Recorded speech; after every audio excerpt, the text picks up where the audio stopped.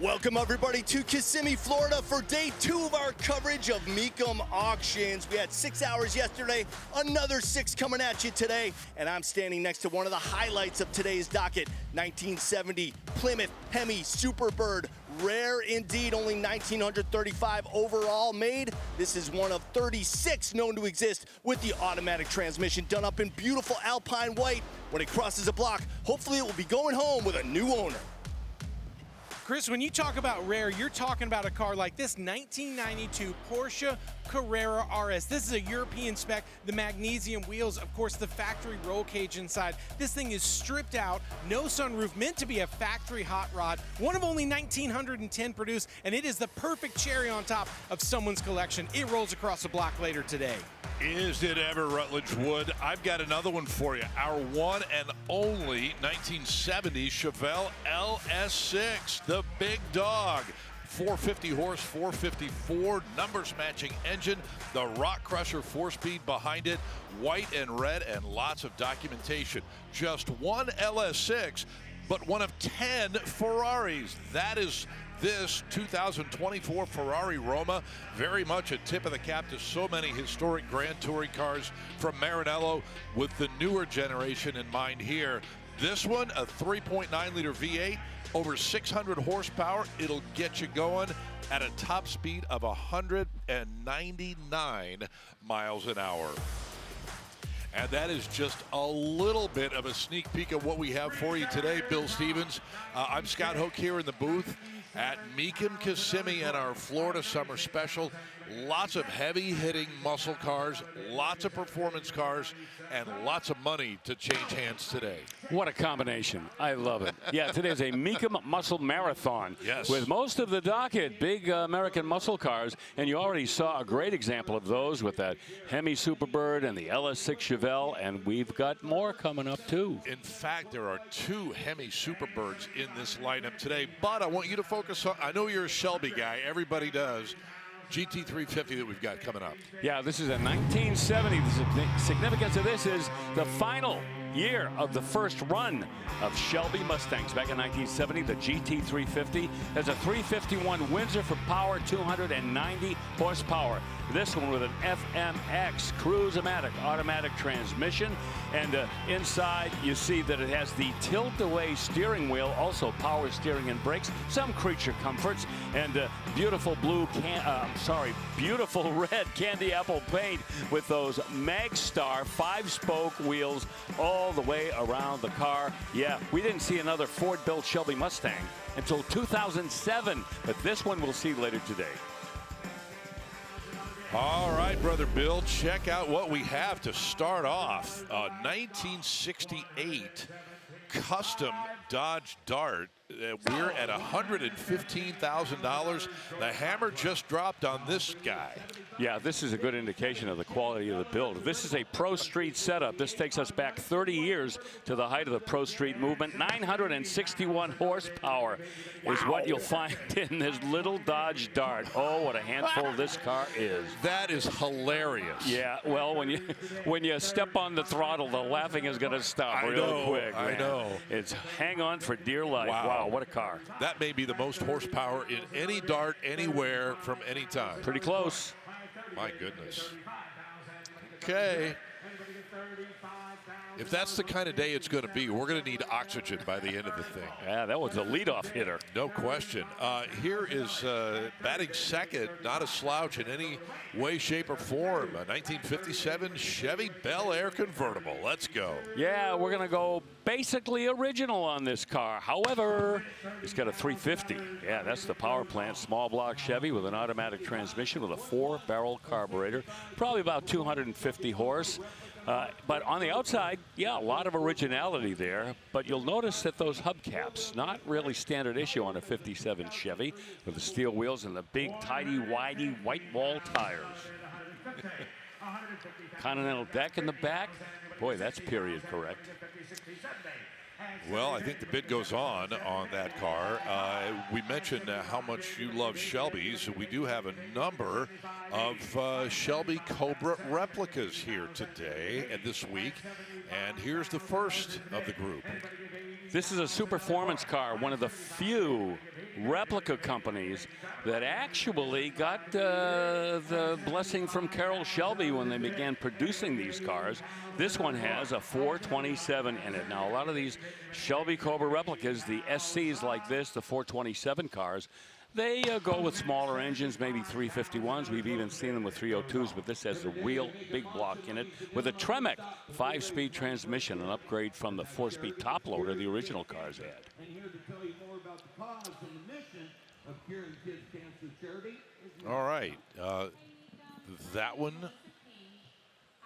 is going to go to, is that a bid goes on car? I believe it is. So we will take that as our cue to break. And we'll resume our coverage live here on ESPN Plus with the entire gang at Kissimmee, Florida. Stay with us. More coming up in just a moment.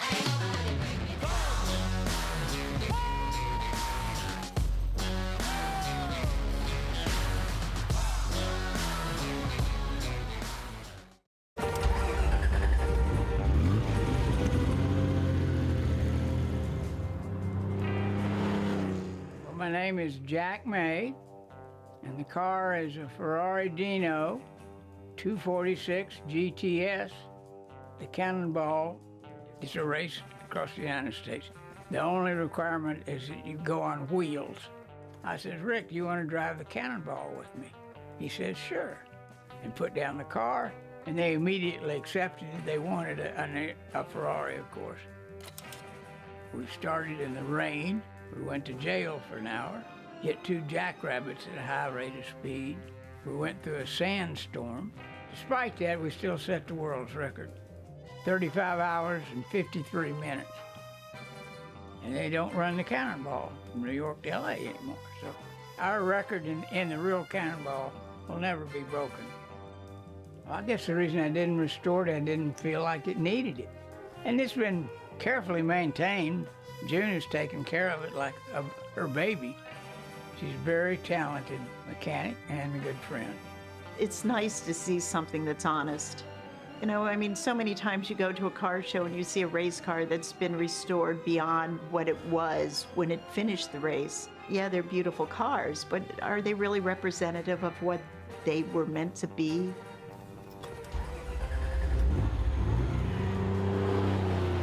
I'm not a car collector per se. I never bought a car except to drive it and drive it hard. I think it'll bring tears to my eyes when it's gone. What a story that is, Bill Stevens. And that car will be with us in Monterey and going across the auction block in just a couple of months' time. And what better place for that car to cross the auction block out in California where the Cannonball Signing coast-to-coast race finished up down, I believe it was in Portofino or somewhere in that area. But yeah, that car brings a lot of history with it. I shouldn't say a couple of months' time. That's next month. Yeah, it's we're coming getting in there. The middle of August. Yeah. So, yes, all eyes on Monterey as usual. Here's a 1972 Trans Am as we pick up the action live here on the block. Part of our ESPN Plus coverage today, bidding at 50 grand. Yeah, that's up. strong money, and I'll tell you why. We're talking about rare cars. How about one of these Trans Ams from 1972? Only 1,286 produced that year, and this is one of only 458 with a 4-speed. Behind that high output, 455 cube big block. That's an M22 close ratio 4-speed, by the way. Finished in an original color, one of the more popular ones. That's Lucerne Blue. And for extras, power steering and brakes, and all the PHS documentation you need to verify the provenance of that Trans Am. The nose on this particular year was so clean to me. Just the lines were just right. It really accentuated what they were trying to do with that car. And when you see it with colors like this, you really see kind of what those designers at Pontiac were thinking. Don't get me going on the second generation after this with the front end treatment. We've had discussions about that any number of times. But anyway, you're right. This one right here, there's nothing to gripe about. Well, it brings the money, $67.5 for that 72 Trans Am. Here is a big hitter, 2019 Corvette ZR1. You say that, and that's basically end of conversation. You said a Or mouthful. the beginning of the conversation. Yeah, this was the car that put an end to the C7 generation with a big bang. 755 horsepower, supercharged LT5, 6.2-liter V8 engine. Man, oh man, 2,388 miles on this one, so it's a fresh car. You see the paint's got extras like the 1ZR equipment group and the ZTK track performance package. All the extras you'd like, including a lot of carbon fiber gingerbread all around the car. Yeah, and the black wheels on this one, I know maybe not always your favorite, but the way that this car incorporates the carbon fiber, the wing, everything else, that color outside in the sun and then inside has so much variance. It's a really cool, almost like a cloud-like color. It's really special. Well, you know, that rear wing on the back is so necessary when you get up around the top speed of this car. And as I think I mentioned before, you take that wing off and the car will go faster, but you are taking your life into your own hands. $155,000. That rings the bell for that ZR1. Chris Jacobs over in the 303 staging lane has found something we need to be interested in. Chris? Yes, sir, Scott. Well, if you missed out on that white 2019 ZR1, here's a black one for you. And this one is the ultimate C7. Of course, the ZR1 only produced in that single year 2019. Just like the one that went across the block, this has got the ZDK package, that performance package that includes the suspension and that adjustable high wing in the back, as well as the front splitter caps. Now, what may be different about this one, I didn't hear if the transmission was automatic or manual on that last one that went across. This has the 7-speed manual transmission, and that's pretty rare right there. Only one of 855 that were produced out of the 2956 total produced in 2019. And this one is a black one as well, which makes it even more rare. The wheels, of course, are black as well.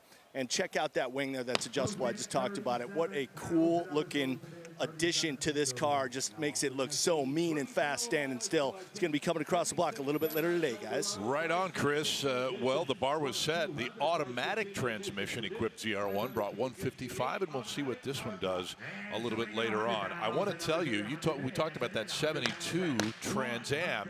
We have a 69 Trans Am convertible coming up. Not one of the real ones. It's replicating the one of 8 that we had in 1969. But that's coming up a little bit later on in the day today. Be on the lookout for that.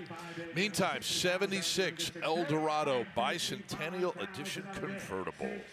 The front-wheel drive revolution actually began about 10 years earlier with the old Tornado, and Cadillac jumped on board. Be another, well, 10, 12 years before Pontiac would get into the front-wheel drive game, but this is one of 200 bicentennial editions of the Eldorado, and this one with the 500 cube, 190 horsepower engine. And that always kooks me out with 500 cubes. That was the largest production engine you could get from any car American built back then. But 190 horsepower. It just goes to show you what was happening with these engines with emissions and compression and things like that. You know, they just didn't put out the kind of power you would expect. Yep. We will return with more from the Florida Summer Special. It's a hot one, to be sure, in a moment.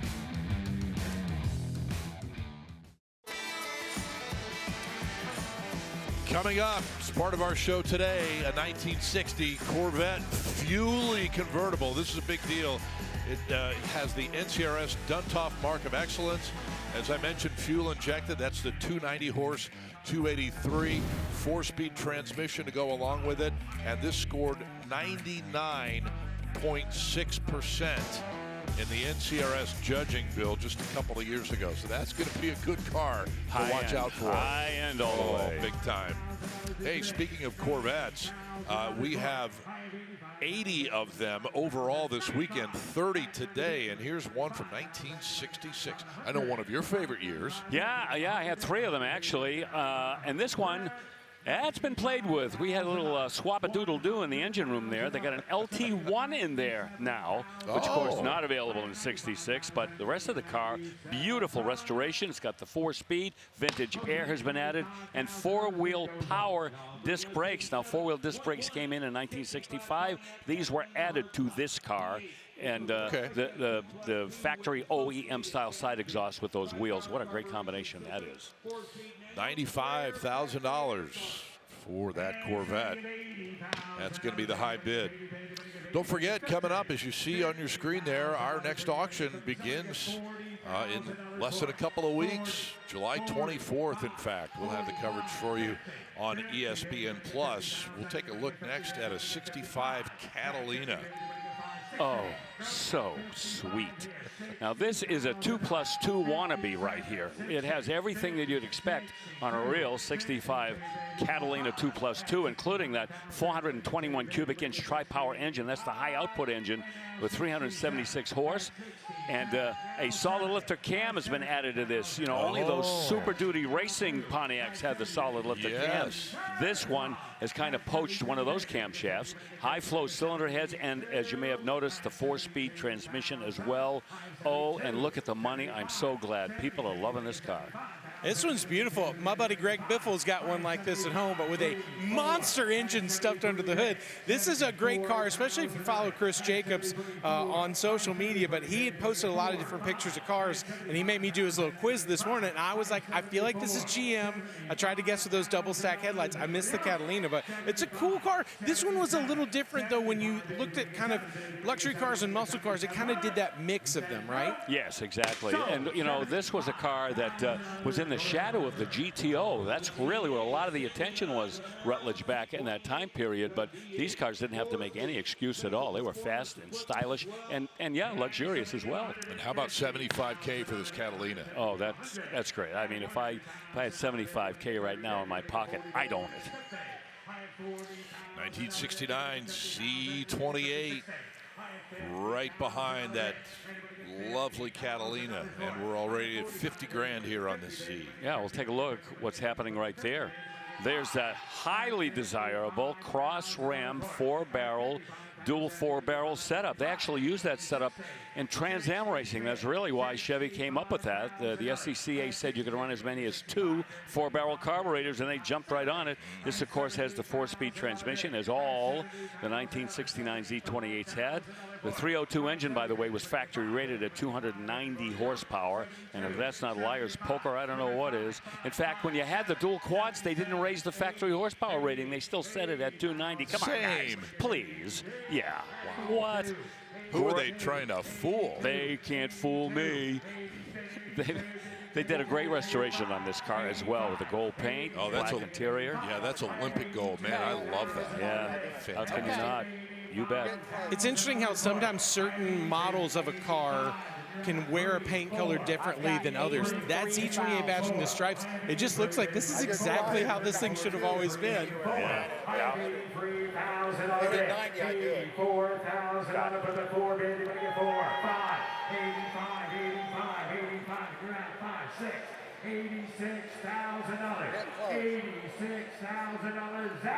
$86,000. Cross ram car. Cross ram injection 86. $86,000. 84,000 is bid. 86,000. You want to give 85? I got 83. 85,000. Yeah. $85,000. 85,000. $85,000 for it. Can't let go for that. Cut. 85,000. I mean, we're close. Jordy, I got you at 83. Is that right? 85. What? $85,000. Anybody else? 85. Don't. 83 don't work. Okay. So don't need to. Close bid, $83,000 close bid that goes on. Well, 84,000 is where we will leave that Z28. And I'm guessing that'll get some attention if the bid goes on. There'll be some takers, I think. That's good enough. Too nice a car to let slip past. No doubt. All right, here is another 57 Bel Air. Hardtop configuration this time, and much like the one we saw a little while ago, looks pretty much as written. Yes, you're right. It is. Power Pack 283. Okay. That's the 220 horsepower small block with 4-barrel carb and a dual exhaust. This with a Power Glide automatic transmission. And I'm going to give you some great trivia here, all right? Okay. A lot of people say that the 1968 SS427 Chevy, full-size Chevy, was the first full-size Chevy to have a special hood on it, apart from all the other cars from the Chevy line that year. Take a look at the hood on this 1957 Bel Air. You couldn't get those twin rockets on your hood in 1957 unless you had a Bel Air. So this actually is the first full-size Chevy to have a special hood for a particular model. See that? That's a great icebreaker at the next cocktail party. I'll write that down. Yeah. I'm gonna make that like a screensaver on my phone. You do that. Whoa, $60,000. It's all about that hood. Yeah, could be. No, that's good money, and that's a beautiful car. Well done. Okay, here is another Camaro. This one from 1968, and oh man, we are going to need a lot of time to go through the list of goodies on this one, Bill Stevens. Full tilt, full Monty, custom build all the way. 6-liter, 601 horsepower LS, 4L60E automatic, but you know what? The powertrain, that's not really the headline here. It's all of the customization that's been done on it. We'll let Rutledge go over there and kind of drink it in. Yeah, Bill, this one's cool. This one really caught my eye on the website. I had to go see it in the staging lanes because a ton of custom work. You saw that front end, the kind of billet style. Inside, it's got that kind of mix of clean and wild, but still sort of correct to the era there. But this car has a ton of growl, huge meats in the back to get that power down. This would be a fun car with a drop top. Oh, totally, yeah, and a lot of work that you can't see. A lot of that suspension work underneath, just as trick as the top of the car. $110,000 going to come up well short of the mark there, so that'll be a bid goes on car as we head back out to the 303 staging lane. Chris Jacobs has dug up another goodie for us. Mamma mia, Scott. Ferrari lovers, this is probably one of your ultimates. Of course, this is the 2022 Ferrari SF90 Spider. What an unbelievable car, powered by a 3.9-liter twin turbocharged V8, making 986 horsepower and just about 3,700 pounds of curb weight. You can do the math yourself. That is an insane power to weight ratio. Rosso Corsa over that black interior with the red accents. In addition to that 3.9-liter V8, it's got 3 electric motors, 2 in the front and 1 in the rear between the engine and the gearbox. Just an absolute rolling work of art, and it's coming across the block very, very soon, and I expect it to get big, big dollars. Oh, you know it. That is on the way. Thank you, CJ. I see that was parked right next to one of those white Superbirds. So Chris just going to hang out there for a while in the heat. That Ferrari has more horsepower than the Dodge we started the day with. That's true. Absolutely. Here is a Boss 302, real deal from 1969. And a high bid of 60 grand, Bill. Yeah, buy the book right here. 302, 290 horse, 4-speed. Just the way a lot of people would love their Boss 302 non-shaker hood car. And yeah, bid goes on. They'll be getting to work on that in just a minute. And we'll get to work on an 09 Rolls-Royce Phantom drop head coupe, AKA a convertible. And you can see the hood is, or the coupe is down. The convertible top is down. The hood is up. Let's take a look at the engine room here. South Beach, here we come. Yeah, there's that Rolls-Royce 6.7-liter V12. And this car, barely used, let's say 18,000 miles. But, you know, the 18,000 miles, I'm sure, were very sedate. You just want to get out there and slowly cruise the main and, you know, just be a topic of conversation. Do a few photo ops, but there you see the condition of the car is without fault. Power top on this, you saw the white leather interior. It's a real wood trim inside that car. Rolls-Royce would have it no other way. Bill, it's beautiful. I mean, it's funny when you get to see one of these cars up close, you see that wood. I mean, it has a yacht-like feel to it, but also the way that the hood is finished along with the trim, along the windshield, all the way down the body, and that kind of pewter sort of a finish. What a gorgeous ride. Is that stainless hood and trim? It's gotta be. I'm thinking nothing else would look like that, yeah. But that car's so heavy, when you drive into the parking lot of the supermarket, the automatic door opens. The passenger was opening the door with the switch for us a minute ago. It's so cool. Yeah. The consigner's at the wheel. Talking with Frank. 165 is the bid. By the way, if you haven't noticed, that blue. Oh, yes. That is Scott Hoke blue. Absolutely. 170 pounds in dollars. Anybody else?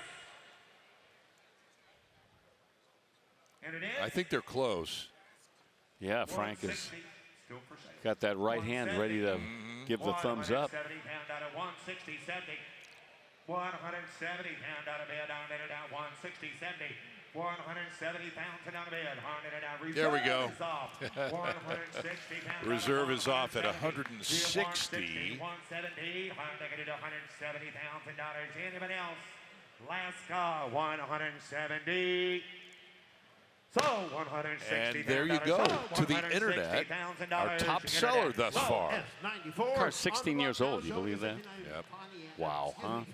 I'll tell you, you get the best spot the valet will give anybody when you drive in with that car. Heck, if you're going to a sporting event, they may let you park down where the players park, underneath. They might. All right, a 69 Roadrunner. And this one's going to open the bidding at $80,000. Chris Jacobs. Be still, my heart. Where are the keys? Gotta love the 69 Roadrunner. This one done up in rally green. And check out this interior, full custom. And what I love about it the most is they paid as much attention in the back seat as they did in the front seat. I mean, come on, cup holders for the rear passengers? That is attention to detail right there. This is a true blue 383. I'm taking a look. Yep, H is the 5th character there. That is the 383 high performance from the factory. And I believe it is a 4-speed as well, catching up to it. Yes, it is. What a great power plant. I love it without the vinyl roof, too. I'm glad that they peeled that if it had been on there. Would you have done the alligator insets on the seats, Chris, if this was yours? Well, might not have gone that far, but, you know, personal taste. They had to lose the vinyl because they had devoted so much attention to the back seat. You did not want to distract. Trade-off. Or have competing textures. All right, let's move on and check out this 1974 VW Type 2 bus. We had a ton of these yesterday. I've got to ask Rutledge if he's run out of things to say about the Type 2 bus yet. Good news, I haven't. Oh, I mean, I still love these. When you see, this one's obviously been redone with the camper kind of original style, but then they'd sort of upgrade everything with the sink. It looks like they've got kind of a marble look to it. They've got a TV that drops down behind a little mini seat here on the front. But when you see the sliding rag top and the 23 window styling, you know, I just always had these ideas that I would find a van like this as a barn find, you know, when I was 16 and 17 reading Hot VW's magazine. I think that was the dream that so many of us had. Turns out they weren't rust-free in Alabama where I grew up, but Chris had a better shot at that, I think, in his youth. Hey, Rudd, did you notice, is that TV hung from the top or does it slide down? It drops down. That's called a televator in the RV world, believe it or not. Yep, that's what a lot of people have now. Instead of hanging them, they just are powered. Go right down into the cabinet. Funny touch on this bus is it proudly declares that it has air conditioning on the front window. Now, with the convertible top and the 21 windows, you open those all up. Is that the air conditioning? Exactly. Or does it have actual in-the-dash air conditioning? Exactly. That's a great question. All right. So we'll move on to a 71 Challenger convertible, 383 under the hood, and what a color combination here, Bill. Yeah, 383 with a torque flight automatic, and the convertible top is power operated and factory air conditioning as well. Wood grain steering wheel, factory gauges, and the raised white letter, BF Goodrich radials. We see those on so many restored muscle cars. And how about the white interior that just plays with that purple exterior? Now, I'm glad you brought that up, Bill, because the consignment sheet says purple, but, you know, truth be told, we should be calling it plum crazy because that is the high impact color that it's done up in. This one's an N code. which is the 383 from the factory. They changed the codes between 68 and 69 to 70 and 71 just to make room for some more engine options. They shuffled the codes around. So this one bears the N in the 5th character of the VIN. Chris, as our resident Mopar guy, when did you first get into Mopars? My first Mopar I bought in about 98 or so. It was a big, huge Fury convertible. I loved it with all my heart. I was sorry to see it go. I wish I still had it. Big Super Commando 383 under the hood. All right. Turtle green interior.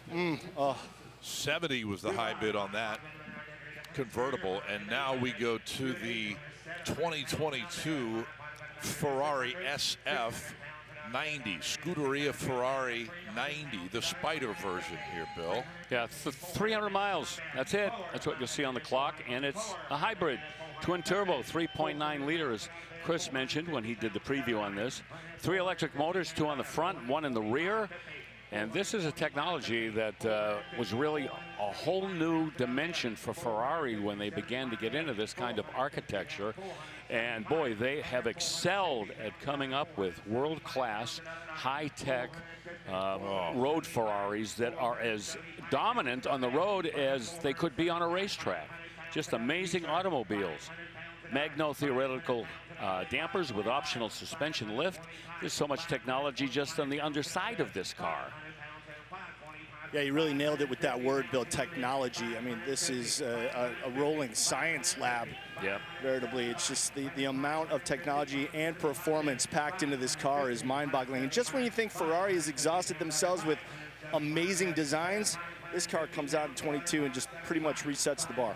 And you know, a lot of the success of this car is the fact that a lot of lightweight materials went into it, which is what they learned in Formula One. Carbon fiber, titanium, a lot of those high-tech metals, they go into the construction now of the road cars and really bring down the curb weight. There's so many places in and around this car that they use air to move through it, not only for cooling, but for downforce. You know, you talk about the textures and the materials that they're using. I mean, it really is unbelievable to think of the thought processes that went into building something like this. And I know a lot of people didn't think a Ferrari and a hybrid, that's impossible. But look at that end project, it's impressive. Yeah. And the high bid at $575,000. And if you're wondering, SF90, Scuderia Ferrari celebrating its 90th anniversary of racing.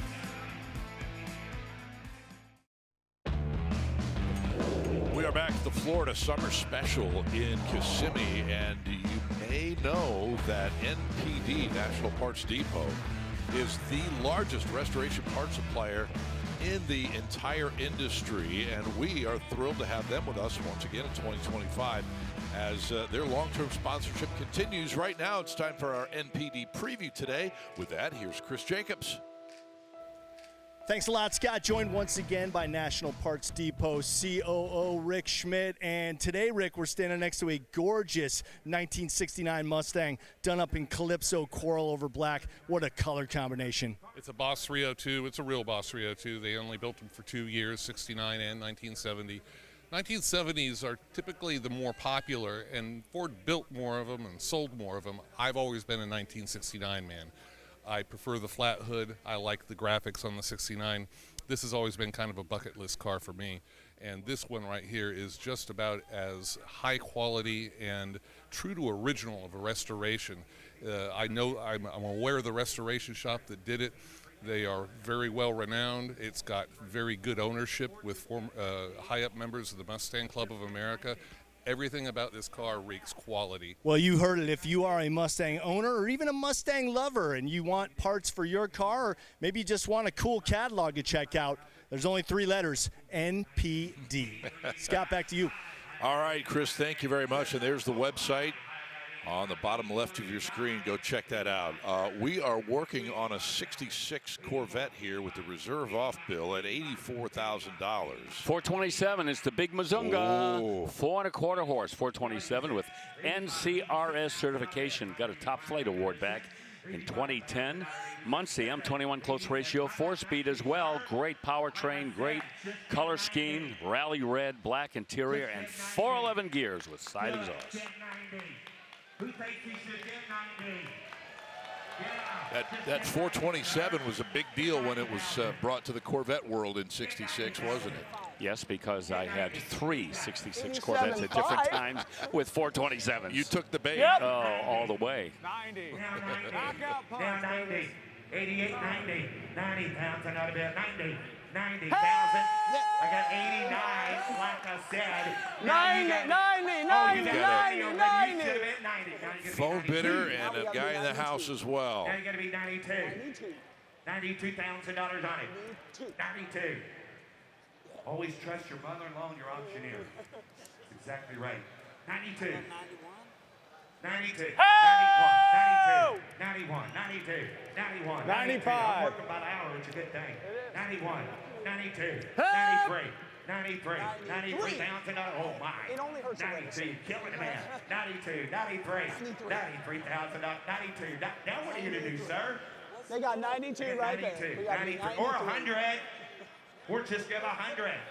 100 could Just be give 100. 100 might knock them out.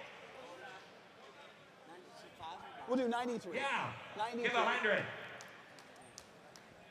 93. 93, Hey! 94, 93, 94, 95, steal a spot, steal a spot. 93, 94, or 100.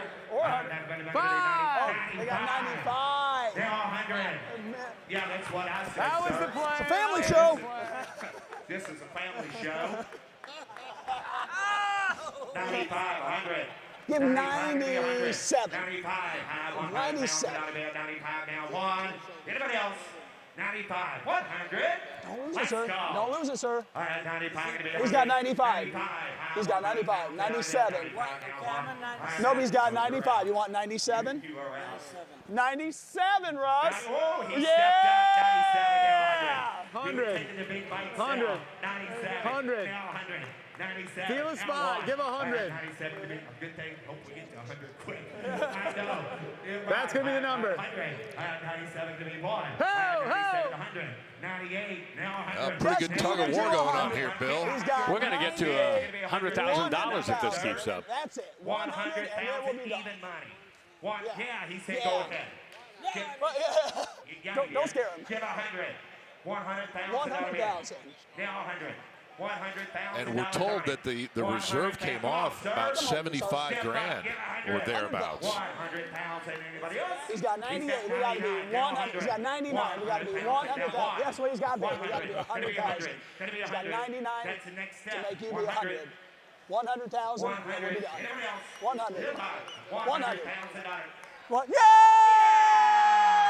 There you go.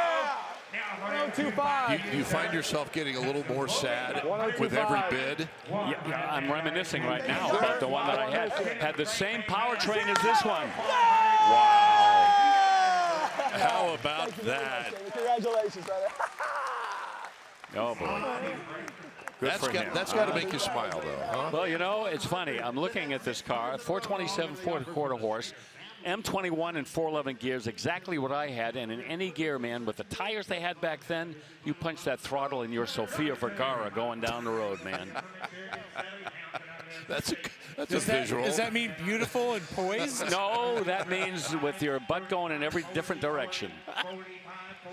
I'm still not sure why I asked for you to explain that more. Yeah, don't do that anymore.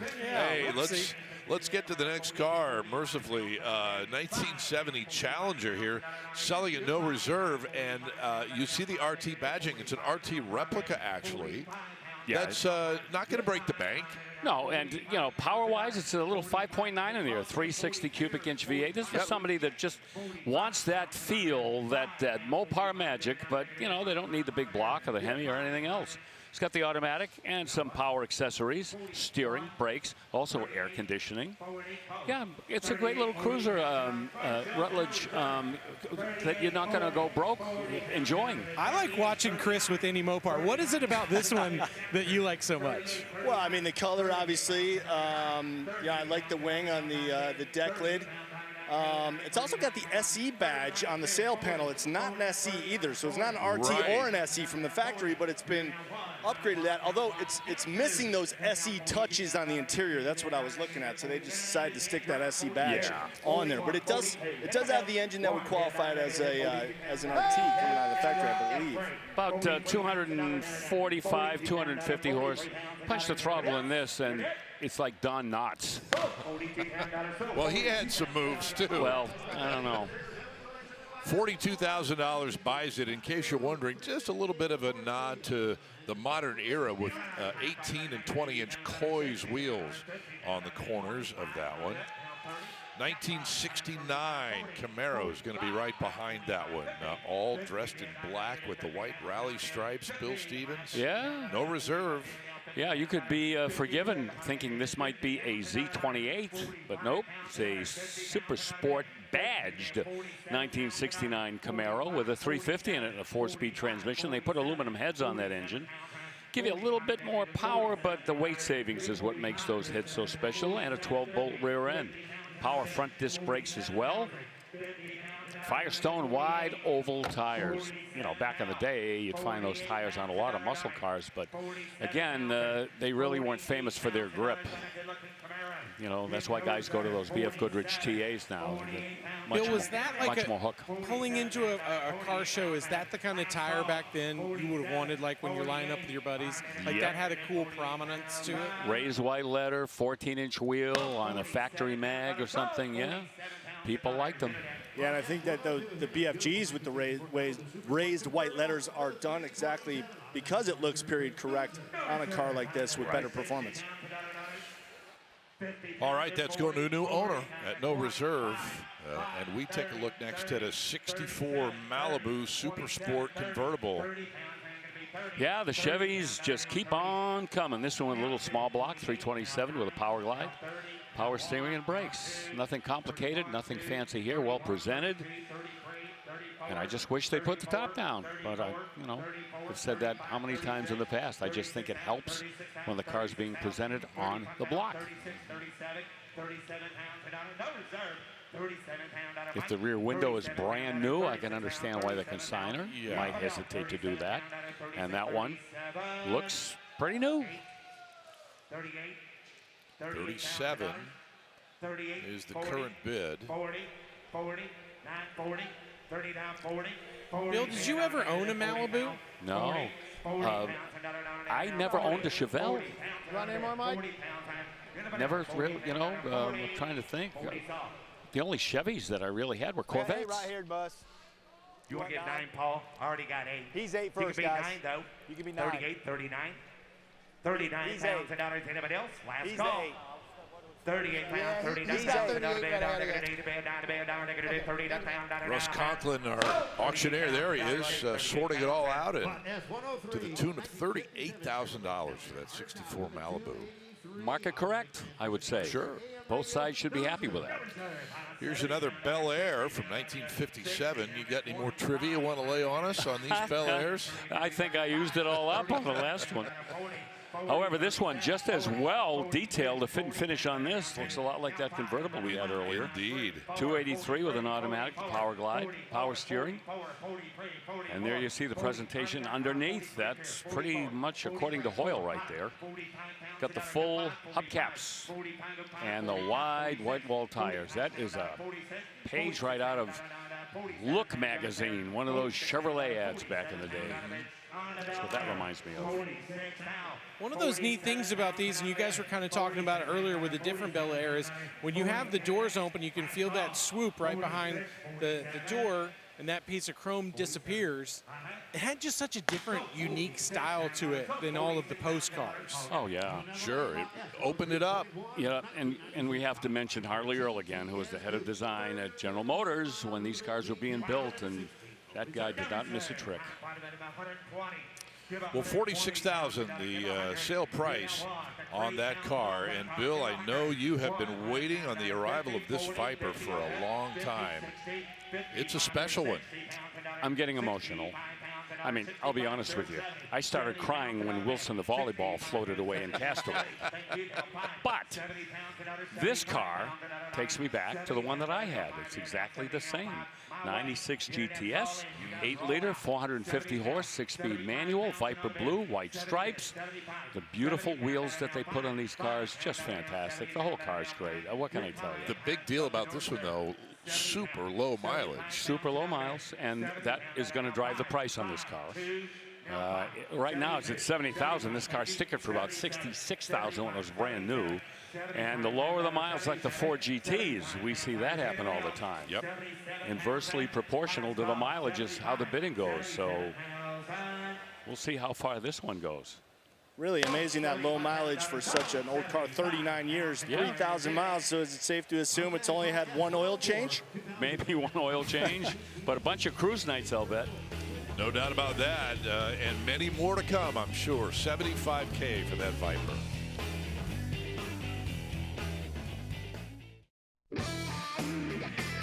How about a quick flyover here of Osceola Heritage Park? There is Silver Spurs Arena right smack in the middle of your screen as we welcome you to our continuing coverage of the Florida Summer Special. I'm Scott Hoke with Bill Stevens, Chris Jacobs, Rutledge Wood, and you at home. Thanks so much for joining us today on this Saturday, our second of 2 days here in the great state of Florida. And on the block right now is a 1970 Boss 302. Well, we've had a rather tasty selection of these cars here in Kissimmee this time around. Yes. Yeah, got that 302, 290 horse, small block, 4-speed transmission. 1970 was the year that the Boss 302 won the SCCA Trans Am Championship. And people who bought these could have been like armchair Parnelli Joneses driving these around. Wimbledon white's the color, and the medium ginger interior. That's pretty rare. One of 12 produced with these color and trim options, according to Kevin Marty. It's a shaker hood car. Reserve is off. 77. Listed in the Boss registry as well. So there's a paper trail with this Boss.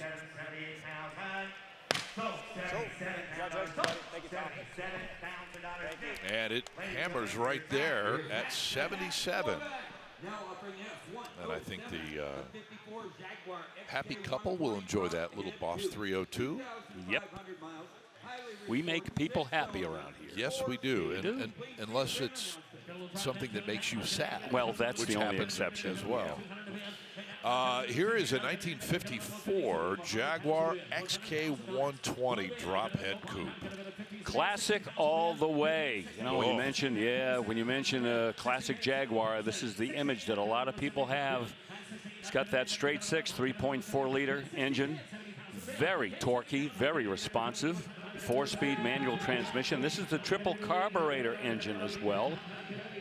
And the odometer only reached 2,530 miles. Outstanding restoration on the car. You're a kind of a more modern Jaguar guy. Did you ever have a taste for these older Jags?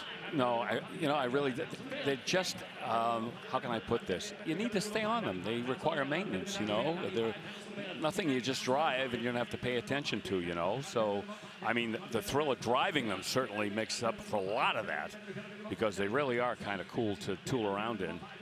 And these are some of the cars right here, these classic Jags, the XK120, XK140.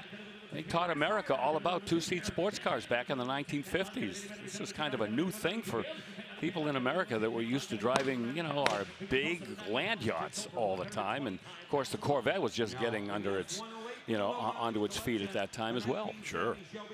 Well, a high bid here of $90,000 will not suffice on that XK120.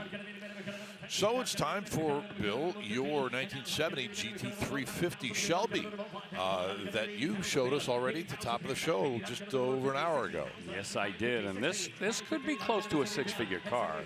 Condition is outstanding. It's got the 351 Windsor, automatic transmission. That Windsor, by the way, 290 horsepower. This is not a road-ripping muscle car by any stretch. Even back in 1970 when the GT500 was making its swan song, that was not a car in terms of speed would strike fear into the hearts of guys tooling around with Hemis and big block Chevys, but it was a Shelby, and I'll tell you, that means a lot. And we're already at $90,000, as I may have guessed it would be. This has that tilt-away steering wheel. You might remember those as being a steering column that would slip to the right when you open the door to make getting in and out of the car easy. And actually, that ran on like a little vacuum system, which was kind of advanced for its time. This is also an air-conditioned car as well. And those Magstar 5-spoke alloy wheels. Did all GT350s have that No, tilt wheel? that was an option. Had to order that. Yeah. Because you saw that a lot on non-sports cars. Yeah, remember right? the T-Bird? Yes, had that absolutely. deal. Yeah. Sure did. $90,000 for that GT350. Now to a 71 Chevelle Super Sport up on our block. Nice one, too. 1971, this was on the heels of the LS6. And this LS6 has 425 horsepower, so it was down somewhat from 1970, like almost every other car. It's got the close ratio 4-speed, and that color we see so many times, cranberry red with the black SS stripes.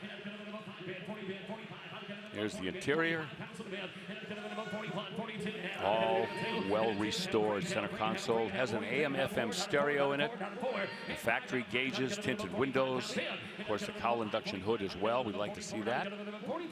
Bill, those wheels really set it off to me when that shade of that kind of dark, almost gunmetal kind of anthracite color. When you see it's almost got kind of the beauty ring there. Yep. Just really makes it pop. It's a totally different setup than some of the more custom ones we've seen come through. Rutledge, I'm so glad you said that. That's my argument with black wheels. Just give me the outer rim polished or chrome or something. It makes such a difference. We should make a clarification here. In 71, obviously, you could not get the LS6. Right, no, so this is an engine swap of a detuned 454 big block, right? From a different year? Nope. No, you get a 454 in 71. It's just that the factory rating of the horsepower came down. Correct. So this would be an LS5 then, right? No, the LS5 would have been the Had 365 horse. So where did this engine? Yeah, what's? They still called this the LS6, but it was not the same one as 1970. Same engine code, lower horsepower. Fellas, can you feel that? What's happening? It's Chris Jacobs' heartbeat increasing. I can feel it. So we'll move from that Chevelle to the 1970 Corvette RT convertible at $125,000. But I can tell you why the price is this high. They only made 16 Corvette RT convertibles with the V code 440 plus 6 in 1970, done up in B5 blue, and this is a phenomenal restoration. I was giving this one a very close look while it was in staging. There is not a flaw on this car. This is just perfectly and beautifully done. Wow. Yeah, and I'll tell you, when you see one of these white interiors with any exterior color, it just makes everything just so much more appealing. Yeah, Bill, I love this. Console shifted automatic. Yep. Perfect rally wheels. Now here are those the Goodyear raised white letters, period correct, of course, for 1970. And again, I just can't tell you enough about this color combination, B5 blue over that white interior, as you talked about, Bill, with the black top. Yeah. It's just a great combo. Rally stripe around the deck lid. We're not the only ones who think it's a pretty car. This actually made it to the cover of Muscle magazine at one point. High bid here at $170,000, and boy, oh boy, do we have a special car coming up next. Rutledge previewed this one for us at the beginning of the program. This is that 1992 Porsche 911 Carrera RS, or for the Porsche enthusiast, the 964 RS. The first year of this generation, lightweight car built to go road racing. Oh man, they got every lightweight aspect of this, starting underneath the car. That rust prevention material was not put on these cars. Lightweight flywheel, thinner glass, aluminum bonnet and doors, anything to make this car lighter, because every ounce counts. This is an ROW, rest of the world.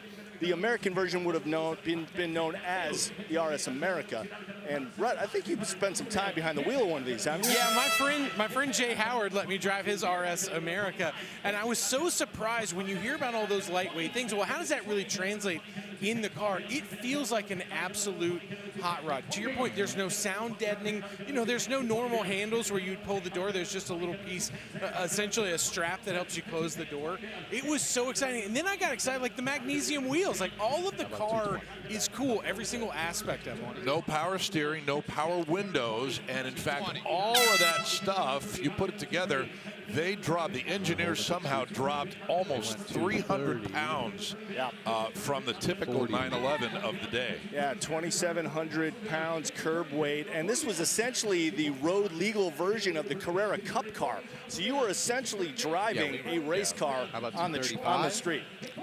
If I may be philosophical, everything that you're talking about, someone with an EV will never experience. It's a great point. And I think that's what, when you get in one of these cars, you wonder about the value. Is it really worth it to have essentially a stripped out 911? Honestly, it is. It's a completely different experience than any other 911 I've ever driven, but you feel so connected. And that one bid goes on, but that would really be the cherry on top of somebody's collection. You know, yes, bid goes on is correct, and to kind of button it up, only 260 horsepower. On paper, that doesn't sound like a lot, but when we're talking about that weight reduction, that power to weight ratio, man, it is something special. All right, 1963 Impala Super Sport coming up right behind it. Yeah, and this one's got the Jumbo 409, the 425 horse version, dual quad engine that, again, has gone down as one of the great foundational power plants in Chevrolet history. Came along after the 348. That's the engine that introduced Chevy to the big block era, and these cars still gather so much interest in the collector world, already up to $70,000. Has the matching numbers, 4-speed and rear end in it. Factory power steering and factory brakes. They're drum brakes. It would be a while before you'd find disc brakes being offered from the factory on a lot of these cars.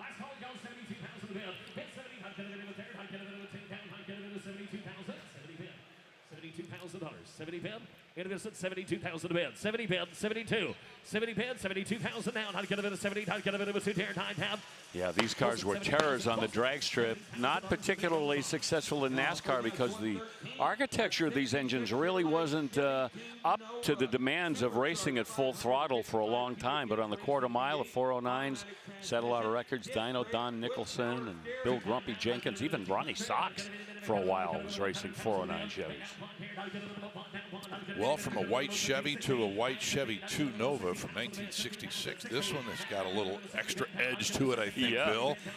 Edgy to the tune of a 555 cubic inch big block, race prepared by Pat Musey, one of the all-time great engine builders when it comes to pro stock and pro mods and street machines. And I'll just quickly say our hat goes out and our heart goes out to Pat Musey, who recently lost his daughter, who was also a drag racer as well, after her battle with cancer. And we obviously send our condolences to the entire Musey family. But otherwise, this car has had so much work done to it. We've got another one of those laundry lists where nothing has been left untouched in terms of brakes, suspension, engine, transmission, rear end, wheels, interior, full tilt build all the way. Well, the high bid here of 80,000. Chris, is that a wrap, do you think, or is that kind of a satin paint?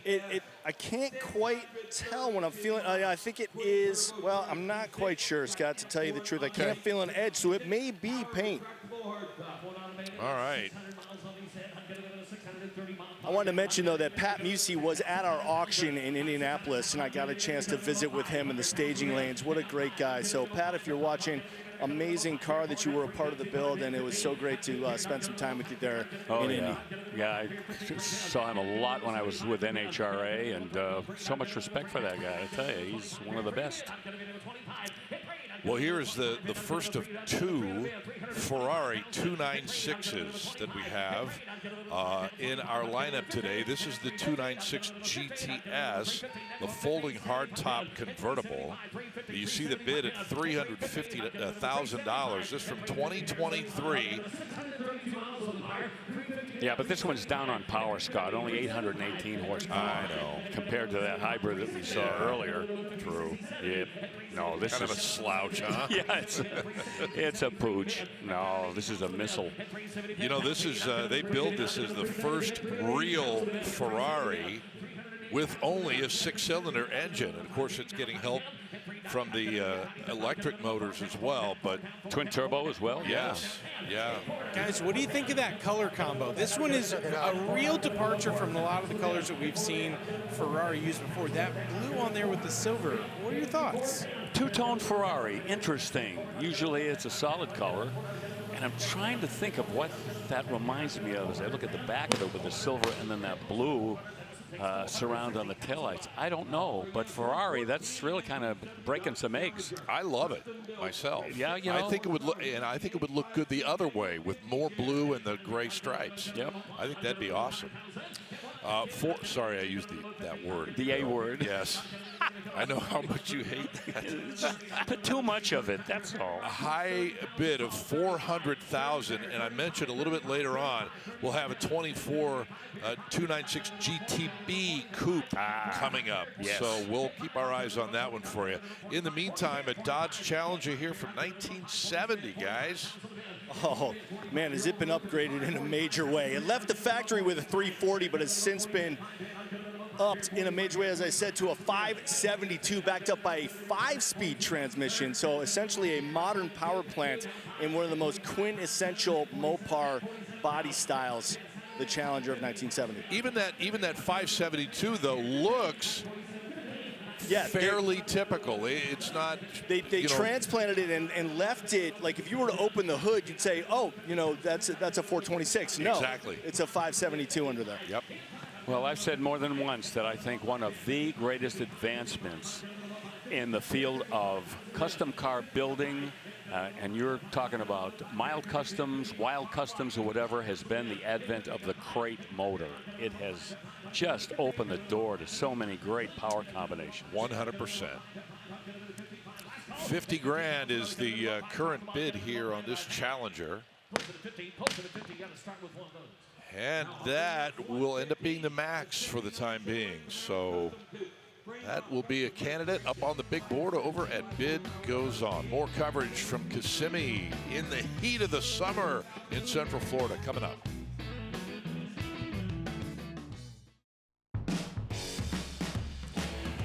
Oh, look at this Black Beauty, Bill Stevens. 2012 Shelby on the block right now. And the bidding at $150,000 for the Shelby 1000. Oh, power all the way. Kenny Bell Supercharger, 1,000 horsepower. And the odometer reads less than 1,000 miles, 980 miles. And lots of Shelby registration paperwork going along with it. So the provenance of this car is unquestioned. Okay. I did. This is going to be an easy one. I thought it'd be way worse than this. Okay, no.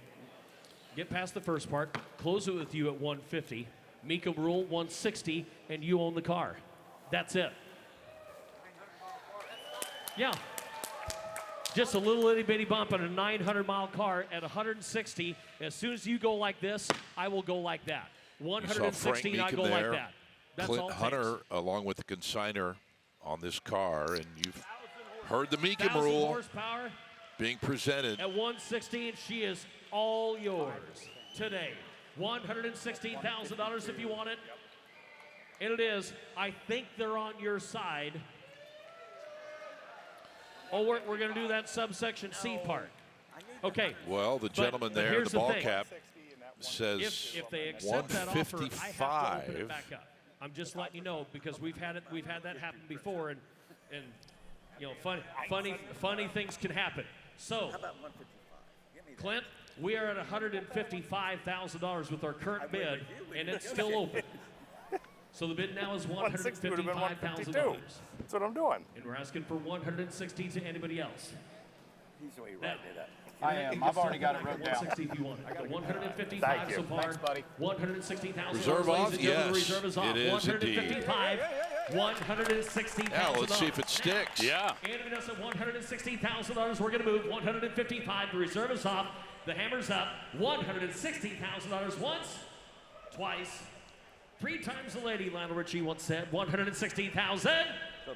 So 155 sold. Okay. Congratulations, buddy. Congratulations, man. Now offering us 117. Nicely done, sir. Yeah. 3,500 duly You know, that was the last Shelby Mustang that had Shelby input. Remember, he passed away. Oh, yeah, You know, right around then, and that was it. Exactly. Don't see many of these on the block, Bill. Shelby 1000. Right. Okay, 2020 Ram 3500 Dually has arrived for us. Wow. This is a Forrestal class pickup. Man. 6.7 liter Cummins, straight 6-cylinder diesel with a 6-speed automatic. And this was custom built for the SEMA show. Boy, this is thunder on wheels. Oh, Can boy. you feel that, Rutledge? You can. You know what makes it so cool? This is equipped with a Kelderman air ride lift kit. The kits are built out of Oskaloosa, Iowa. And the idea is that you can have a truck that is lifted, but when you come home, you let the air out, you can still fit it in your garage. So they have different adjustability. You can get like a 4 to 6 inch kit, an 8 to 10 inch kit. But when you can lift something this big that still rides well, still tows well, and you can put those American Force wheels on there, Chris, this is a cool daily driver for somebody. Does it have a switch to make your garage longer? That's what I was going to say. I don't care about the height. I'm just worried about the length of this guy. Yeah. I got to spend about 6 months with an F-250 that Kelderman had built, and I got to use in Atlanta one winter when he wasn't driving it. And it's unbelievable something that large can ride so well with an air ride kit that's really designed for it. All right, yes, sir. Thumbs up there at $70,000 for that 2020 Ram 3500. Okay, 1966 Chevelle Super Sport time for us, Bill. Frame off restoration only 4 years ago. It's a real 138 VIN Super Sport. 396, 325 horsepower. That is the base 396 in 1966. And it's got a 4-speed, a Muncie, the Hurst Competition Plus shifter, and it loved those 12-bolt positive rear end with 410 gears. And underneath this car, oh, you won't be surprised to see how sanitary it is, huh? There you go. There's a good shot of that differential cover. Looks chrome to me. Well detailed everywhere. Exhaust system, it's pretty fresh.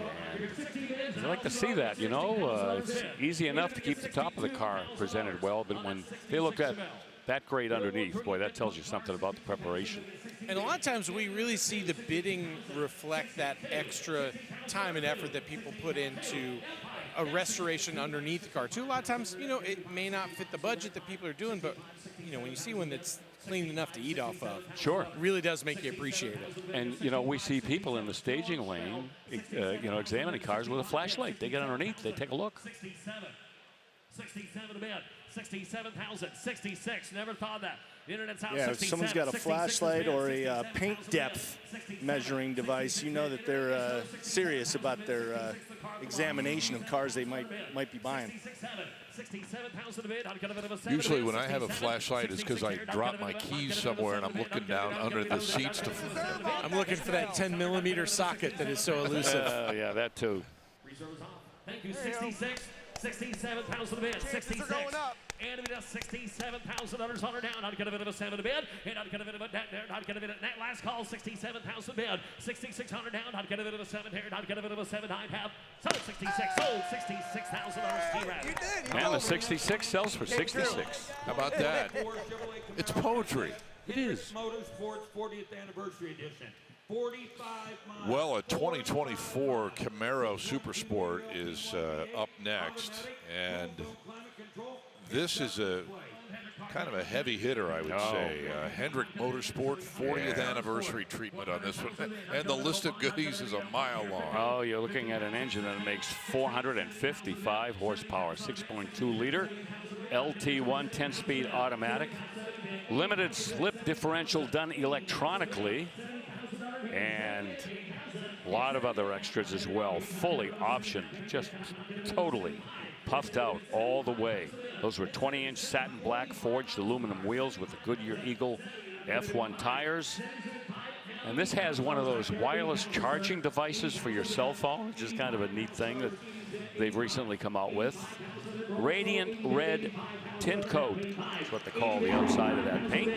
And Brembo performance brakes at all 4 corners. Boy, that is a 5-tool player right there with only 45 miles on the odometer. Would you expect anything less from a car with Rick Hendrick's name on it? I mean, Nope. Performance-oriented to the T. You know what I really love about Rick Hendrick is that he's not just a mogul in racing and car sales. He's a true car guy. Oh, his collection is It's breathtaking. unbelievable. And he's a guy that wants to share it with other people. Just such a cool guy. Well, the high bid here is $80,000. And on we go to another in our run of ZR1s, 2019 Corvette ZR1s. I mean, what more can you say about these monsters here, Bill? Well, other than the fact that this one has only 6 miles on it, maybe that's all we have to say. 6 miles on this ZR1. But I like the fact that it's a subtle, understated automobile that won't attract a lot of attention. The kind of car I like. We got the veritable Skittles bag of ZR1s coming across the auction block today. We had a white one go. We got a black one coming a little bit later. Yeah. And here's this orange one. This one also has the automatic transmission, but with that low mileage, you got to think that very desirable. Essentially a brand new C7. Yeah, and the vital statistics, we've heard them before. 755 horsepower out of that 6.2 supercharged liter V8. And this has, you know, basically that same option group that we had on the earlier one, the 3 ZR Premium group and the ZR1 Sebring Orange design package as well, with all of that tasty carbon fiber everywhere. You know, I'm not the kind of collector that could get my hands on a car like this and not drive it. I just want to point out that that takes a completely different kind of car person to once you get it, like, oh, this is amazing, you guys driving it? No, keep the plastic on the seats, don't touch it. Oh, yeah. Yeah, I'm with you, Rut. Well, you know, we've had this conversation, and I always say, well, you know what, buy 2. Drive one and park the other one. And that one is still for sale. 200 grand, the high mark at the moment. And next up, we have this 1960 Camaro. 1960, let me start over. Okay. 1960 Corvette Fuelie convertible, Bill Stevens, that you and I talked about. We showed it to you earlier. And this is a very important Corvette. Yeah, and black Corvettes just have a certain magic, I got to tell you, and especially when they have fuel injection. And this one has all kinds of NCRS, National Corvette Restorers Society certification. It's got the Duntov Mark of Excellence. That is pretty much the highest honor that NCRS passes out. Also, it's a top flight car, has performance verification awards. 99.6 is what it scored at the 2021 NCRS National Convention. 99.6 out of 100. It's got the Fuelie motor, 290 horse, 283.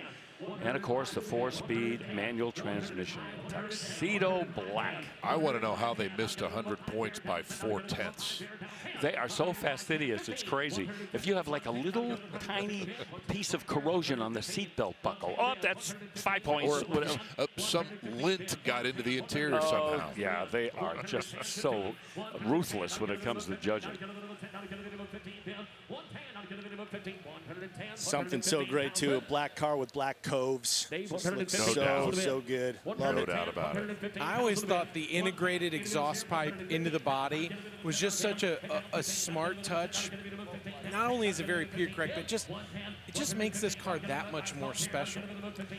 It does, but a lot of people complain because when you have condensation coming out of the pipes and it collects in the bumper, it rusts. So they did stay with that for a few years anyway. But you're a patron of the arts, so that's really why you like that. $110,000 bid goes on the Corvette. Back in a moment.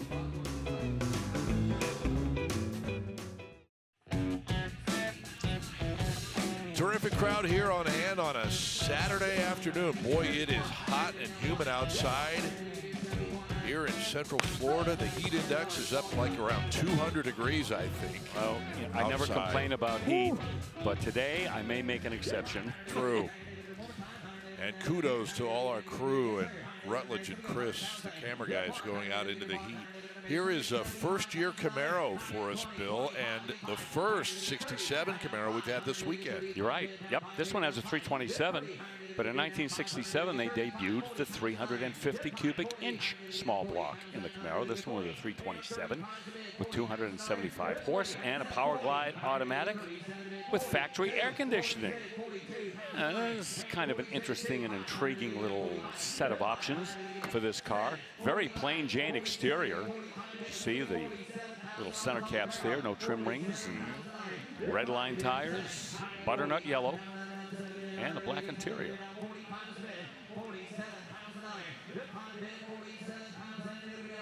Not going to send anyone to the poorhouse either. That'd be a fun little cruiser.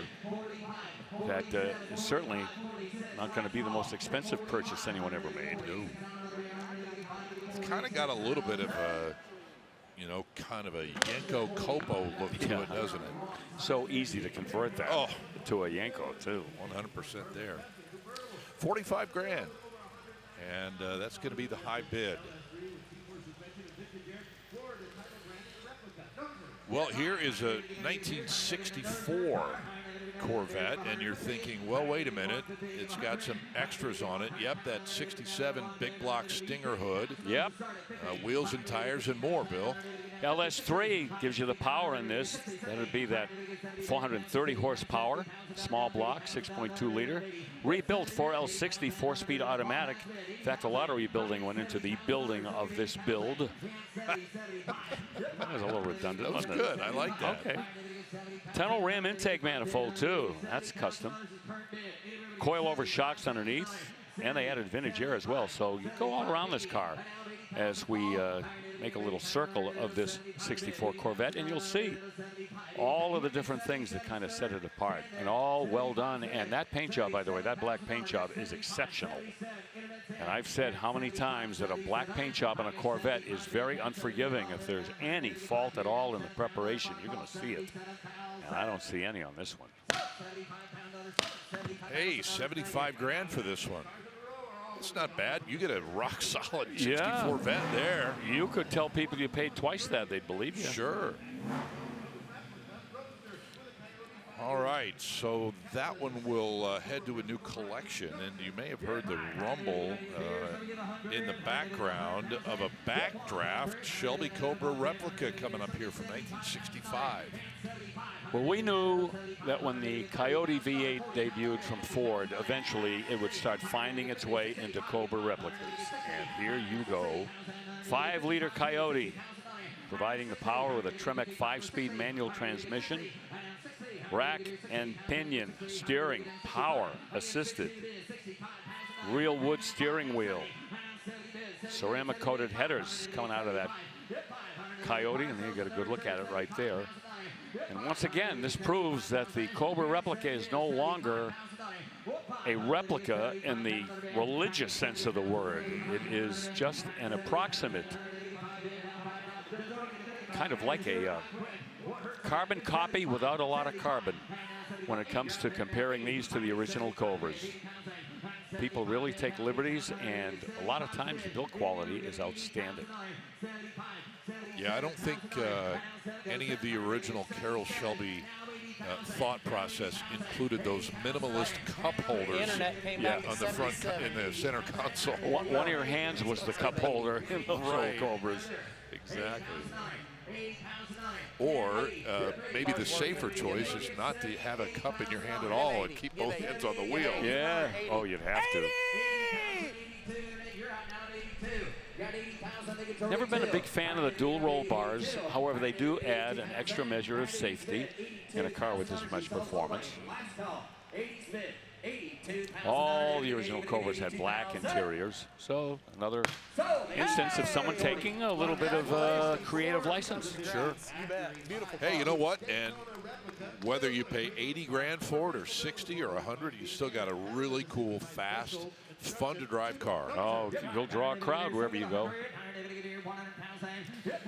Well, we go from a backdraft Cobra replica to a Factory 5 Shelby Daytona replica. Now, Bill, this is kind of a cool side-by-side, if you will. Yes, it is. A different make here. This is Factory 5 right up the road from where I live. Back in Massachusetts, family-owned. The Smith boys have been around for a while, and they are now the #1 selling Cobra replica company in the country. And this one, of course, replicates the World Championship Daytona Coupe of 1965. Let's see, 30, how much is 35 and 25? Is that 60? Yes, I believe so. So this would be the 60th anniversary of that championship back in 1965. Rutledge is over there laughing because we're having to think about math. I love fast math. Who doesn't? I was just thinking my buddy Mark Smith, you know, kind of broke off from the family business there. He started making the Ute kit, so you can turn a four-door, a Jetta, or a Subaru into a two-door pickup. I built one on a show called Lost in Transmission, but man, the Factory 5s are so cool. The way it can bring families together and create a project that they can build and enjoy, it's really neat. Yeah, that's what they say. Their kits are actually right down the center of a person's skill level. You don't have to be a master mechanic to do these cars. All right, so we moved from the Factory 5 replica now to 2014 Ferrari California convertible. It's coming across and selling at no reserve today. Hey, how about these Ferraris? Look at this one. These cars look like they haven't even been driven. Odometer on this, believe it or not, reads over 27,000 miles. 4.3 liter V8 with 453 horsepower. And that ever-present 7-speed dual clutch automatic transmission with paddle shifters. A setup we see so much now in these European exotics. That retractable hardtop, power operated. It's got nav, leather, dual zone climate control. Bright yellow brake calipers, as you can see. These cars caught a little bit of flack when they first came out because people were almost joking it's like a Miata that Ferrari made in a way. You know, it was a very different car. But then they drove them and suddenly they were like, well, it does drive really well. It's a fun car. Exactly. Ferrari for a bargain. And that's, you know, Ferrari, that's the whole key there, Rutledge, because Ferrari wanted to bring in people who, you know, maybe didn't have the big bucks to get into one of the high-end cars. So this is their kind of their introductory offer to get into the Ferrari club, right? Yeah. Yeah, entry-level Ferrari sounds like an oxymoron. Precisely.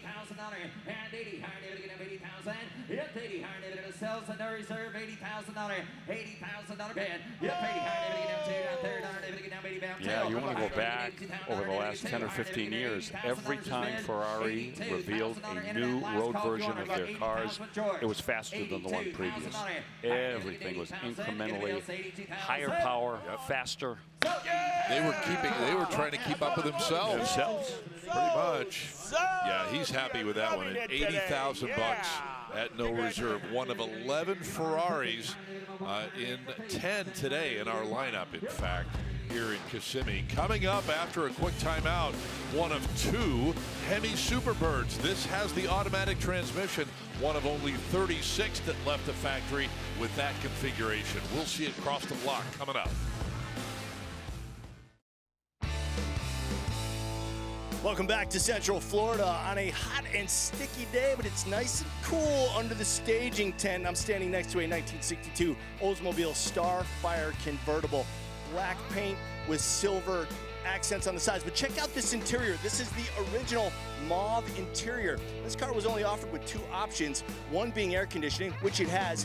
And see these switches just ahead of the shifter? Those are power vent windows. That was the other option that was available, and this car checked that box, so pretty much has everything to go.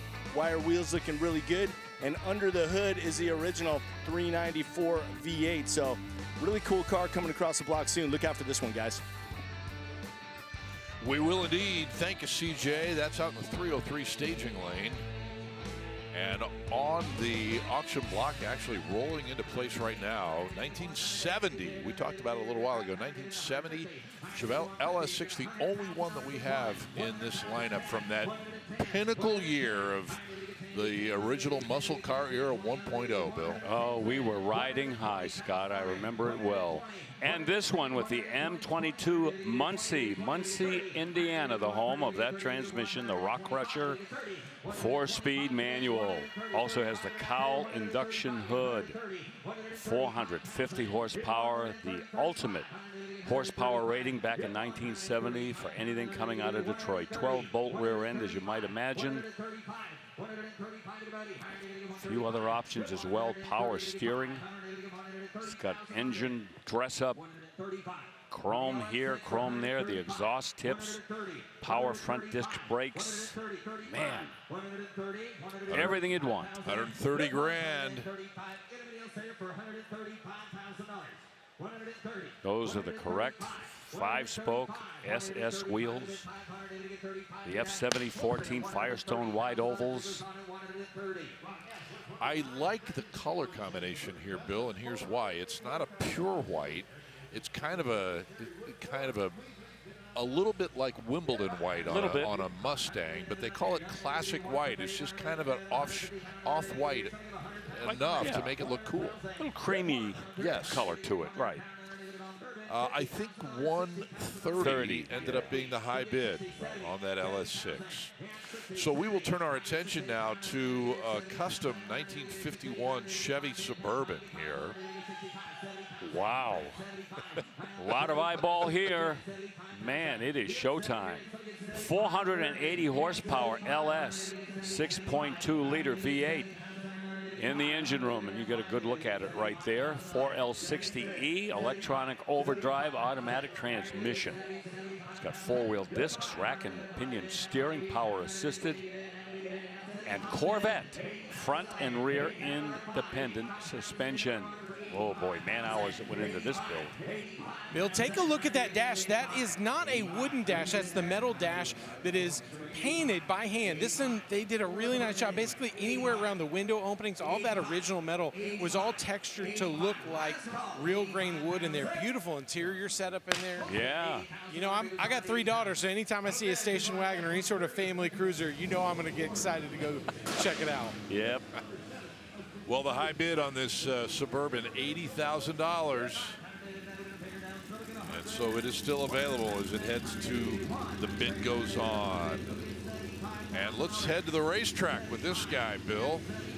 Wow, what a sensation these cars were. These late model Ford Mustang Cobra Jet race cars, they helped to set off a whole new era of factory drag racing. You know, they got the factory stock showdown now in the NHRA because of cars like this and those Chevelles and those Dodges that the manufacturers decided, you know what, we're going to go back to the old days when it was factory run what you brung. This with the 5.4 liter supercharged aluminum V8. This is number 7 of 50 of these cars that were produced back in 2012.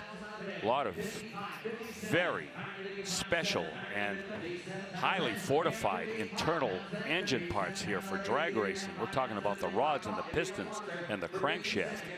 Stainless headers. This one with an automatic transmission for racing. And 488 gears. This is, this is a car that I'll tell you will give you all you want on the quarter mile. That's street legal? No. Come on. Well, I'd like to know what street it is because I want to live there. I know. That's what I'm saying. Let's know with an asterisk. Yeah, race only, of course. Yeah, it sure is. All right, a 2020 BMW M8 is on the block now. This is an M8 Competition Grand Coupe, first edition. Now, this is a Teutonic hot rod right here. How about a 617 horsepower, 4.4 liter V8? Oh, this thing will fly. The M8 first editions were only delivered to 8 specific countries in the world, and this is the U.S. car. Well, we're lucky there. A lot of extras, electronic and otherwise. A lot of special badges and logos throughout the car as well. I mean, hi, Dana Mecum. There he is, enjoying the back seat. Isn't it weird? He's enjoying the back seat of a coupe that's actually a 4-door, and it's really a sedan, but it's called a coupe nonetheless. Could you repeat that? Yeah, exactly. It's how like a square is a rectangle, but a rectangle is not a square. Something like that. I know. So long, so low, so fast. You know, really made for the Autobahn to just go as fast as you possibly can as you head to the Nürburgring. Yeah. What a style about those. 5 years old, but looks brand new. Only 330 miles on the odometer, and an expensive car when it was new, I guarantee you. Now, that puts you in a pickle. You got $120 right now. Good news, because the reserve is off. Hey, the reserve's off. Like to hear that. Yep. 125 is the bid. 130. Put another one into our six-figure category today. I get 125. Good luck, guys. 130,000. Yes or no? You want to give it 130,000? So, Boom! Boom, boom, boom. Well, 125,000 will take care of it. Oh, I am jealous again. What a car, just to experience what it's like. Well, the same can be said for the next vehicle up on the block. The first of a pair of Hemi Superbirds that we have here in Kissimmee today. This is the one, they're both white. This is the one with the automatic transmission. Yeah, Bill. this has got that 727 torque flight behind the 426 cubic inch, 425 horsepower Hemi engine. And, you know, this is a magical car. This is so endemic of what Mopar was all about back at the height of the muscle car era, a car that literally was designed to go on the super speedways, NASCAR, and to dominate, and also to get Richard Petty back into the house because he wanted to drive one of those Hemi Dodges that Dodge had come out with, and the boys at Plymouth said, nuh-uh. No, you got to stay with us. And he said, I'll tell you what, I'm going to go to Ford. So we went over there until they built this car specifically to woo him back, and it worked. Alpine white, that's that color, and they all had vinyl tops because they had to do a little hocus pocus there to get this car trimmed out and ready for the racetrack. 355 gears, power front disc brakes. We're at $400,000 right now. Jordy, I'm going to close it at 400,000. It goes on at 400. Okay, 400,000 will not be enough on that car. So we'll let that go to bid goes on. Keep that number in mind when the other Hemi Superbird in Alpine white comes across. That's the one with the manual transmission. Right, and I'm writing that down, $400,000. 400, right. Okay, K5 Blazer time now. This is from 1972. Oh, these K5s, they are smoking hot, and they keep coming at us one after the other. We saw this car yesterday when Chris Jacobs did our Stable performance tip. These are just so desirable now, and no two are alike, and a lot of them go through either a lot of restoration to go back to original, or yeah, they go all the way with the modifications, and we're well into six figures. How about 175,000 on this truck that has had tons and tons of work done to it, far from original. 6.2 liter fuel injected V8. That's just the beginning. Boyd aluminum fuel cell. It's got a fuel cell in it. Oh, so much special work done to it. The wiring in this truck has been all reworked. Induction system, exhaust system, suspension, Fox 2.0 shocks, upgraded axles, TAD drive shafts. That's what I mean.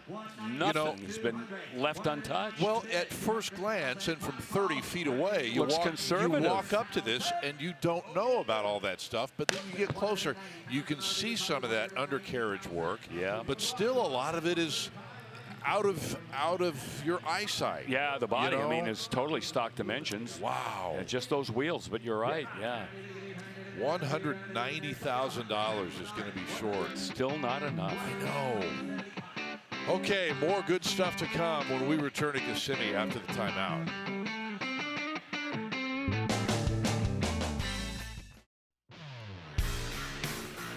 Welcome back. We're in the Silver Spurs Arena here at Osceola Heritage Park, Kissimmee, Florida. Scott Hoke with Bill Stevens, Chris Jacobs, Rutledge Wood.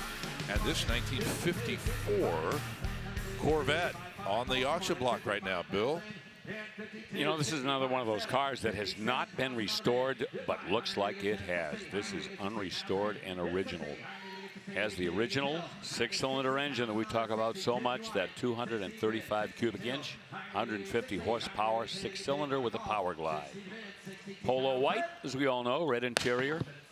The only difference between the 54 and the 53 really was there were more colors available in 54. Right, and more actual vehicles available. And that beige top, I believe, is 54. Also 54, but otherwise, you know, they didn't really make any new boundaries for the 54 car. $60,000 is the high bid on that 54, and let's fast forward to 2016. Can you believe the evolution from the early days to this Z06, Bill? It really is stunning the way that the Corvette has evolved over the years. And here in 2016, you've got the 650 horsepower Z06. Remember, the first Z06 back in 1963 had 360 horsepower. So that's just an example of how far things happened for the Corvette over those years. 8-speed automatic transmission. One of 560 that were produced in this blade silver metallic. A lot of electronic aids in this car as well. But a great color scheme with that dark navy top over the silver. Yeah, heck, this is still C7 territory. We haven't even gotten to the C8 Z06. Yeah, I know, but that's a whole different story. 63. $63,000. 63. Yes, sir. 63. 63. I can ask Frank. 63,000. Yes or no? 63,000. Are we all done? 63,000. 63. Yeah, that C7 generation debuted in 2014. It received rave reviews and mixed reviews. Some people were thrilled with the styling and the powertrains, and yet didn't have round taillights like so many of the previous Corvettes. And it struck some people as being unacceptable, but that car proved itself over the next generation, heading up until 2020. Reserve is off.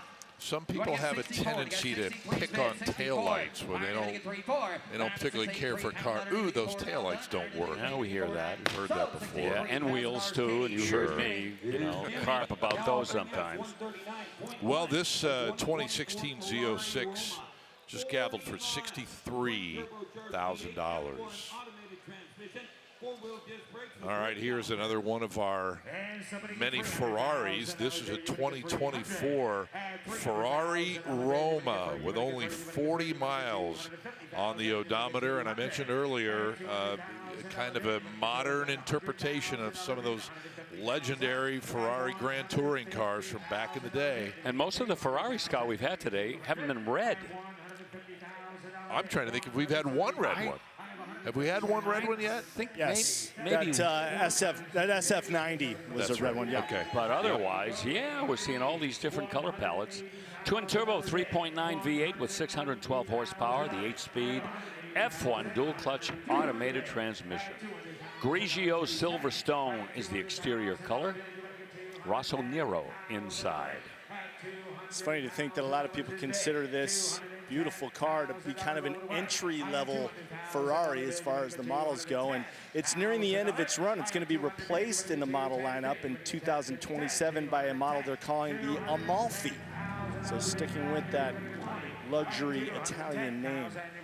Hey, nothing entry level about 199 mile an hour top speed here, CJ. Yep. Hey, I'm just reporting. No, I know. I understand. I'm with you. Not entry level to me. No way. Close the bid at $210,000. That is the high bid for that Roma. Well, it is our pleasure today to welcome a brand new sponsor for our telecasts here at Mecum Auctions, and that would be the guys at Real Garage Life. They of course, feature Advantage lifts, Backyard Buddy, Warren Steel Specialties, and so much more for your entire garage, even if you might not actually need a lift. There you see the website, realgaragelife.com. We invite you to go there and check them out. Right now, we're going to check in with Rutledge Wood for today's Real Garage Life preview. Rut? That's right, Scott. I found a beautiful 1956 Ford F100. They call it the legend. Take a look. This ride is beautiful. 408 under the hood. It's got a big vintage air system in there. You know, when you see a truck like this, a lot of times I think, well, what does it look like underneath? Take a look.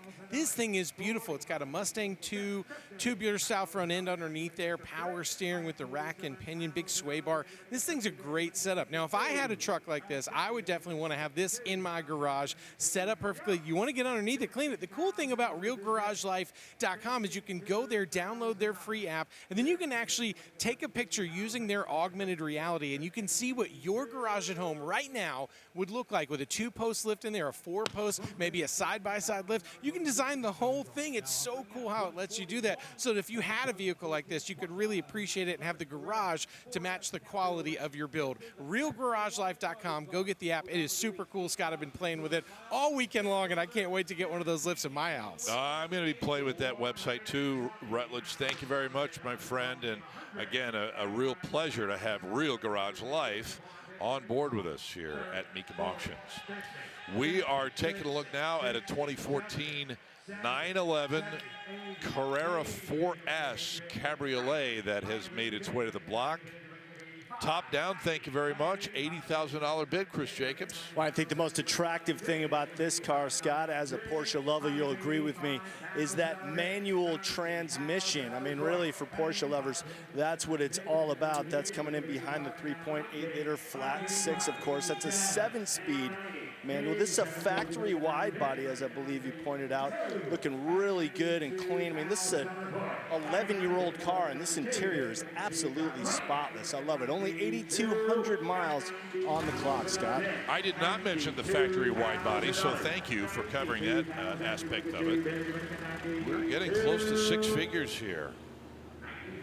And I love the fact that we're seeing cars today that have not had, you know, the life driven out of them. A lot of them are very light on the mileage. So people that are bidding on these automobiles are getting cars that, you know, practically just beyond break-in. This is an S model as well, a 4S, which means it's got power at all 4 of those wheels. So that's obviously kicking the price up. The condition that it's in, the low mileage, the look of the car, and again, that manual 7-speed transmission. 87 to you? You would have to be something more than 87, preferably 90. Well, they've hit the reset button a little bit. We already tried 87. that. Okay. I have 87. Do you want to give 88? I appreciate it, but I was trying. I know, I was too. Reserve is off, 87. Okay, reserves off at 87. $87,000 bid. $88,000 for it. I have 87 bid, 88. So, $87,000. That'll hammer 87,000. You good with that? I got to put that in the well-bought category for what it is. Agreed. And if you like 911s, hang on for a couple of minutes because we have a huge, very important 911. 930 Turbo actually coming up after this 66 Mustang custom build. Yeah, if you look at the grill, you'll see Shelby GT350X. This is an experimental model built by Classic Recreations, and I got to tell you something. There's tremendous workmanship in this. I call this modern vintage because it has the appearance of a vintage Shelby GT350, but I'll tell you, there's a supercharged Coyote that you just saw there, probably making well over 500 horsepower, MSD ignition with Holley fuel injection, 5-speed manual. Underneath this car, it's got tubular subframe connectors, power rack and pinion steering with coilover suspension. Holy guacamole, it's got sway bars front and rear, a special Fab 9 positive traction rear end, the gears are 370. I mean, this is a car that looks, for all intents and purposes, like a restored 66 GT350, but there's a whole lot more to that name because everything on this car pretty much has been improved or upgraded or rebuilt or recreated. I got to say, they got those wheels just about perfect, too. The modernized version of the vintage Shelby wheels is looking so good on this build. Yeah, and they even went the extra mile with the R model blockouts on, you see the vents there next to the rear window. So, yeah, I totally approve. Bid goes on at 140, and now to that 1986 Porsche 930 Turbo or 911 Turbo, the G Series 930. And we've talked about this. Chris, you and I have had eyeballs all over this car. We're already at $120,000. Guards red Porsche with saddle interior, but that blue trim and the dash is what brings this one to another level. Yeah, that navy on the steering wheel, the dash, and the sill panels on the doors just absolutely set this car apart from any other interior combo that I've seen. Of course, 1986 represented the return of the turbo to the U.S. market. Still sported that 4-speed transmission versus the 5-speed G50 that it would receive in the last year of the G Series in 1989. But, you know, that 4-speed was the appropriate transmission to handle all of that 930 turbo power. Right, and you know that Porsche lovers were ecstatic that after 5 years away because of emissions issues, the 930 or the 911 turbo came back in '86, and did that. Well, they discontinued it in 1979 for the U.S. market, so it was closer to 7 years before it returned. But, yeah, it was quite a gap there. In fact, they didn't think that it was worth producing because it wasn't going to be available in the U.S. market.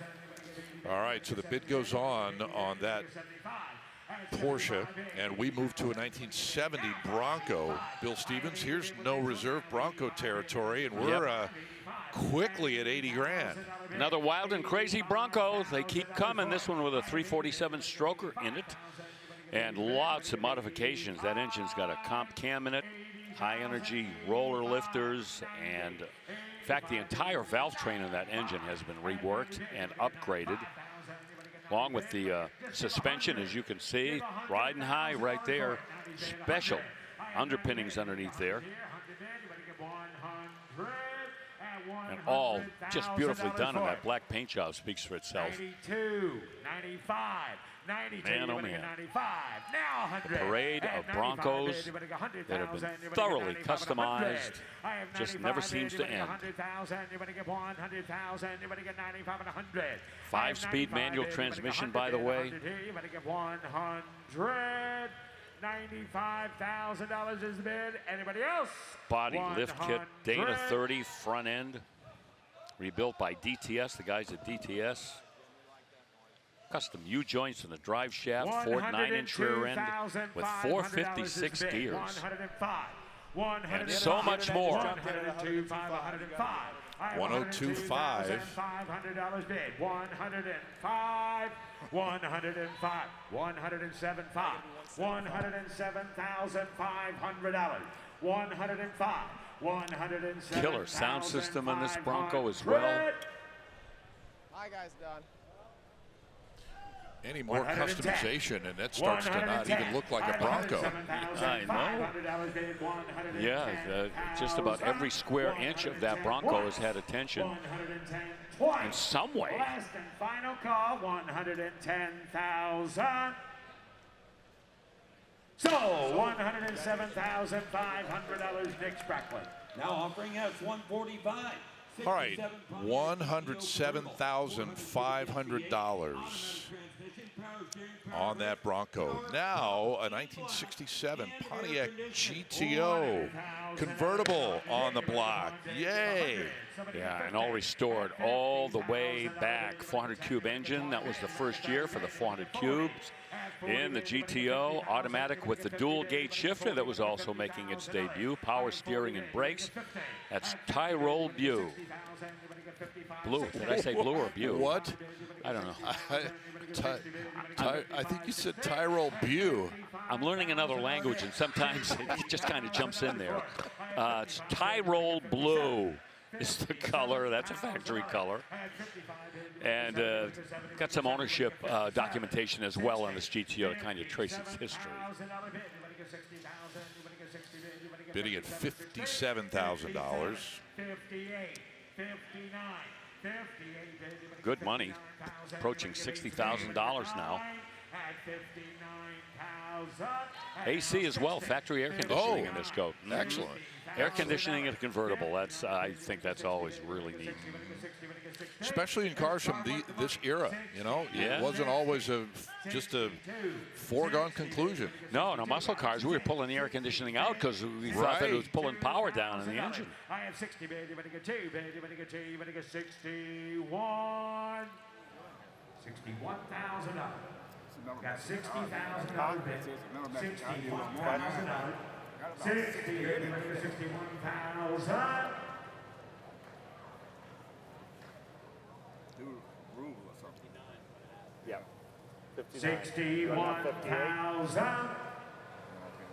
Cut. Could you do a rule?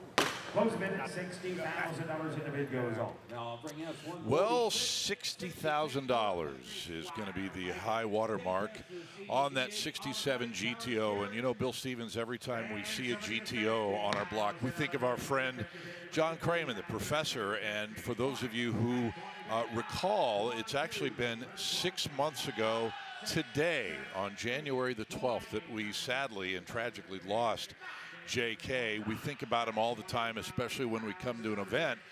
And we sold his collection. His wife Christine and family brought the collection to Indianapolis and sold. And I want to bring you up to date on a bit of a happy ending for his 64 GTO. Actually, JK's nephew by marriage and his father bought that GTO, so it is happily residing in Wisconsin now, and John's family is absolutely thrilled that it is still in the family, and we wanted to bring you up to date on that. Yeah, and I think everyone would be interested in that. And let's not forget that JK bought that car when he was a teenager. Yes, 19 years old in 1976, so it has a lot of meaning for Valerie and Nicole and the entire Craman family. And our thoughts and prayers today with those girls and his son Michael and Christine as well. Welcome back to Kissimmee, Florida for the Mecum, Florida Summer Special. We are having a great time. We're out here in the 303 staging lanes, and you're looking right now at a 2021 Lamborghini Urus. This is a twin-turbo 4-liter SUV that's putting a lot of emphasis on the wow factor over here in the staging lanes. A lot of people have been coming by and checking this out, and I think it's kind of fun that some people think this is the first SUV that Lamborghini made. It's actually not. It was the LM002 that a lot of us remember from the 80s, but this one would leave that vehicle in the absolute dust, guys. It's going to be crossing the block coming up here shortly. Hey, Rutledge, that LM002, that kind of inspired the Hummer, didn't it? They had a kind of a similar profile. Absolutely, and just such a different style. It's funny how when people start seeing Porsche make the Cayenne and how it really helped save the brand, the Lamborghini Urus really changed what Lamborghini meant to a lot of younger people of today. We'll see that coming up. That's got the right color combination on it. Hey, look, a Carroll Shelby signed dash there, Bill Stevens, on a GT500 from 1970. Yeah, back in the day, that was a must-have for any Cobra or Shelby Mustang owner. Got to get Shelby's autograph, and so many people did. This is one of only 23 that were built in grabber yellow, and one of 2 produced as equipped, according to Kevin Marty, this 70 GT500. Matching numbers, 428, 335 horsepower Cobra jet with C6 automatic transmission. Power accessories include, but not limited to, power steering and power disc brakes with some AC as well. And as time goes by, it becomes more and more and more important for classic Shelbys to have the accompanying paperwork and documentation. This one has a copy of the bill sheet, the Shelby order form, the Shelby invoice and delivery sheet with a binder of invoices and receipts. That should take care of you. So, that is the cutest thing ever. Did you see that? The little girl up on the auction block when this GT500 sold for $150. 2 hands with the hammer to slam it on the wooden block. Yeah, that was fun. Kind of like a Chrissy Everett backhand. Yeah, kind of. Yep. Exactly. Absolutely. All right, here is another Ferrari, one of our group of 10 today, and in traditional Ferrari red, Bill, 67 330 GTC. Yeah, we're going back to the real classic time period for Ferraris, the mid-60s. And this was a time when they had several models that had no racing pretensions whatsoever. May have had a little racing technology in them, but these were road cars. These were GT cars. And this is one of approximately only 600 that they built that year. 3.9-liter V12 engine with triple Weber carburetors and a 5-speed manual gearbox with that gated shifter, which has gone the way of all flesh. Red on the outside, black leather inside. Man, you look at that hood or the bonnet, and you think, how in the world did they fit a V12 in that car? It doesn't look quite roomy enough, huh? Small displacement V12s. Boy, Ferrari really perfected those. And you may have seen, as you see a quick look inside the car, those Barani wire wheels. Those are almost must-haves. Those are almost must-haves. Those are not the chromed-out ones, but they still look fabulous.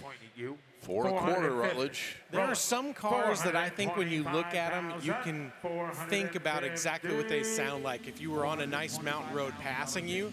And this one, you just hear that engine screaming when you look at the car. It just brings a smile to my face. Oh, why not? The sound of a Ferrari, full chat, as we say, is unforgettable. $450.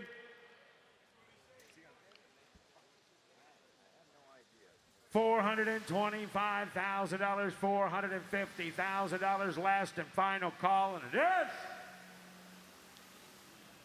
is. Close bid, $425,000. Okay, $425,000. That mark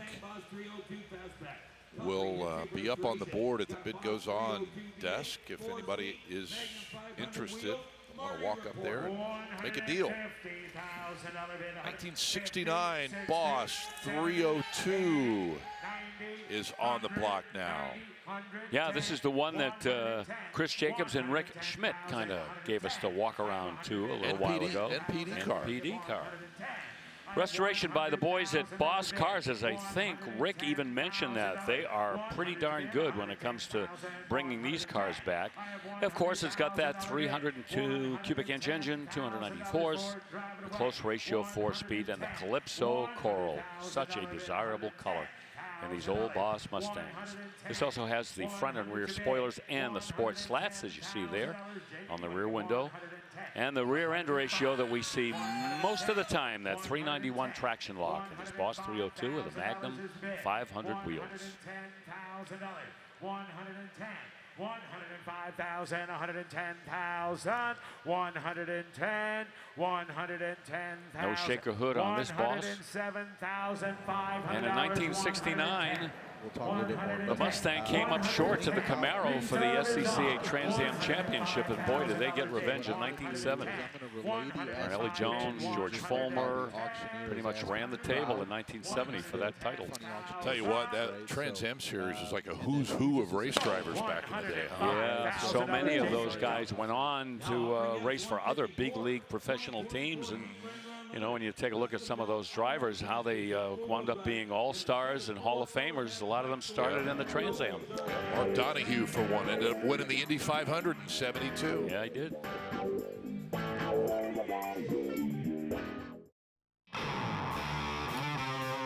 Well, we are back just in time to catch the very, very tail end of this 2019 ZR1, and I'm kind of looking a couple of different directions, and I was about to say the bid goes on at 165, but Bill, they just reopened the auction here, did Jimmy Landis, so. Yeah, some late interest on this car, and why not? This only has 4,500 miles on it. This 2019 ZR1. This one with the manual transmission. The last time that you will be getting a manual transmission in a Corvette for a long time, if ever. 7-speed, 3-pedal manual. Only 100, well, out of all of them that were built in 2019, only 855 had that 7-speed. That's like the Darth Vader edition. Sell it. Yeah. Okay, hey, I'm glad we're catching the tail end of this because the reserve just came off. How about that? And I think it's getting higher numbers than the one that we saw earlier with lower miles that didn't sell, right? So maybe this is proving you should drive your car. Well, wait a minute, not so fast. Didn't that one sell for a deuce? One of them sold for $155 much earlier. Yeah. Can't remember what the most recent one was. I thought that was up around 2. An orange one was a looker. Oh, definitely. They all are. I like that all black myself. Okay, 96 911 Carrera on the auction block right now. Yep, 3.6 liter flat six, as you might expect. A 3-year restoration, and all the receipts are included. Engine was rebuilt last year by a certified Porsche Classic technician. 6-speed manual transmission. Guys, the 993 bill, excuse me, is just such a cool car. You know, it was the last of the great air-cooleds that Porsche was making in this era. And they did a really nice job on this car. There's a couple little touches inside on the lug holes of the wheels. Still look like they needed to be maybe a touch more chrome added in there. And that middle sail panel on the back trunk is a little bit glazy, which happens a lot on the Porsches of that era. But this would make somebody real happy, a fun driving car. Do they call that headlight configuration the sugar scoops or something? Well, I know that the next generation, the 996, had that weird kind of runny egg style. Yeah. I don't know what we call those. I've had a lot of friends that have turned these into the bespoke RWB wide bodies. My buddy Alan Yang's got a couple beautiful ones in Atlanta. But yeah, these are fun rides for sure. I've not heard the sugar scoop. I've heard the scrambled egg or the runny egg deal. Yeah, the next generation. All right. But I thought I had heard that. Maybe why don't we start calling them that from now on? All right. I'll take credit for that. For the 6-speed though, this setup and that color, this is a good price for what they're going for these days. This is definitely, the 993 is always one that I'm kind of keeping my eyes on. I especially like the Targas. Oh, yes. But, you know, the turbos are in insane category. So a great car for somebody that really wants to get into the 911 market. 80 came out of nowhere? Hang on, let's make sure.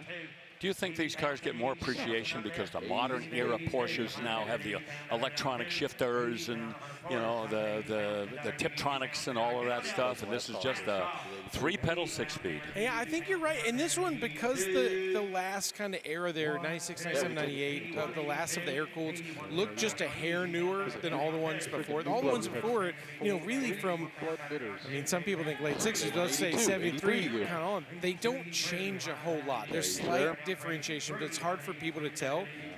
This one's special. You're good. 82, 83, 83, Last call, 83, you're good.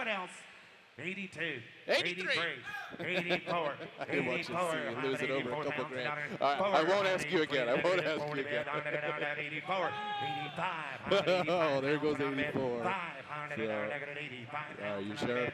4, 5, Yep, 85. Anybody else? Sold $84,000. Sold $84,000. Well, $84,000. I'm going to go with that. No reserve. Somebody just bought themselves a sweet little 911.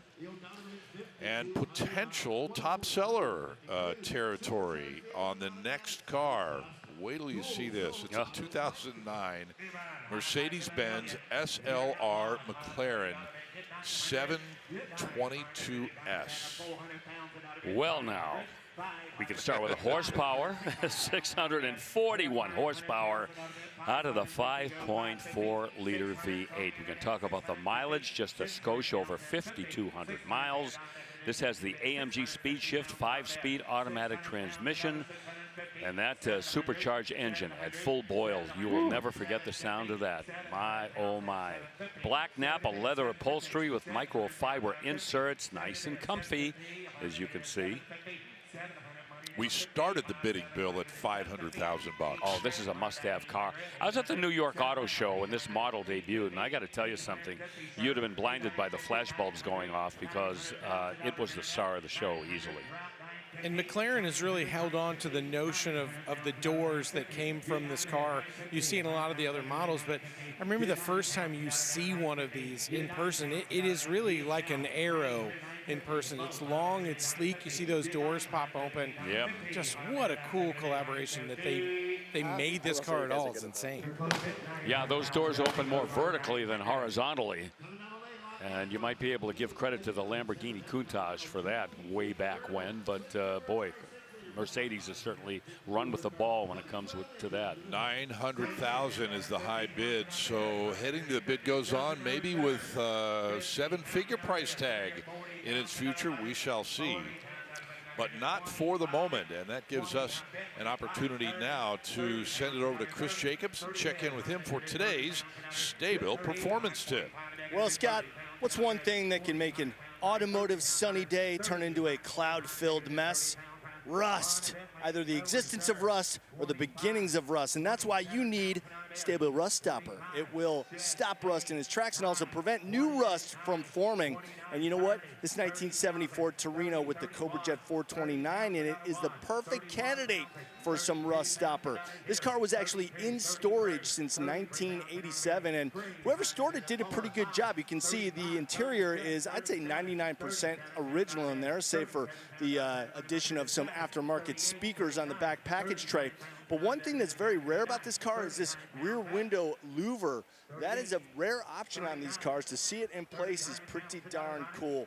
This one done up in blue over a dual blue interior. Now, there is some evidence that this car has been through a repaint. Other than that, though, pretty much all original. The fan shroud is missing. That's one of the other things that I noticed about this. And the battery has been replaced. Other than that, pretty much real deal authentic, and definitely needs some rust stopper. Scott, back to you. All right, CJ, thank you very much. StaybillMecum.com. Yeah, you can find your rust stopper there and all sorts of other fantastic Staybill products if you go to the website. Now to the block we go once again, and look what we've uncovered here. It's the 2021 Lamborghini Urus that Rutledge previewed for us. I can guarantee you that you will be the center of attention at any Cars and Coffee that you show up with. In this Lambo. Wow, twin turbo 4-liter V8 at 641 horsepower with an 8-speed automatic. It's got all-wheel drive, of course, and adaptive air suspension too. Lots of trick pieces. 4-wheel carbon ceramic disc brakes inside. As you take a look, that's leather and Alcantara. Some carbon fiber trim. So why did Lamborghini, Rutledge, decide to build a little SUV? Because they could, right? Absolutely. I think they watched how the Cayenne changed Porsche's lineup and really helped save that company. But, you know, there's also a ton of stuff, obviously, with the VW Audi group that it shares. I think it's the RSQ8 or whatever we call that one, which simply the Urus for about 100 grand less. But right. They are so fun, and they come in a variety of colors. For a lot of people that always want to have a Lamborghini, but maybe they had a family and couldn't figure out, do I choose one or the other? This really combines all of those things.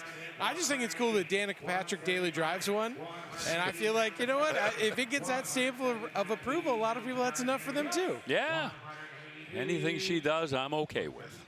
Well, you know, you said yourself earlier, Rut, you've got a family, three daughters, so this is where you need to be, perhaps. Quite the grocery getter. Hey, let me tell you something. Forget one of those VW buses, right? Yeah, maybe just focus on something just a tiny bit nicer. It's fair. Hey, the European manufacturers are all on the SUV bandwagon now. And I mean, Bentley makes one. I've got one. I've got a Jaguar F-Pace. And I mean, if you want to dive into that marketplace now, and that's where the money is.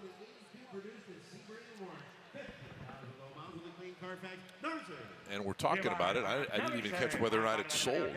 I think a bid goes on. I don't think it's sold. Okay. So here is a 2019 Corvette up next for us. Bill, not a ZR1, which is unusual today. Yeah, it makes us forget that you didn't have to buy a ZR1 in 2019. This one will bring you 455 horsepower out of the 6.2. This has the 7-speed manual transmission. 82 of these 2019 Stingray convertibles were produced in that Sebring orange paint. Extras include the dual zone climate control, active handling, power tilt and telescopic steering column. The hood is carbon fiber and big Brembo 4-piston disc brakes, so this thing will stop as soon as your foot hits the pedal. 47, 47, 47, 47, 47, 47.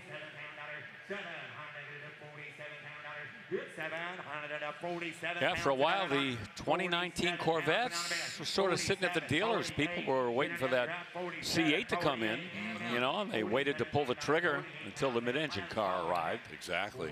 So, you know, now that the hysteria has subsided on those C8s, 49. people are beginning to appreciate these C7s maybe a little bit more. I remember when the C7 came out, I didn't love the tail lights on there because to me at the time they looked way too close to the Camaro. But it's interesting as the car has aged a bit now that the C8's out, and I don't love the tail lights on that either, but it's almost like they've grown on me just here. They don't look as out of place as they did at first when the C7 rolled out. Exactly. He's one of those guys we were talking about earlier that picks on all the taillights, right? Well, absolutely. But you're right. That was the number one thing when these C7s came out. People just covered their eyes when they looked at the back end. Well, I mean, I'll go back when this car was debuted on the West Coast at the Peterson Museum, and J.K. was with me, and Kurt Binion, the designer of this car, went through the whole thought process of how this car was designed. And for a lot of people, it kind of took the curse off of these taillights when they heard what he had to say. Interesting. $49,500. Just bought that 2019 Corvette. More coming up in a moment.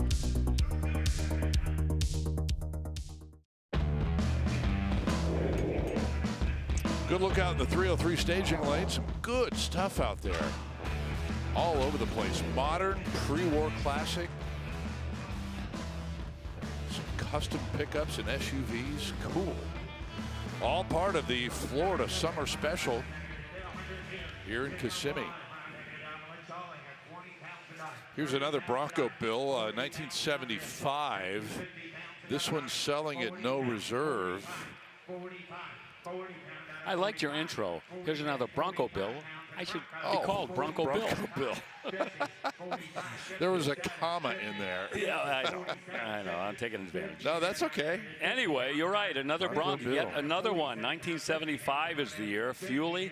Yep, it's got the 5-liter fuel-injected V8 with an automatic transmission. And conservative, but looks great. Doesn't need much more.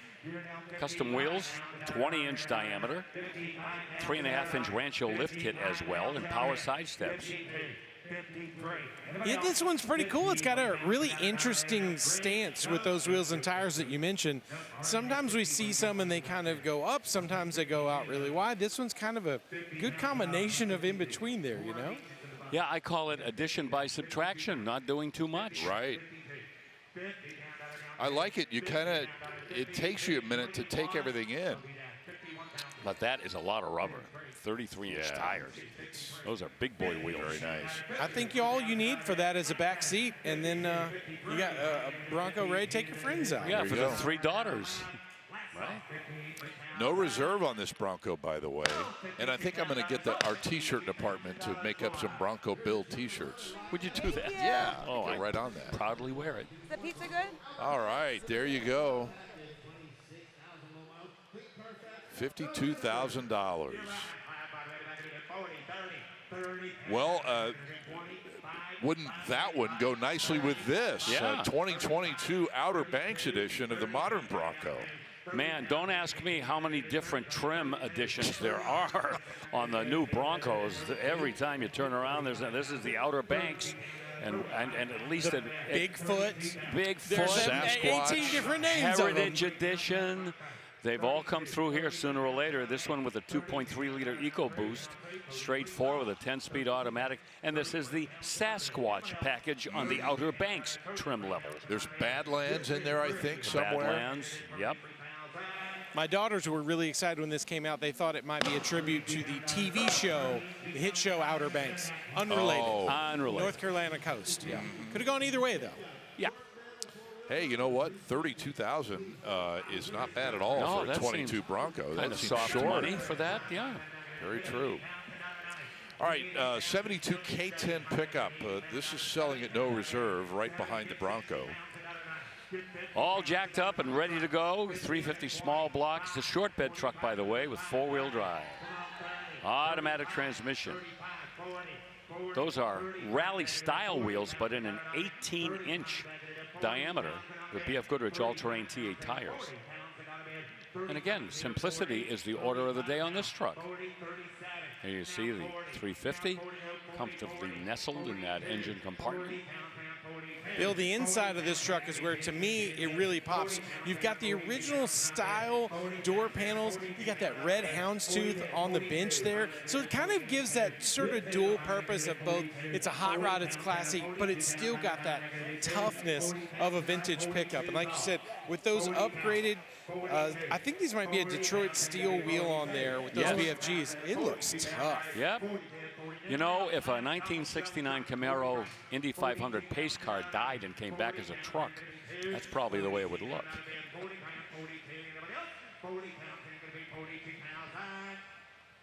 And 40,000 buys it.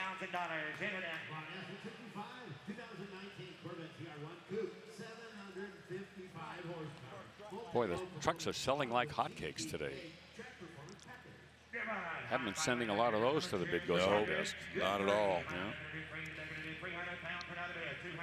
In fact, our top seller thus far is that 72 K5 Blazer we had a little while ago. Yeah. Here's another 2019 ZR1 and another all black one for you. Yeah, this very similar to that black one we saw earlier, even comparable in mileage. A little over 3,800 miles on this. I love telling you about the specs on that engine there. That LT5 has got 755 horsepower, and the torque over 700 pound-feet of that. This is the automatic transmission version with the paddle shifters and a couple of extra packages here. The ZTK Track Performance package, which tells you all about the suspension in this and the kind of handling you can expect. Michelin Sport Cup tires as well, the adjustable high wing spoiler, and the splitter end caps as well. Adrenaline red inside. And a heck of a car. I drove a ZR1 2019 at the Michael Fuchs collection last year. Oh, you lucky dog, you. You really have to be careful, because this thing will bite you if you get cute. Trust me. Did you get close to getting cute? No, and you know, luckily the pavement was wet, which kind of, you know, was another way to tell me, Bill, don't do it. So I didn't. Right. Good for you. Yeah. Restraint is not something that we ordinarily associate with you. Yeah. Kidding. Bid goes on the ZR1 now to an 86 911 Gambala slant nose wide body conversion. Yeah, slant nose. Magical words in the Porsche world. 3.2 liter, flat six, 5-speed manual. Original candy apple red exterior by Gambala. They apply that color. It's the original paint job. And the original interior. BBS wheels. And Gambala center caps. And Rutledge, this has not been restored at all. No, what's so cool about this car is this was a former Pioneer sound system like display car from the 80s. That's what makes this interior so special. This car is completely unrestored, and I think that's really what tells the story about this one. That steering wheel, kind of the funkiness of those Recaros that they put in there. That thing's cool. Yeah, Gambala, one of the better known aftermarket modification shops for folks with Porsches. And that will head to the bid goes on. And we make an incredibly quick U-turn, if you will, to a 1930 Marmon Big 8 Model 112, Bill. Well, don't let anybody tell you that during the Great Depression they were not building elegant cars, because they were. The problem is by the end of the Great Depression, a lot of them were gone as they struggled to stay alive. Marmon, one of those makes. This is their Big 8 model, 112. And this has won a passel of awards.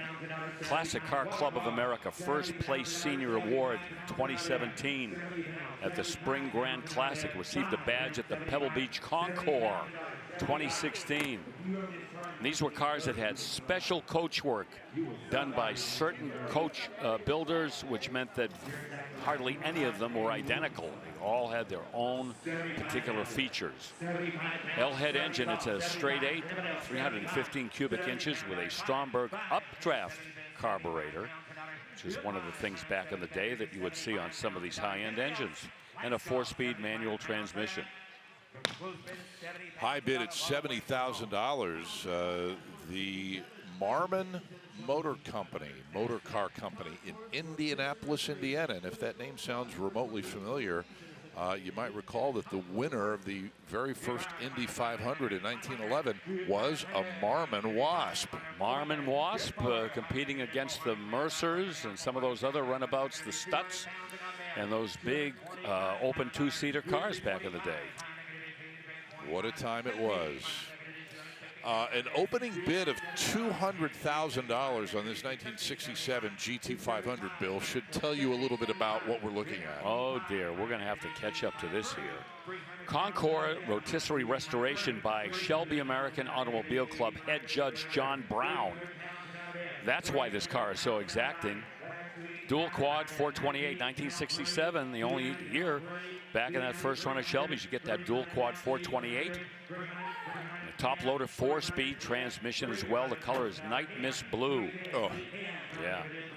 Hold me back. 355 horsepower, and these cars, the 1967 ushered in a whole new era for Shelby Mustangs, the first year for the big block engine. And this styling was such a departure from the previous 2 years, the 65 and 66. This has the deluxe Marty report. It's in the Shelby American Registry. So anybody who buys this automobile, they know what they're getting. Look at that, $340,000 right now. You know, we talk so often about the lack of variety in the color palette these days. I would not be angry if every car were painted Night Mist Blue. I know, and that's a big gripe for people these days when they go to buy a car. Those are the only colors you have. Exactly. Yeah. $340, I think, the high bid for that machine, and we move to the second of our 2024 Ferrari 296s. This is the GTB, and a quick correction: 2023 was the GTS we had earlier, but we're at $250,000 already on this Ferrari. Scuderia badges right there on the fenders, and that's a twin-turbo 3-liter V6, providing the power of the PHEV system. 818 horsepower. 8-speed Formula One dual-clutch automatic. Carbon fiber. It's just sprinkled all throughout this car to save weight. Forged wheels. Titanium wheel bolts for extra safety. Giallo Modena calipers on those 4-wheel disc brakes. Not going to sell this time. Well, a high bid of $285,000. Did you mention only 57 miles? You know, I did not mention that. 57. Get a look at those front brake calipers in there. That is some serious stopping power. Wow, is that beautiful behind that gorgeous wheel. Oh, man, big grippers there. Love it. Okay, 58 Impala will be on the block next. Back to the good old US of A with a hot rod Chevy. 5.7-liter LS. LS1, 350 horsepower, automatic transmission. That's a custom purple paint that's been applied to it, a black invertible top. Some other custom touches as well, such as a side exit exhaust. You see the aluminum radiator there to the right, and a pretty original looking interior theme as well, with that two-tone General Motors palette. Beautiful custom polished alloy wheels. Wowzers. Yeah. This is like the hippest 58 Impala we've had in a while. It is. Huh? Got some dash plaques there, probably did some shows or cruise nights. 1958, one-year only body style. This was such a jump from the shoebox cars from the previous 3 years, and the first year for the Impala. Well, a strong bid of $110,000, but it will be a little bit short. So our next machine on the block now, 1970 Cuda, rolling into place.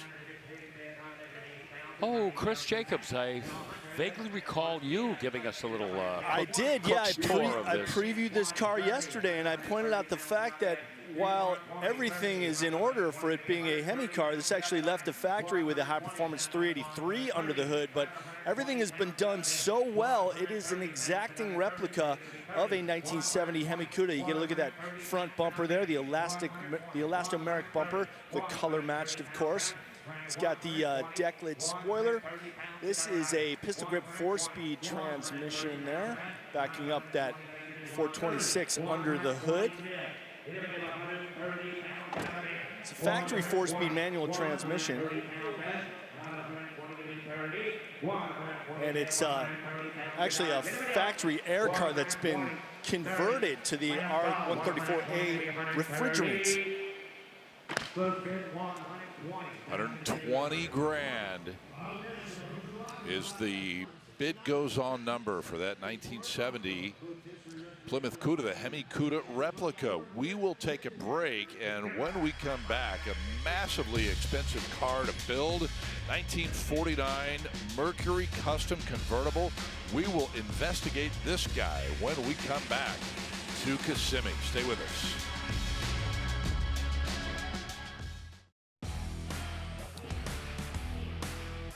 We are back here in Central Florida at the Florida Summer Special for 2025 in Kissimmee, and we are almost exactly at the halfway point of today's telecast.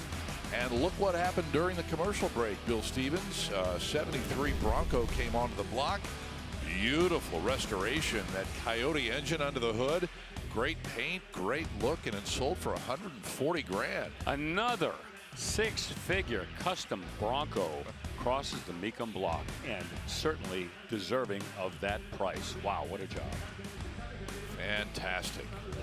Love that dark green. Oh, man. Quite reasonable territory here, Bill, for a 61 Corvette, just $56,000. Yeah, that C1 Corvette with a fuel-injected engine, that is a legend in anybody's book. Estimated about $30,000 invested just to service the engine, the brakes, and the tires. Fuel injection system has been rebuilt. It's a 4-speed car. That's tuxedo black. We've seen that a million times with sateen silver coves and a red interior. So, you know, why the bidding was lazy beats me. That's a choice Corvette.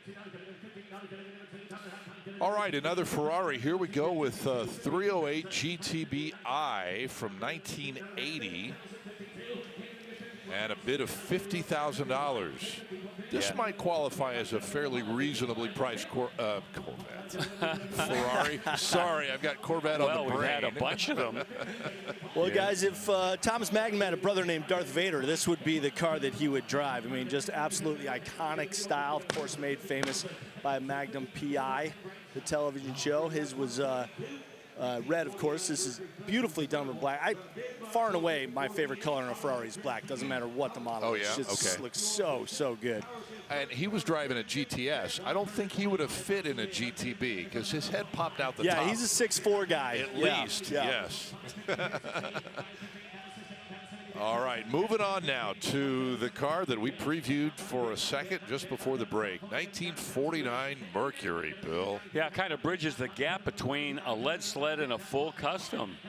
$300,000 was invested in this build, and take a look at it. There's something on every square inch of this car that you have to be impressed with. Engine, 454 cubic inch Chevy big block with a turbo 400 and Holley Sniper fuel injection. You see the paint, the body work. Think of the man hours and the workmanship that it took to create that dashboard and instrument panel. Unbelievable. Color keyed steel wheels with the Mercury hubcaps, trim rings. You see, that's a Jenny grill there. That's actually a real Mercury grill there, but you know, it's been de-chromed on the hood, and headlights have been Frenched in, and oh, just so much to talk about. The consignor tells us that there was somewhere in the neighborhood of $300,000 spent on this build. Wow, you're Captain Obvious. I already said that. Did you say that? Yes. Well, I'm sorry, Bronco well, Bill. You're calling Ferrari's Corvette, so we're going to have to let you take a breath. Would you like to take care of the next car? Yeah, upcoming is a 2000. Go ahead. there's a couch over there. 2007 Ferrari F430 Spider, another Ferrari. This one going back to 2007. Hey, got another red one here, Scott. 4.3-liter double overhead cam V8 in this car, all original, no modifications, no turbo kits or customized wheels or luggage racks or anything else. This is factory delivered. And we're going to see this car sell at quote-unquote affordable prices. No matter what color you happen to prefer, whether it's black, as Chris has indicated that he likes, red with that saddle interior is pretty much the classic poster Ferrari color combination. Yeah. You know, I didn't mention the custom body kit, however. That, of course, takes it a little bit further from factory original, but other than that, that is beware of speed bumps in that car. Oh, you are very slow and at an angle. Might have to put some hydraulics in that. One of those 296s that we had a while ago had that air lift kit on it to get you over those little bumps. Yeah. All right, 79 Cadillac DeVille coming up here. Yep. Le Cabriolet convertible. This was a special model that Cadillac had coach builders Hess and Eisenhart build. So this gives it some collectability. One of 100 Coupe de Villes that were converted back in 1979. So only 100 of these cars were done.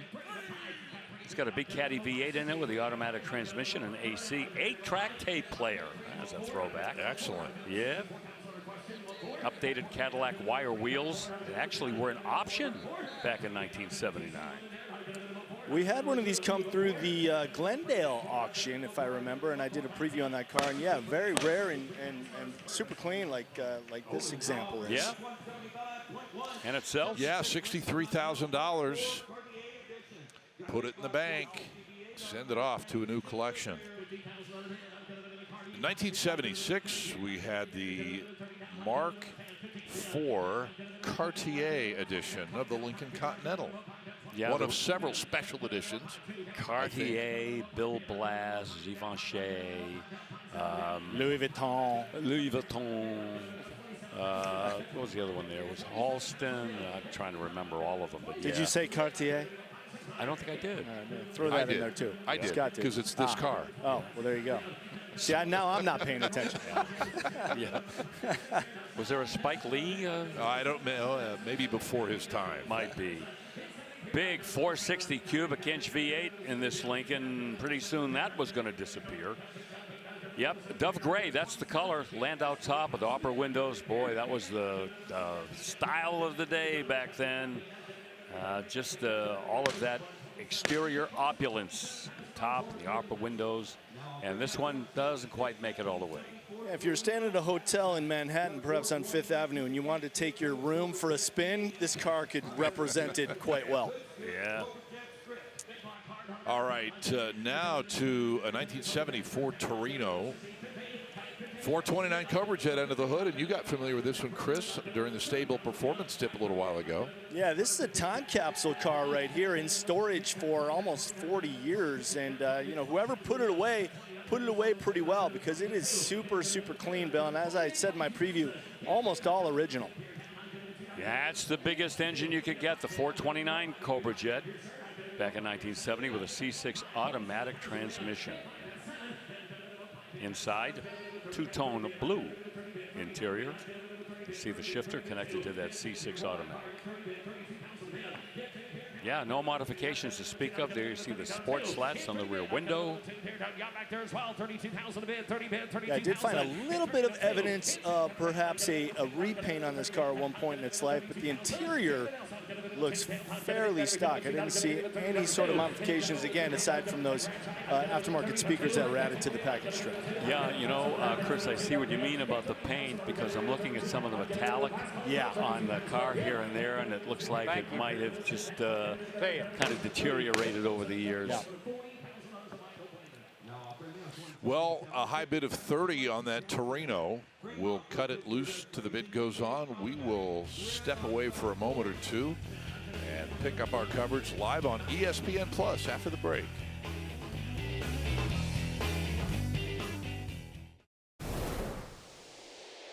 Always trust your mother-in-law and your auctioneer. You're not from around here, are you? It's illegal to only bid one time in the state of Florida. You're going to let it go for that? 28,000 a bid, 27. $93,000. Oh, my.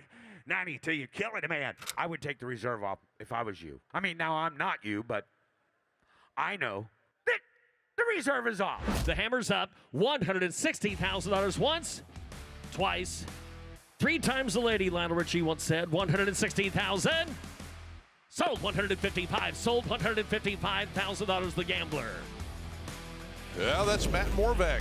He and the gang holding court high above the auction block. Matt is working it right now, and what a truck he's working on, man. Oh, man. Look at this.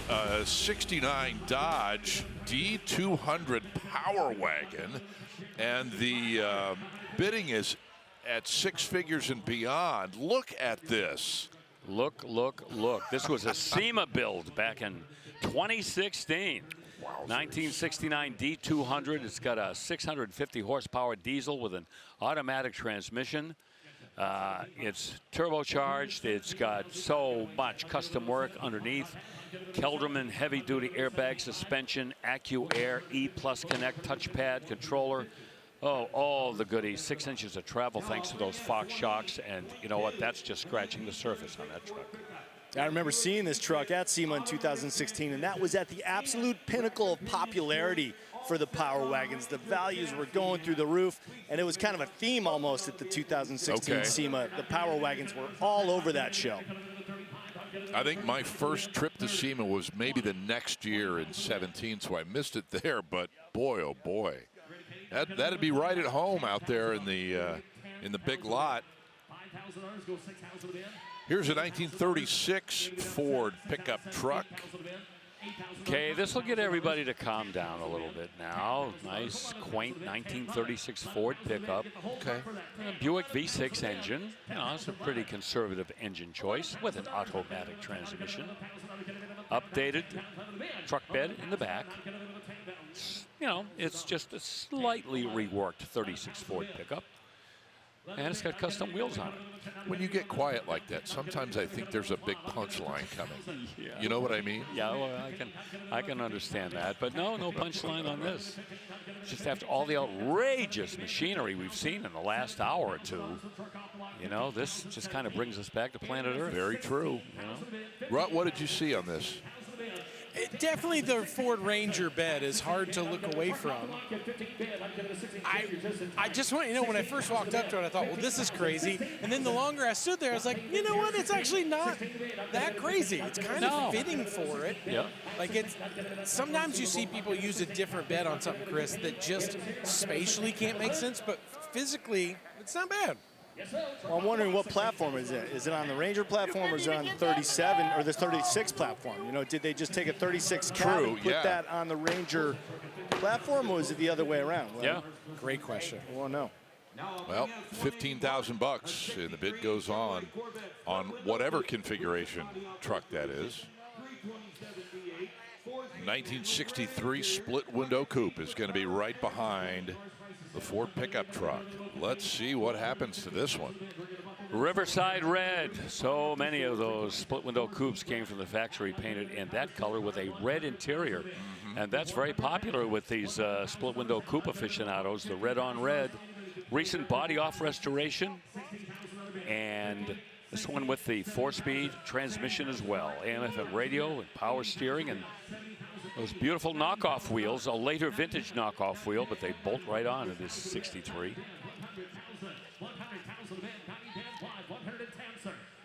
And we're into 6 figures, Scott. 120, 110, 120, 110, 120 bid, 110, 20 bid, 110's a bid, 120,000 a bid, 110, 120, 110. Yeah, beautifully detailed, as you can see. That red paint is just jumping out at you. You want to give 115 then, 110, 115,000 a bid. Bill, I'm going to ask a question I know the answer to. Why weren't there side pipes on here? They didn't come along until 1965, but I've seen 63s with those pipes, and they look great. You know, they look better than any aftermarket pipe you can get, the factory side exhaust. And also those Kelsey Hayes knockoffs were not available in 63. Is that correct? So they'd obviously be added on, Bill? None were delivered from the factory, the knockoff wheels in 63. You could buy them afterwards and put them on the car.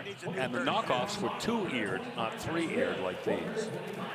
Chris and I are thinking about starting a podcast called Chris and Rut Know Some Stuff About Cars.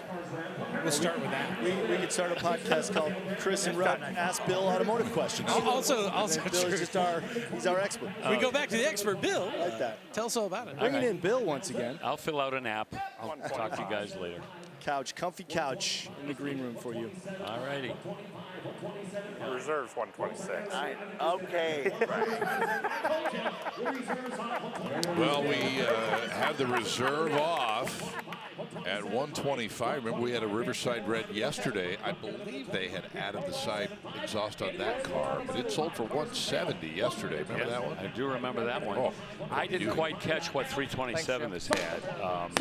It might be the 250 horse, the base, but obviously not a Fuelie or a 340 horse. So that's pretty good money for what is probably the base 327. Right. Don't know that we know what that 327 is. So that's okay. It's sold. It's got a new owner, and we will check out the next car, a 1970 Superbird with a Hemi. Yeah, well, you know, we had the factory Hemi come across the block a little bit earlier today that bid to $400,000. That had the automatic on the column transmission. This one's actually sporting a 4-speed behind that Hemi. However, the distinction between these two cars is that the fifth character of the VIN on this is a V, meaning it came from the factory with the 440 plus the 6 on there, the high performance 440 car. So we'll see if that holds the value down, because it does have a period correct Hemi replacement engine. Yes, and it was dealer installed, which adds a little bit more mystery to the whole thing. You know what I mean? What exactly was the story back then? I wish we knew what the details were. Regardless, it is a beautiful Alpine white 4-speed Hemi Superbird. Well, you know, I'm just going to take a guess and say that V code got blown up. Somebody blowed her up. And the fella that owned it decided, you know what, maybe I'll put a Hemi in this. You know, the V code was okay, but everybody's Hemi crazy, and went to the dealer and got one, you know. Well, it was a simpler time that you could do that, and you didn't have to throw everyone into a panic for emissions. You don't have to register it out of state. I mean, that's a whole different ballgame right there. They didn't know these cars would be trading for $500,000 by this time, so who cares? But, you know, I think this price really does reflect the kind of, you know, snobbery almost of the Mopar set, where it's like, well, if it's going to have a Hemi in it, it's got to come from the factory. Doesn't matter if it was installed at the dealership, maybe before it was even sold to the public. If it didn't roll out of the factory and that VIN didn't have that R code in the digits, then there's the value. I mean, what was that, 210 it bid to? 200. Yeah. Which is not bad, but what you just said. And so we move to a 1948 Ford F1 pickup truck. This one's selling at no reserve, so it's headed out of here for sure. Yeah, it's got that tilt-away hood treatment that we see rather often on these big fat-fendered Ford pickup trucks. Got a stroker in it, 383 with a 700 R4 automatic, two-tone leather interior underneath that beautiful bronze paint. Custom wheels, 5 spokers, all polished out. It's got AC in it, power steering, brakes, and windows. And that front end, by the way, that tilt is power. Bill, it's kind of cool. It's got fiberglass fenders there, but a steel hood with the stamped louvers in it. It's kind of a cool mix of sort of period-correct hot rod touches for this. I like the upgraded paint, the wheels and tires. It's a pretty cool setup here. 59 Cadillac taillights. How many times have we seen those on customized vehicles? 35, 37 to bid. 35, 37,000. Hit 5. I'm going to bid 7 to bid. 35 grand, no reserve. Yeah, this may go for some short money. Bids on cars with reserves. 35, 37 to bid. 35, 37. 30. ABS at 36,000. As you want back at 36, though. 35, 36,000 to bid. 35, 36,000. 35, 36,000. I'm going to car to walk. Going to bid with 35. Hit of his hair. I'm going to bid with 36,000. Under down. I'm going to bid with 5 down. 6 here. 10 9 half. Sold 35. Sold 35. Wow, guys. Yeah, huh? Being a person who's got a 56 F100 in pieces behind his friend Randy's house, I can tell you it'd be hard to build something that good looking for that money. That was well bought. So your truck has exploded view, I guess. That's a perfect way to put that. Yeah. Does Randy know it's there? Oh, yeah. Okay. Yeah, Randy's smart. I traded a running vehicle for a non-running one. Okay. Well, here is another 63 split window coupe, Bill, in white, and I think that's black interior. You are correct. Okay. This is the car that was in the State Farm booth. Oh, that one. Okay. Last few days. Yeah. Excellent. Now I'm going to pay attention now to the engine. Okay. Okay, that looks like a 340 horse. And it's got a 4-speed transmission. And not a lot of options on this car, actually. It does have power brakes. And I don't see any evidence of any power steering in this car. And it does have the AM/FM radio, so we'll give it that. But it's ermine white with a black interior and the correct full wheel covers with white wall tires.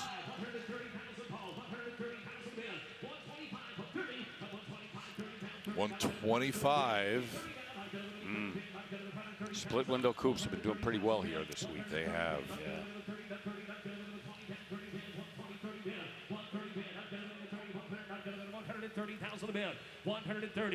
Have we had a fuel injected split window coupe? I don't think so. It might be 130. I'll take 125 though. 125. 125 here. We've had other year 125. 125 bid. Not gonna about 5 here. 120. Not gonna about 5. I don't think we have. I don't think so. Yes or no? 125. 120 bid. 5 here. Not gonna about 5. 125. 120. 125,000 on a bid. Yes or no? 125. I think what we were talking about yesterday is we see this one at 120. The red one yesterday that sold for 170. We were talking about how good money that was for a non-fuel. For a non-fuel. 120 bid. 122.5. 120. We're edging closer. I mean, if this is market correct, it's going to take just a little bit more. We got 120 up here. This is going to be the same battles before. Got 120 bid, 122.5, Jim. Yeah. I believe he said it. 125.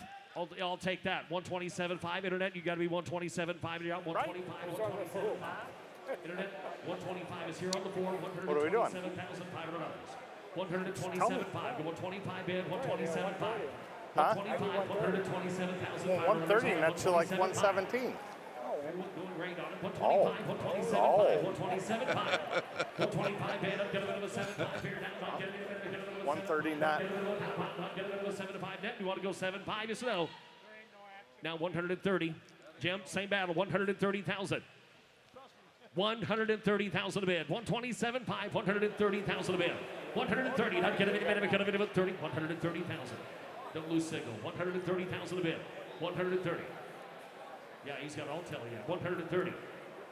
The 127.5 line, Jim. 130 to you. $130,000 your move. 130. 130,000 a bid. 130,000. 130. Yes, no. Internet's got the high bid. Let's see if the consignor takes that reserve off here. That golf ball's rolling around the cup, I think. Yes.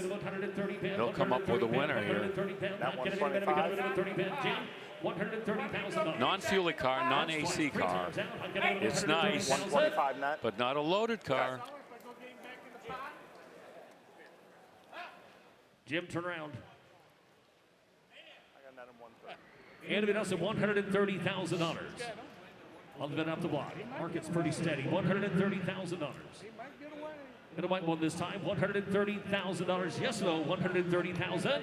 Well, there's our buddy Jim Wicks over there with a potential bidder. And it else $130,000. 120. No. I think it's going to happen. $130,000. Reserves off. No way. 127.5. $130,000. The car off the block. I've never seen Frank say no to the consignor and put his thumb in the air. $130,000. Hilarious. Sold 127.5. There you go. Sold 127.5. Now I'll bring out That was good. A 2002 Dodge Viper GTS. All things considered, you know, somebody got themselves a terrific little Corvette. Yep, and it was fun for us to watch what happened.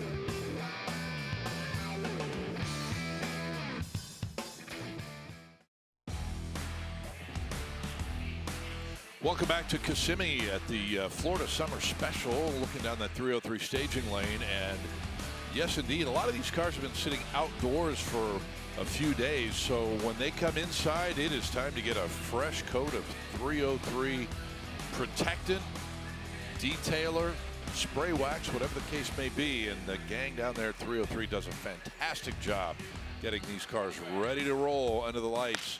And you can find out more about what 303 products will do for you at 303mecum.com. Chris Jacobs, a little further down in the 303 staging lane. Tell me what you have unearthed, my friend. Yes, sir. Well, it's another Mopar. This time it's a 1970 Dodge Super B. This is a 383 under the hood, backed up by a pistol grip 4-speed. That is the A833 transmission. The exterior color on this is known as dark green metallic. That's the Dodge name, with a corresponding Plymouth name of ivy green metallic. Just one of those Mopar quirks that I love to point out. But another one of these you can file under mostly original. Check out this interior too. Of course, white vinyl top and then white interior. It's a factory AC car. It's got the rally dash, and there is that pistol grip 4-speed transmission. Deck lid spoiler on this one as well. And those cool graphics, proudly displaying the fact that it is a Super B. Where'd that name come from? Well, this is a B body, so they named this model the Super B. Scott, back to you. Very good. Chris, thank you very much, and thanks to Dodge for helping us out sponsorship-wise. They are the official motor vehicle manufacturer sponsor of Mecum Auctions and have been for quite some time. Back to the block we come now. Bill Stevens with a 55 Bel Air convertible that looks fantastic, and just tip the scales at $60,000, but not quite heavy enough money. Oh, if you only knew the lengths they went to restore this car. Heavily optioned, but new suspension, windows, chrome trim, seats, lights, fuel tank. I mean, and heavily optioned, are you kidding me? Power steering, power brakes, power top, power windows. And everything during the restoration was absolutely done to a very high standard. The dashboard was sandblasted before it was repainted. The trunk is even detailed to an nth degree. Frame totally restored. I mean to tell you. Power Pack V8, that's the 265 with a 4-barrel. Power Glide automatic, but wow, what a project this car was. Right on. We left it at 60, and just by virtue of the description alone, it's going to take a lot more than that to buy that car, perhaps. So we moved to a 1970 Cuda, now up on the block at $80,000. I see the shaker hood there and the 440 hockey stick stripes down the side. Bill, tell me more. Yeah, it's a Vico. That's the 440 with a 6-barrel setup and a 4-speed transmission. Fantastic restoration. And to prove it, we can give you a look underneath. Oh my, that is as sanitary as the top of the car. You see the bottom of the trunk there, the exhaust pipes, the exhaust system is, nary a blemish. Look at the frame, all painted to match the body up top. Excellent, that's 5-star all the way.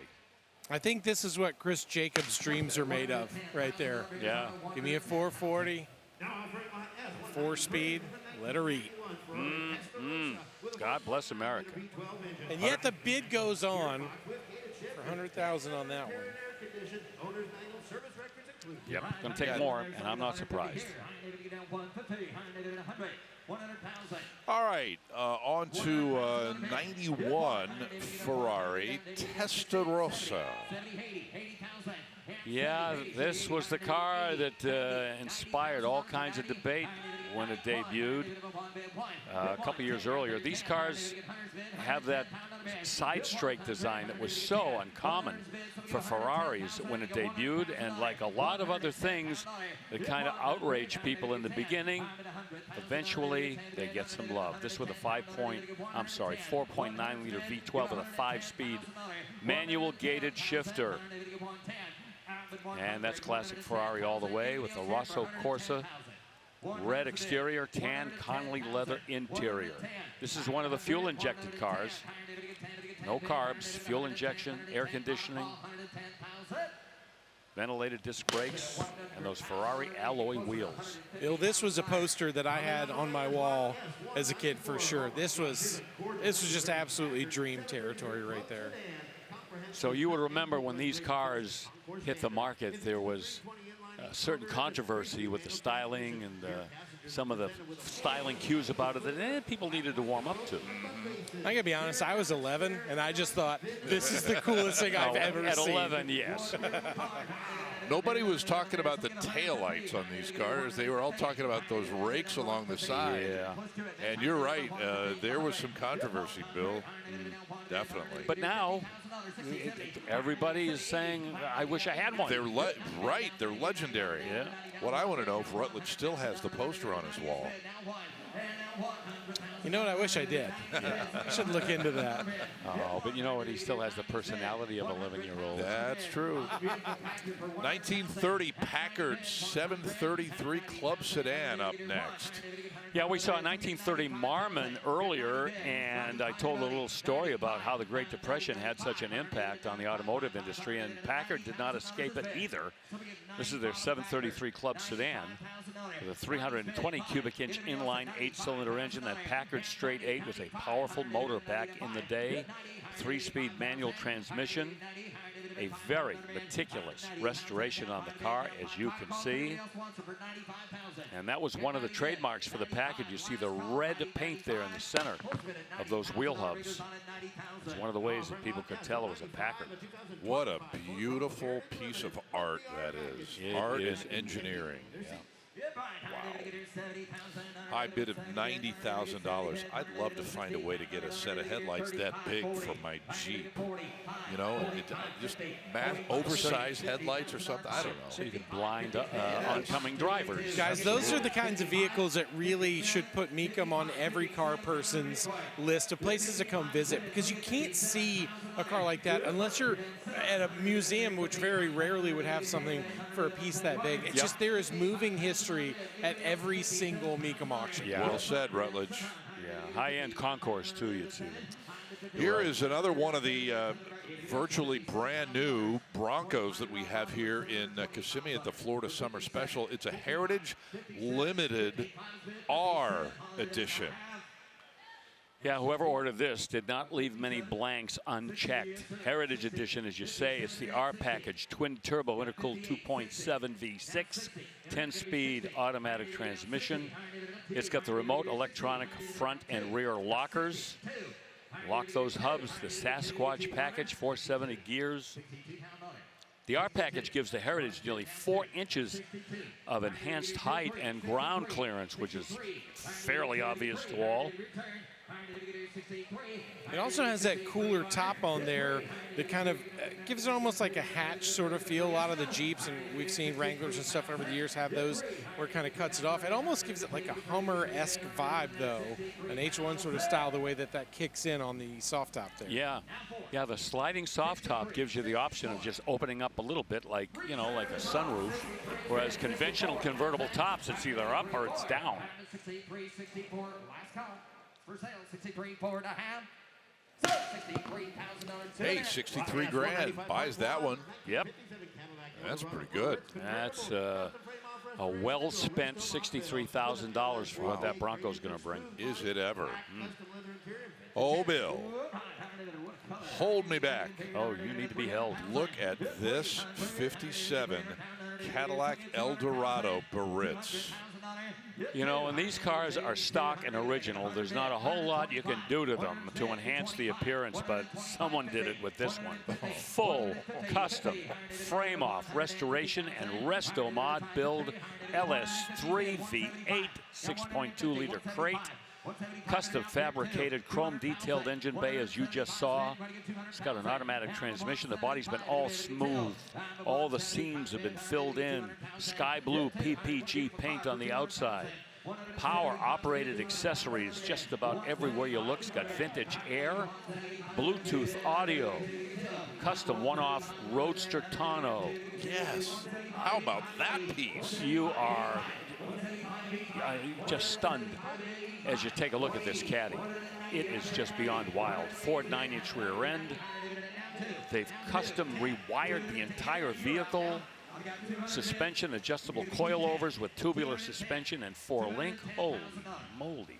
I mean, from the fins, the styling on the front grille, you know, every little detail here, they really leaned into what makes these cars so special. How do we bring that up to the surface?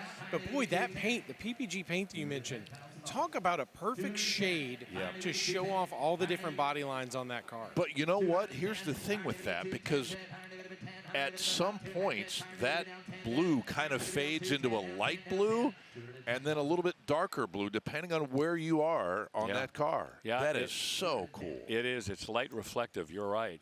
And you know, you look at this car, and it just takes you back to Harley Earl at GM. He was a big fan of the aviation industry, and boy, is that apparent when you look at this car. What a beauty it is. And 200,000 is where we will have to leave it here in Kissimmee.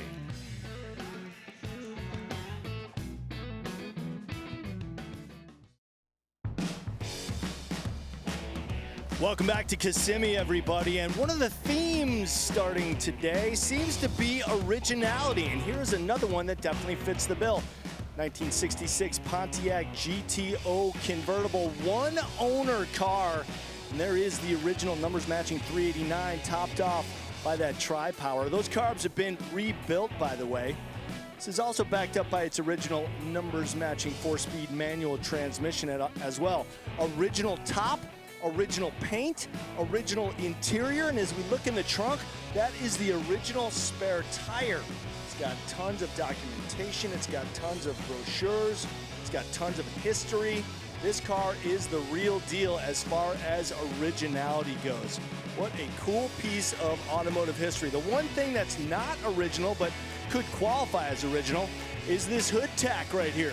This actually was installed by the dealer in 1967. So originality definitely, but an add-on from the original car itself. Coming across the block a little bit soon. It's going to be fun to see what happens. Cannot wait to see that one, Chris. Thank you for the heads up on that GTO. We'll give you a heads up here on this 64 Corvette. Well, I was going to say it's in six-figure territory, and it is.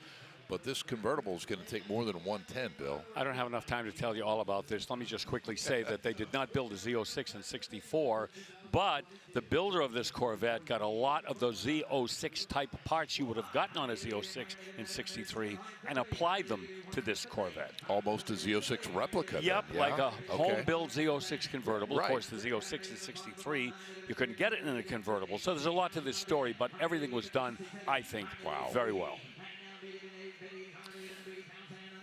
All right, so we move on to a head scratcher. One of the most peculiar cars here, I think, Scott. One of none. That's saying a lot. This is 1970 Barracuda four-door.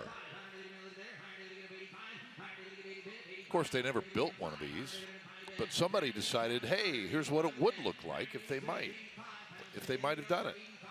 Well, you have to respect the kind of creativity that it took to build this car. Who would have thought of this? This was shown at the SEMA show in 2016. I'm sure it got a lot of attention. The tires have not touched pavement until 2022, and it was built in 2016. So it got driven very little. Well, the high bid here on the four-door Barracuda is $80,000. 1966 Shelby GT350 next, brother Bill. Yep, real one. What say you about this? Oh, can we start with the Paxton Supercharger? I would love you to do that. Yeah, this is the hot one right here. 289, there it is, the small block Ford. Now, they started life as a K-Code 271. Shelby breathed on it, brought it up to 306, and then they put the Paxton Supercharger on it. And you can pretty much guess whatever horsepower that makes you feel good, anywhere from 350, 360, maybe up to close to 400 horsepower. And this one has the 4-speed transmission. Now, beginning in 1966, you get an automatic in the GT350. In 65s, you could not. You see the red there, the red and the white, very popular color scheme. And that Paxton Supercharger, really, that's the big story. That gives that so much more appeal. Now, Did all of the GT350s in 66 come with that Paxton supercharger? No. Take a look No, very few actually wound up with them, and many of them were added later. Someone buy a GT350, they could add the Paxton, and that might have happened on this So car. that's like one of the first questions you would ask. Does it have the Paxton supercharger, right? Yes. Yeah. What, was it factory installed, or Correct. you know, was bolted on later? It's amazing they could sell a car like that, not to just a daredevil, because you think of the tires just trying to hold on for dear life with every change of those gears. Oh, that is so true. The tire technology back then was way behind the engine technology. No doubt. Very true. All right, Land Rover Defender 90 has made an appearance here in Kissimmee from 1991. Now that looks like a Rutledge mobile. Well, I would say it probably is. It's got the Cummins 4BT in here, which is great. They're 4-cylinder, big turbo setup on there. You know, these have really come into their own as people have started importing them with that 25-year import rule. I like that more of the left-hand drives are starting to show up now. The good news is the right-hand drive ones are so painfully slow, you don't have to worry about that sensation of speed that you sometimes get with a JDM car over here. But it is cool to see how these have been more thoughtfully crafted and built as more people have started to build them here. Boy, yeah. Go ahead. I'm just gonna. I'd love to hear somebody else say it's not fast enough. Sometimes I feel like I'm the only one. I got your back. Don't you worry. You're my pal. Not fast enough and not pricey enough. Not pricey enough to sell it here today. $55,000. 98 Camaro Super Sport now on the block. Yeah, the Catfish Camaro. Why is it called that? Well, just take a look at the front end there. 5.7 liter, 320 horsepower V8 here. This one with a Tremec 6-speed manual transmission. 98, by the way, is the first year, the 5.7 LS1 V8 package. And this one with the SLP performance package as well, which certainly upgrades that performance. This with the glass T-tops as well. Power rack and pinion steering. And it's got those really cool looking 5-spoke wheels, those alloy wheels, 17.9 inches. A lot of these started getting poached when people realized how easy it was to make power out of those LSs and what you could put them in. So it's nice to see a survivor like this. It is. Well, the high bid at $26,000. Here comes another Land Rover. This one, a Defender 110 from 1994. Okay, Rutledge, Cummins, 2.8 liter inline 4. Is this any faster than the last one?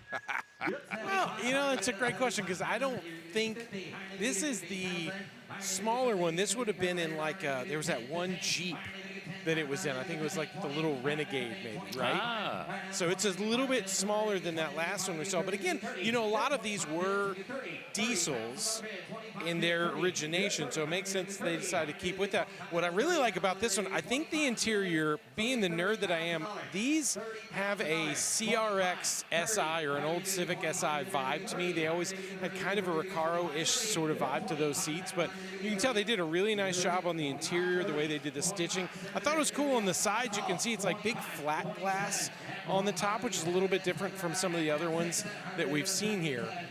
But a stout truck, it is cool to see, again, how these have become popular here now and sort of change vibe. And let's be honest, these were kind of the only reliable Land Rovers that existed for a long time. Yeah. I say that with love, guys. There's no hate in this heart. Yep, yeah. You are correct. No, you're not the only one to say that. You mentioned the Jeep connection. That has the Jeep 8-speed automatic transmission in it behind that Cummins. 30 grand, boy. If 31, 32, $32,000. if it stays in that 30, low 30s neighborhood, 33,000. Steal of a deal. No doubt. 35, $35,000 pre-show deal. 35 and $33,000. Boy, this one didn't spend much time in the garage, Scott. 186,000 miles showing on the odometer. Okay. Well, 30,000. That's going to be the high bid. Hey, you know what? I want to take a real quick minute here and give a little pre-congratulations to our graphics coordinator, the one and only Jen Eisner. She and her fiance Chris are tying the knot 1 week from tomorrow, next Sunday. Yay! Woohoo! Congrats, Jen. Congratulations, Jen. Yeah. She's following me on Instagram now. Oh, boy. Yeah. Similar to you and I, how we got to take a picture yesterday, and it was a 10-year gap. Jen and I took a picture. Jen hasn't aged at all. No. So yay for her. Yeah. But such a sweetheart of a person, works so hard at everything she's done in this industry, and couldn't give bigger congratulations to her. Absolutely, right there with you. Hey, a 61 Corvette is on the block now, Bill. We're at 80 grand and going up. Excellent custom job on this C1 Corvette 350 crate motor, Holley fuel injection 4L60E, electronic overdrive automatic transmission with a factory style shifter. You may have seen it. It's kind of cool. It looks like the original shifter, but that ain't the original transmission. Edelbrock intakes, got headers on it, Borla exhaust, stainless steel, upgraded the radiator, put some electric fans in there so you get great roadability in the summer. All new parts and pieces on the suspension from QA1, but it will not ring the bell. Nope. 90 grand is the top of the tally board right now. We'll take a break and return. Couple hours still remaining for us here in Florida. Stick around.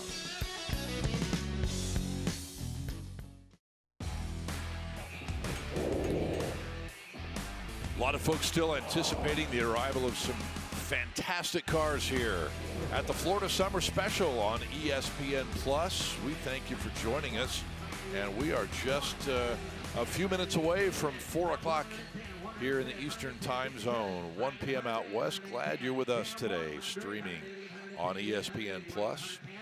A 1970 Bronco that has been taken through the custom treatment garage, and we're looking at a $105,000 bid right now, and another custom Bronco, Bill. Hi, everybody. I'm Bronco Bill. Nice to see you. Comprehensive body off restoration, which is contributing to the heavy bidding on this. Gen 3 Coyote, that is a double overhead cam, 5-liter V8 engine, hitched to a 10-speed automatic transmission. Excellent powertrain. Willwood 4-wheel disc brakes as well, power windows and steering. It's got AC in there, and Dakota digital gauges. Will we sell it? 100 to you. Reserve is off. We will. Bronco. You got $105,000 bid. Anybody else for $110,000? 105's the bid. 105, the reserve is off, so the answer is yes. Yep. So $105,000. Love those wheels too. We've seen those wheels, but not chromed earlier today. Boy, what a difference that makes. Then you went down another one. Nice touch. Yeah. And another 6-figure Bronco. Bill. That's me. I'm going to give you more space there.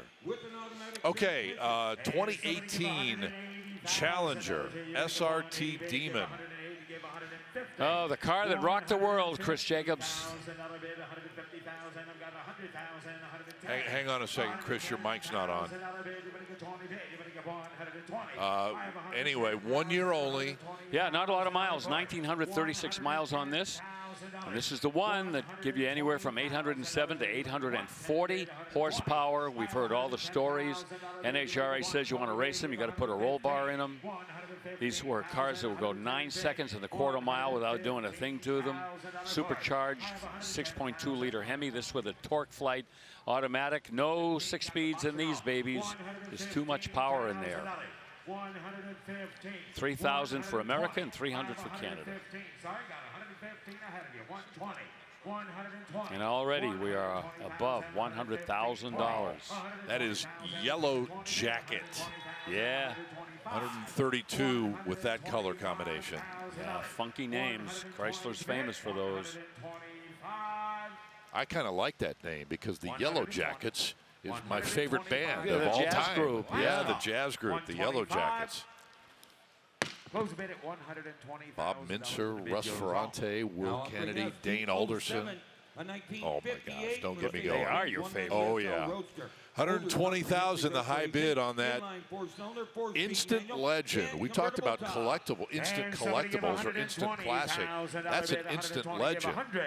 And we move on now to 1958 Mercedes-Benz 190 SL Roadster here. Yeah. You know, this is the car Mercedes-Benz looked around. They saw that a lot of people would have loved a gull-wing coupe, but felt, I don't think I can swing one of those. So they instituted the styling cues from those 300 SLs into these littler cars, these little roadsters. This has got a 1.9-liter single overhead cam, inline 4-speed manual transmission. And we have seen the market on this pretty much level off, but they are six-figure cars when they are presented as beautifully as this one. Restoration was pretty comprehensive. It was done a while ago. Isn't really unraveling. Still looks pretty Concours ready.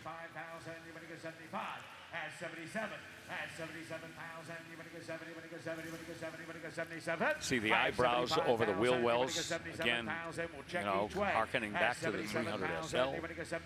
Yep.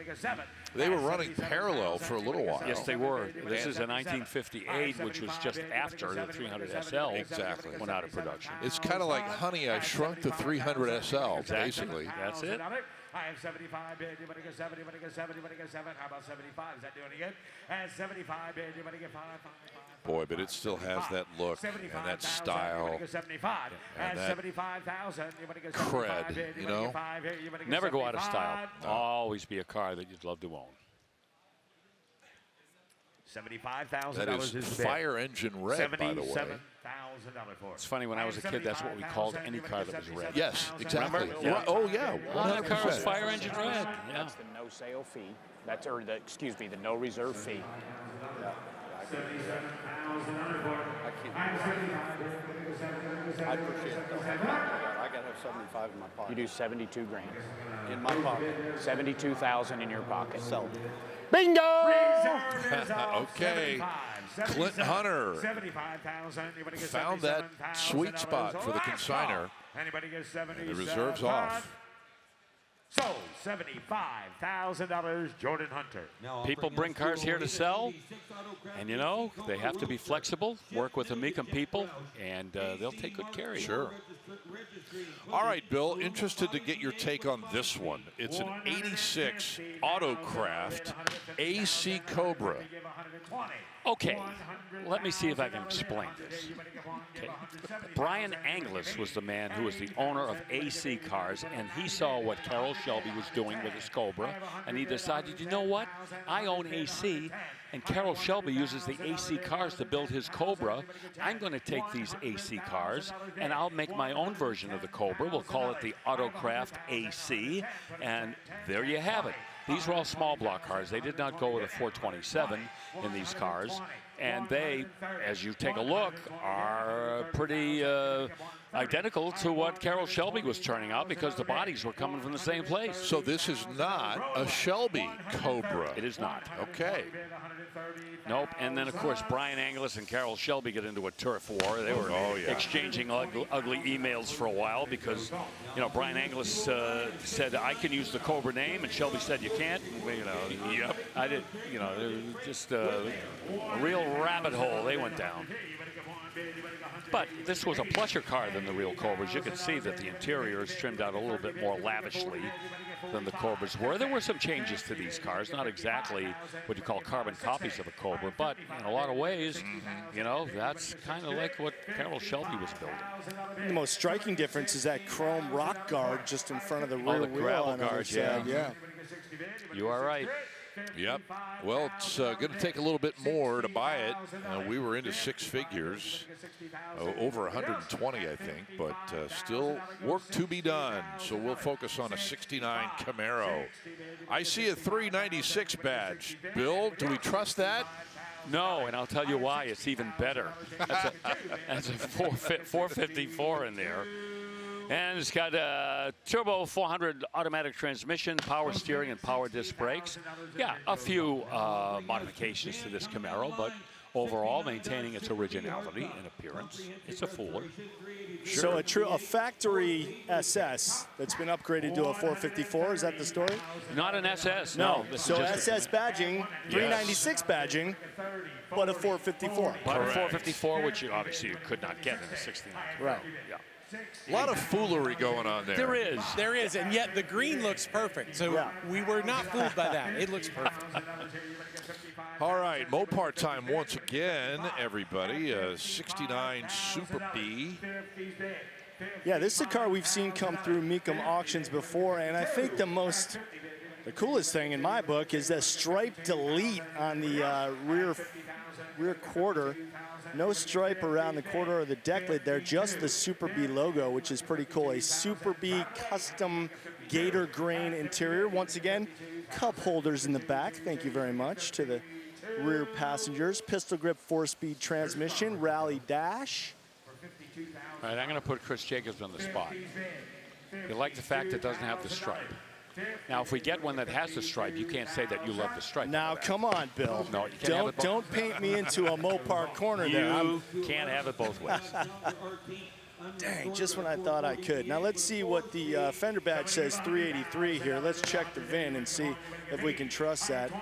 H code, yes, indeed, Yeah, 383 from the factory. Yep, with a 4-speed. Pretty car, huh? Look at those wheels. Those are aftermarket Magnum 500s. We're in like Graceland era for Chris Jacobs right now. Just one Mopar after another, Scott. Right on.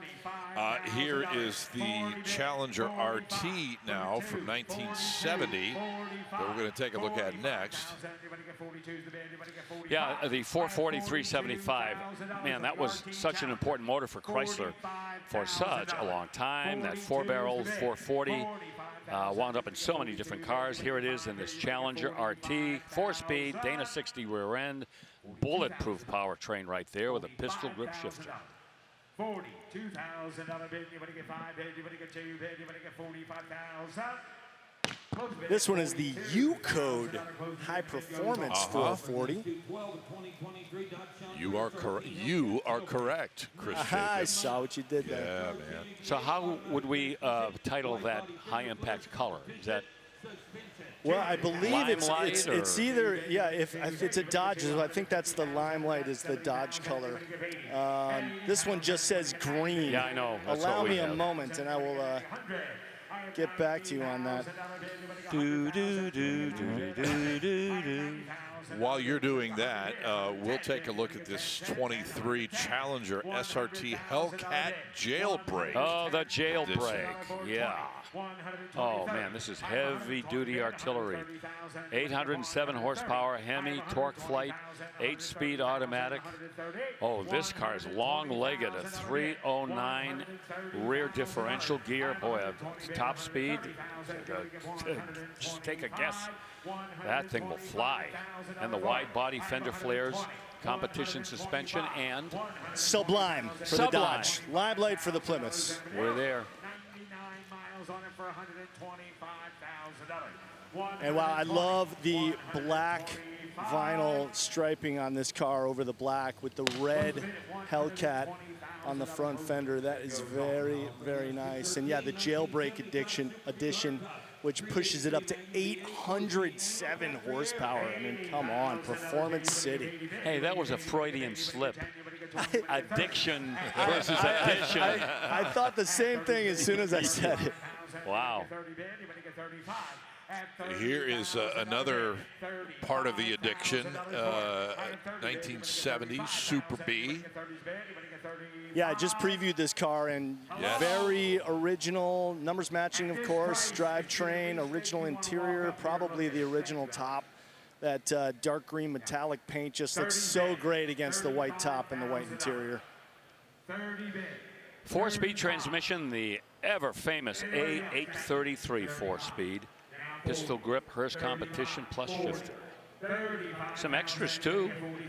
You got your power steering, power brakes. They've replaced the front and rear brakes, by the way, for more stopping power. Here we go with the factory issue Magnum 500 wheels. Rutledge and I were earlier discussing the front end of the Coronet, which is the same front end as on this 70 Super B here, and it's a little bit of an acquired taste, but I've always loved it, especially on the Super B, just because it kind of looks like an insect, those headlight bezels. Don't they call that the butterfly bumpers in the front? Yes. Butterfly wings, yeah. And I was saying to Chris, I really think the ones like this that really have the style, and certainly sometimes they have the performance to back it up, I think they make the other cars look better by default. You know, because when you first see that front end, it is so striking it can almost be a little offsetting. But boy, these Super Bs have really grown on me. 38,000, and Jimmy Landis says not going to be enough. So the bid goes on for that car at $38,000.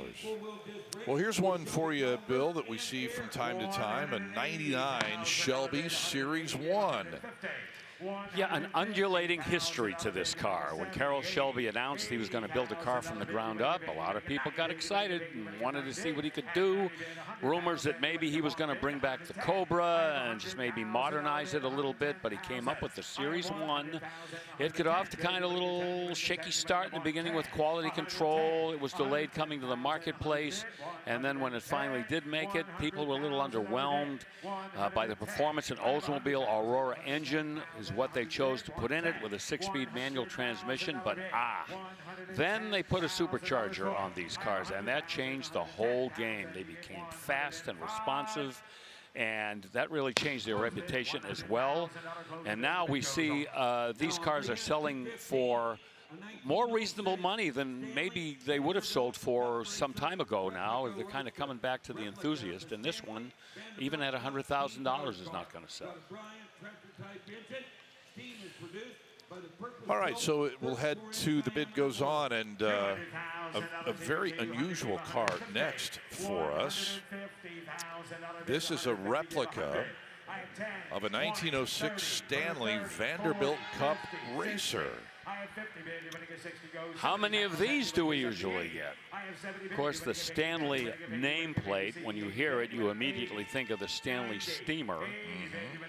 And, you know, these cars were technological breakthroughs back in the early 1900s for sure. And this one, this has made some record runs during its life. One of 3 examples that were built during the 1990s. So this is not an original 1906 car, but it has all of the parts and pieces and features and accoutrements that you would expect from one. And as high as it gets, $95,000 still not wow. And you know, if this car would have been racing, I know it's a replica, but you know, the crew chief would have been sitting in the passenger seat, who was also your human rear view mirror. It wasn't until the Marmon Wasp where one of the teams said, hey, what if we just move that person out of there and put a reflective piece of glass, and then we were gifted with the rear view mirror at Indianapolis Motor Speedway. Ray Haroon himself had that idea. He said, hey, man, I can't see what's going on back there. Let's work on that. So, yeah, they did. Well, a lot of people say because he didn't have a riding mechanic, that gave him an advantage to win the race. Yeah, very true. Another 23 Challenger SRT Hellcat wide-body jailbreak. That's a mouthful, but... Okay, we're going to take a little bit of a pay cut here on the horsepower from 840 down to 717, but it's still a fast car. 42 miles on the odometer. So this thing is ready to hit the road, and we'll see if somebody is going to step up and bid enough money. Tor Red is the name of that color, with a black Laguna leather and Alcantara interior. This has the wide body fender flares, as you can see, and the competition suspension. Yeah, Bill, I believe the horsepower difference that you mentioned comes via the fact that this one is a, quote, regular Hellcat versus the Hellcat Red Eye jailbreak edition, which would have bumped it up the to Red Eye that 797, 807, I think it was, in the jailbreak. The Red Eye? Well, the stock Red Eye was 797. Jailbreak version goes up a bit, which is that one that just crossed the block just a little bit ago, that black one. Well, I called it yours. It's not. And I love that over breakfast, Chris and I were talking about the high beam headlights on these cars, which are essentially hollowed out and still have a light feature to them, but they're really just air inlets. The driver's side inner headlight acts as the air intake, correct. All right, 97, we'll put that one in the books, heading to a new collection from here in Kissimmee. We've got a breakaway. We'll be back with more in just a moment.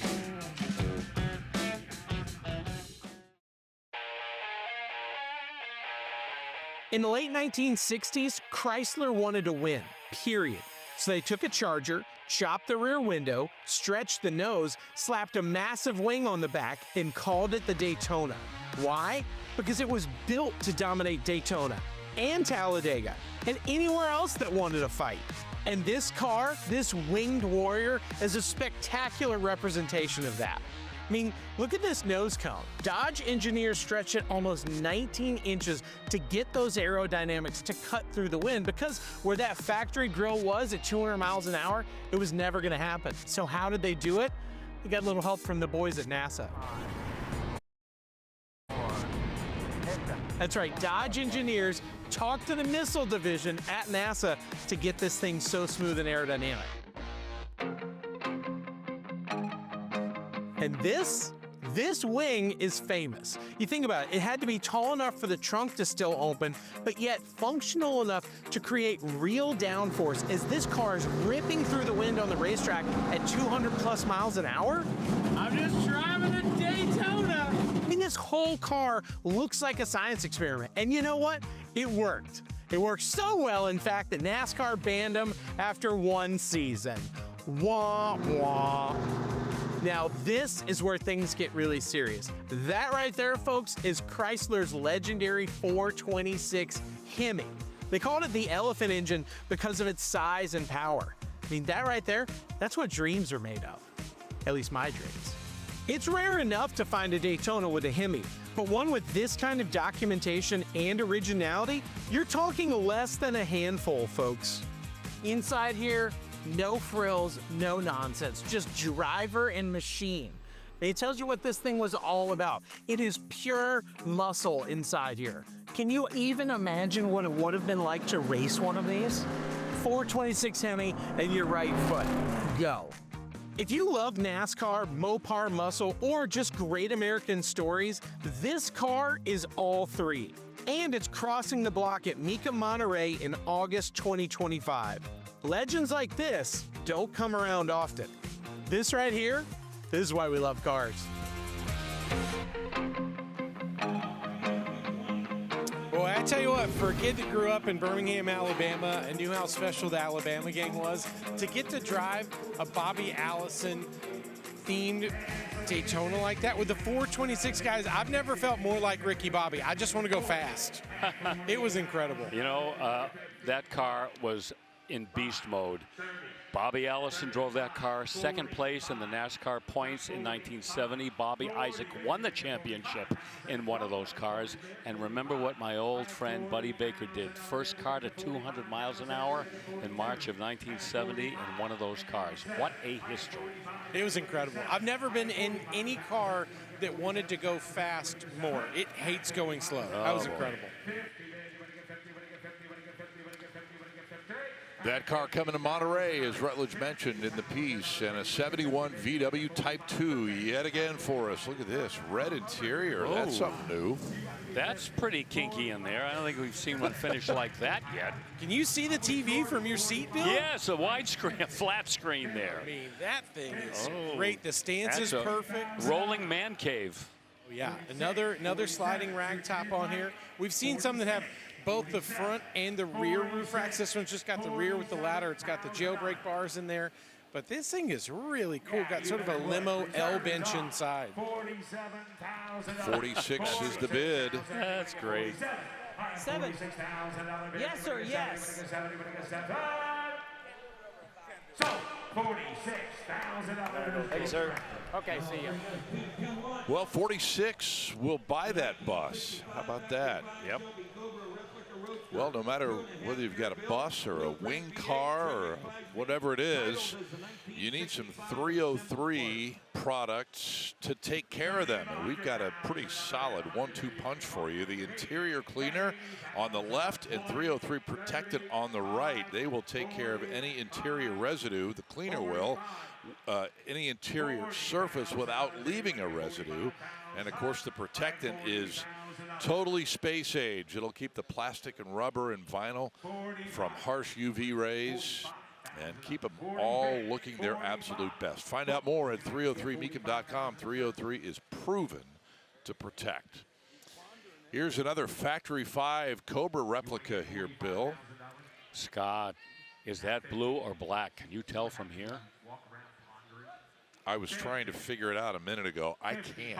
I know, isn't that crazy? It is blue, but a deep, dark navy blue with all that gloss. There's the power plant. That's a crate motor, 388 horsepower. That's been blueprinted, and it's matched to a 5-speed Tremec transmission.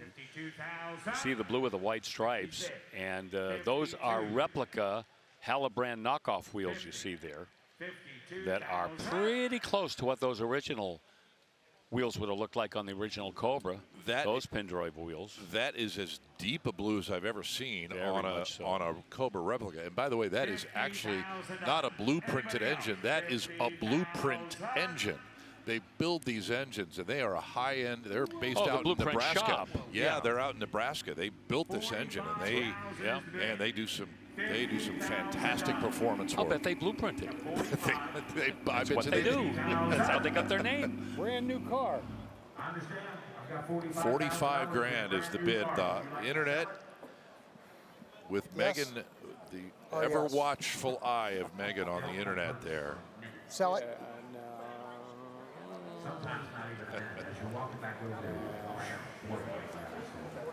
Yes. 46. 46. Because you got 1,000. 47. And that's your 43. 47. 46,000. 47,000. You get 45, you got it. At 46,000. Reserve is up. At 46,000. There we go. You get 47. Yeah, some of the things I like about that replica too.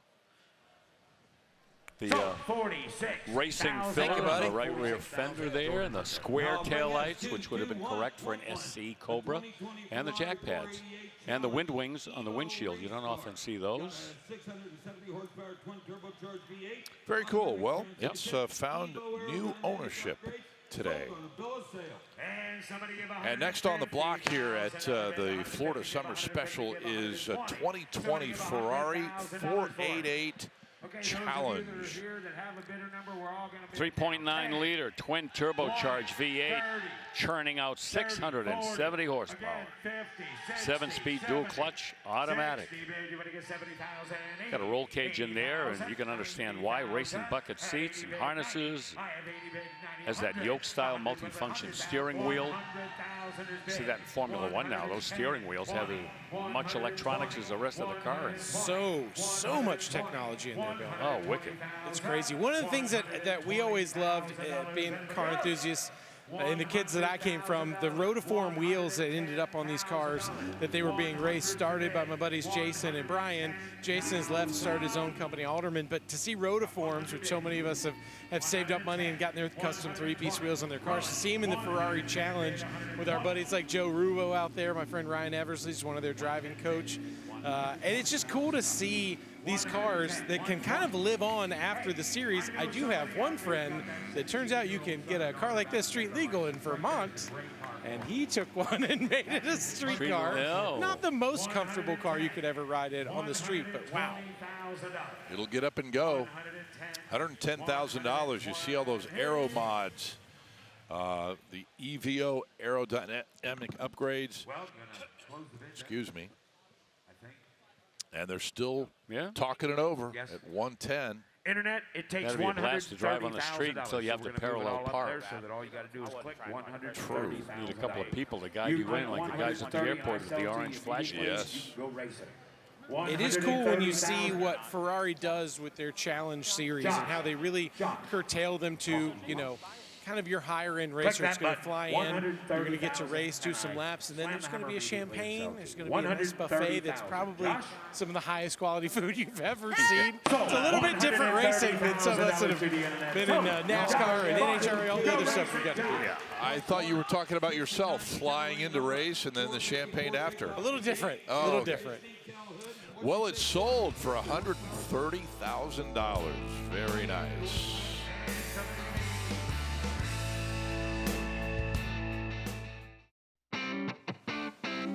Welcome back to Mecum Auctions here in Kissimmee, Florida. We got about 90 minutes to go in our coverage right now, and plenty of great cars crossing the block, including this 1964 Corvette convertible. This is done up in satin silver over red.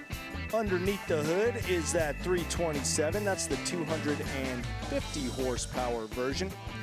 And you know, pretty good looking resto here. First on this hood, you always can tell that it's a 64 because they have these indentations left over from the 63 model, but they had deleted that non-functional grate on either side. Really nice red interior though, beautiful dash cluster. Of course, 4-speed manual transmission on this 64. Kelsey Hayes knockoff wheels at all 4 corners. Very nice presentation on this convertible Corvette, and it will be crossing the block in just a little bit, so stay tuned, see how much it gets bid up to. Very good. Chris Jacobs out in the 303 staging lane. Thank you, my friend. We'll get to that car as soon as it arrives. In the meantime, a 61 custom Corvette is rolling slowly toward the middle of the block.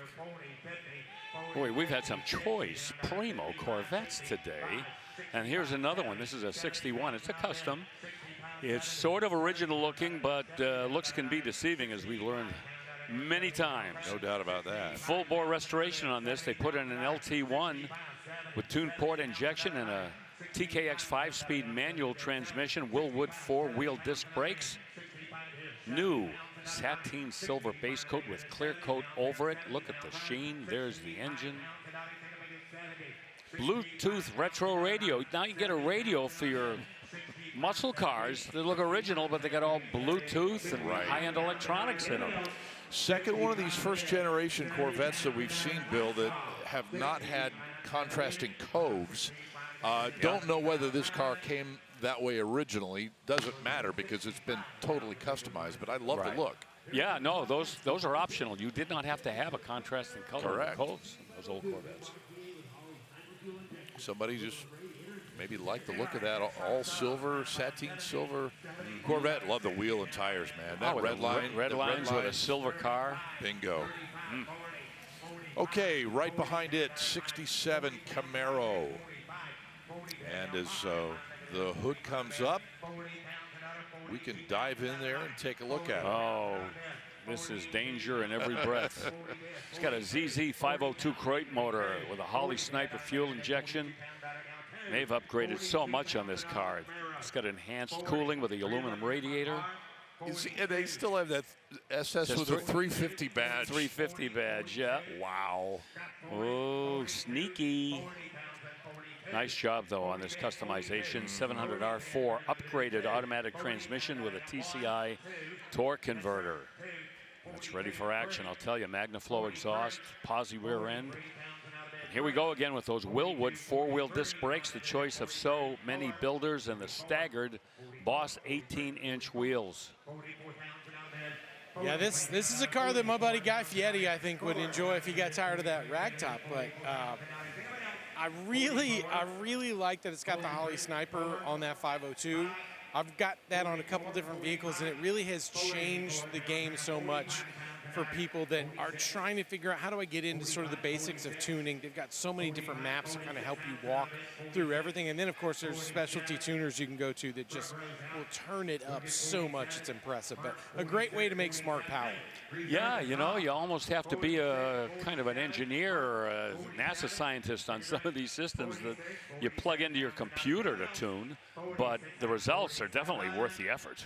And with the reserve off, Scott, woo, that's exciting. Hey, you know what?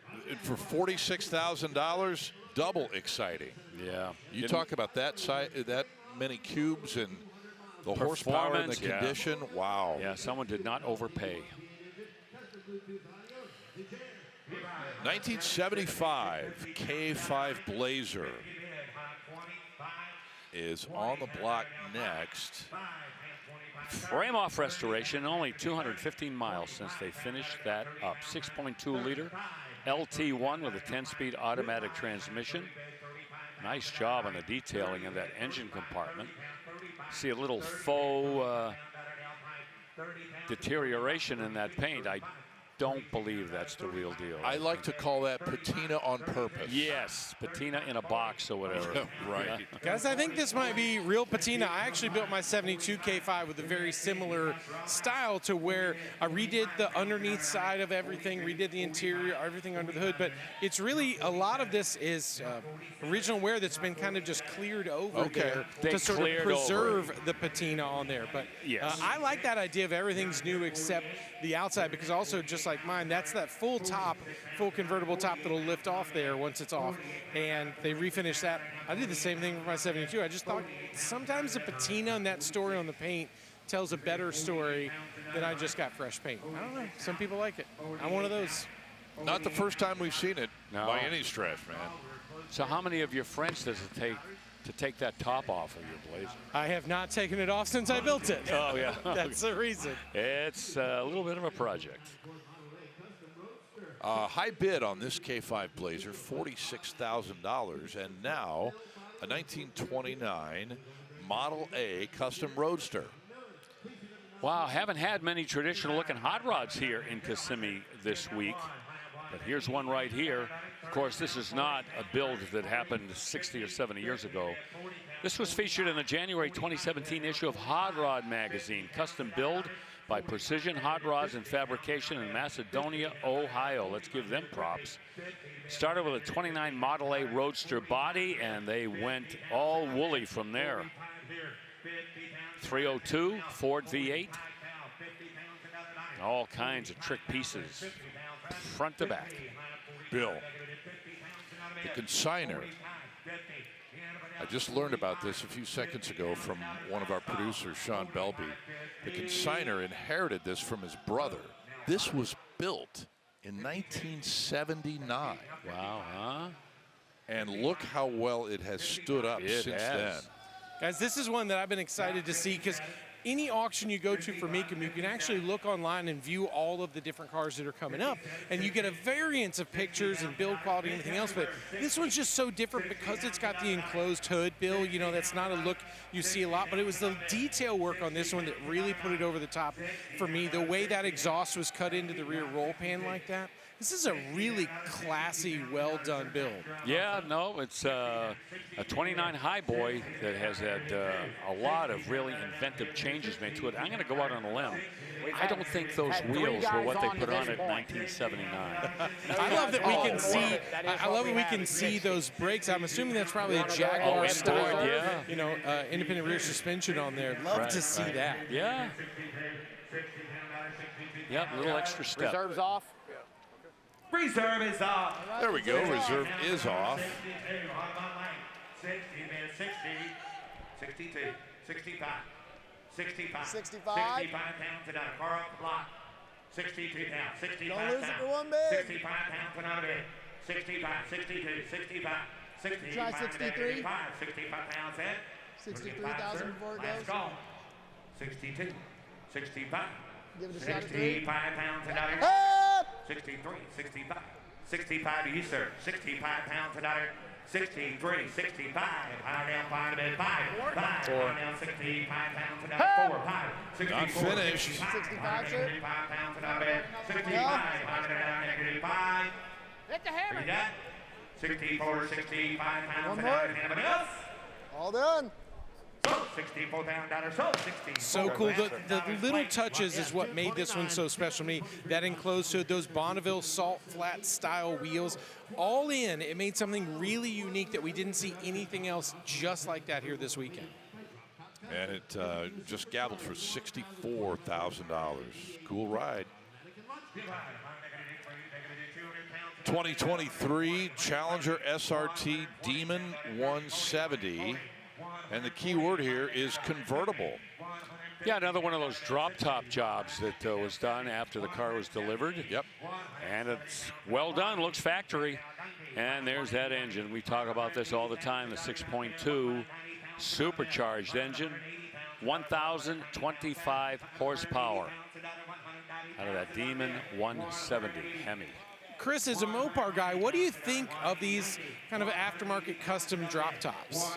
Well, you know, honestly, it's not my cup of tea, but I appreciate it because obviously the 70 and 71 Challengers, the first generation, were offered in a convertible, so it makes sense. I believe also, Bill, correct me if I'm wrong, Dodge authorizes drop top to do this work, right? Yeah, so it's in void the conjunction warranty with the factory, right? So if it's got Dodge's blessing, I'll give it a little bit of cred. But would I have one? No, because this car is just so pure muscle, so much horsepower, so much performance. It just makes more sense as a coupe to me. Do you think they should have offered a convertible from the factory? No, I do not. I think that would have been, you know, so much maintenance to retool the line and everything to create it. I think Drop Top Custom is the perfect company to do what they did to this car. I understand where Chris is coming from, really, because living in Southern California, you never know when it's going to downpour. You don't want to be caught out with the roof down. It's really dangerous. Don't have to get out, take the boot off. That thing looked top awesome. Up. Hey, it topped out at 180 grand, so still for sale if somebody wants to pick it up. Speaking of picking it up, here's a 67 C10. Oh, an infinite number of custom pickups here. And not only here in Kissimmee, but all over the world, wherever we go with the Mecum auction, we see so many different takes on the Chevy C10 pickup. This one has had a rotisserie restoration. 350 crate motor that's been bored 30 over. That's 30 thousandths of an inch. Roller rockers on a comp cam. And a rebuilt Turbo 400 automatic with a shift kit. Bill, remember when we were in Indy? I think we may have had more pickups than cars in Indy. We actually felt like it. Yeah, we made that comment on the air. 29. You're right. 29. This one, obviously, they spent a lot of time on that restoration, those old school slotted mags, small back window. 33. I did think it was interesting it's got the steel stamped floor instead of the wood floor in there. Appreciate but the bid. all in all, it's a really solid very ride. Close. You raise your bid to $33,000. And you know, they didn't overthink the paint. That's just a simple, solid paint job. No graphics or flames, pinstripes, or half-nude naked Viking women airbrushed on there. Just like that. Thank you, Zach. And they left it simple inside the bed too. There's no, you know, aftermarket kind of wood bed liner in there, or they didn't shoot it with the bed liner also. So just nice, simple steel bed, paint match to the truck. Looks nice. I think 30,000 was the number on that truck. And we'll move to this C10 from 1970, Hugger Orange. Modern power, lots of cool stuff on this truck. A lot of work in this truck. Now, the earlier truck here is kind of like an orange Julius orange. This is Hugger orange, and you can see the difference pretty easily. Yeah, this has got the rebuilt LS1 aluminum engine. New camshaft in there, and a new transmission as well. Stage 2 4L65 has an aftermarket stall converter in there for good performance. Ford 9-inch rear end, 355 gears. That's pretty much your powertrain. We got Wilwood 14-inch rotors with 6-piston calipers in the front. This will stop in no time. Tubular A-arms, a lot of re-engineering on that suspension system. Those are Amani custom 3-piece forged wheels. Look at the glow coming from those wheel wells. You know, with those Amanis, I think the kids would say she's for the streets. I'm just trying to outdo that. I'm just trying to help y'all. Same treatment as the last truck, unfinished bed in the back. I would think this one would have some custom wood in the back of that bed to dress it up like the rest of the truck. But again, just the metal back there. All right, Chris, I think you previewed this 66 GTO convertible on the block right now. This is a money car right here. Highly original condition, original paint, top and interior, a one-owner car. What? Yes. 389, that's what they had in 66, the last year for the 389, and this one with the optional tri-power. 4-speed transmission as well. It has the original shift knob. There you see the tri-power 389. Yeah, original as original can be. One-owner car. Original paint. He was in the military for a time. He lived just outside Atlanta and used to drive this car between there and Pennsylvania on weekends.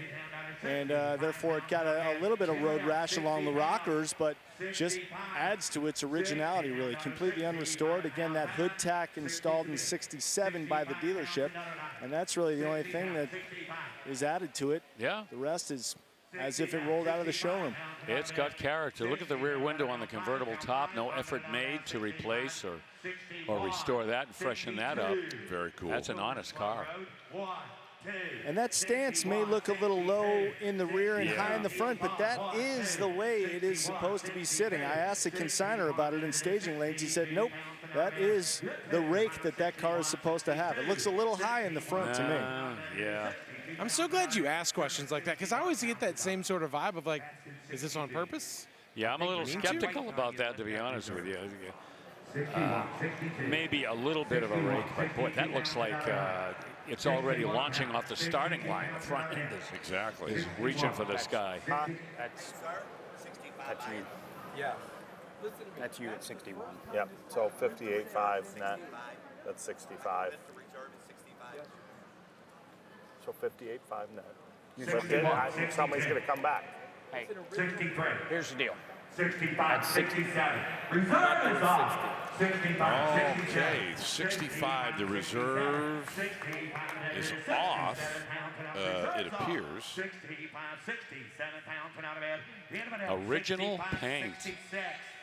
And that's that old DuPont Lucite lacquer that those GM cars were painted with. Not really known for their long-term durability, but that car defies that reputation. You mentioned the hood tack, too, on the preview, too. That's kind of cool. That came in as an option in '67, but they retrofitted it here on this '66.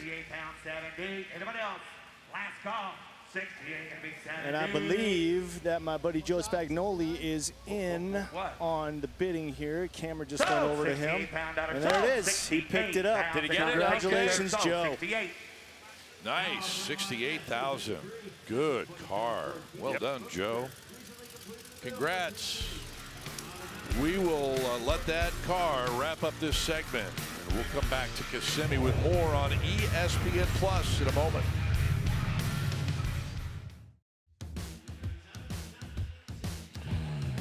We are back in Kissimmee. Scott Hoke with Bill Stevens here in the booth, and Rutledge Wood, Chris Jacobs close at hand here. As you take a peek, the car is still rumbling down that 303 staging lane, headed for the Silver Spurs Arena, which is where we find this 1969 Corvette. Nice. This was restored 2 years ago. It's a big block car, 427. That's the L36 4-barrel, 390 horse hydraulic lifter, 427. With a 4-speed transmission and a gear, well, this will get you up real quick. 355s in the back, Cortez silver, the black interior with factory air conditioning. Now, they had a 435 horse 427 in 1969, but you couldn't get air with that. It's one of those solid lifter engines, and of course, the L88. You aren't going to get, you can get a heater in that. Forget about air conditioning. Yeah, behind the wheel of the L88. Who cares if you're hot or cold? Yeah. It's irrelevant. Yeah, you can't feel a thing when you're punching that throttle. All right, here is an interesting Bentley. It is a 2017 Continental GT S Black Edition with bright Mecum yellow trim and interior and yellow side view mirrors. Haven't seen this one before. Nope. Just short of 5,000 miles on this car. And no, it's not a big 12-cylinder. It's a twin-turbo 4-liter V8 engine, but still fast. Yeah, it's one of those two paint jobs you could get on this car. This one, I believe, is known as the Bumblebee, and the other one was known as the Creamsicle. Creamsicle must be like an orangey, creamy kind of combination. Yeah, it's like a pinkish with a red accent. I haven't actually seen a creamsicle one. I was just reading about this car. Yep. online on the Mecum website, mecum.com, and it was describing the Bumblebee versus the Creamsicle, those two versions. And look, the floater centers there, very cool touch that Bentley has become famous for. Yeah, that way you look at the wheels and the center cap, the logo is always correct on the horizon, so it's never spinning over. Cool touch. All right, we move from the Bentley now. There you see that center cap onto a 2013 Lamborghini Gallardo. It's an LP 574 Super Trofeo Coupe.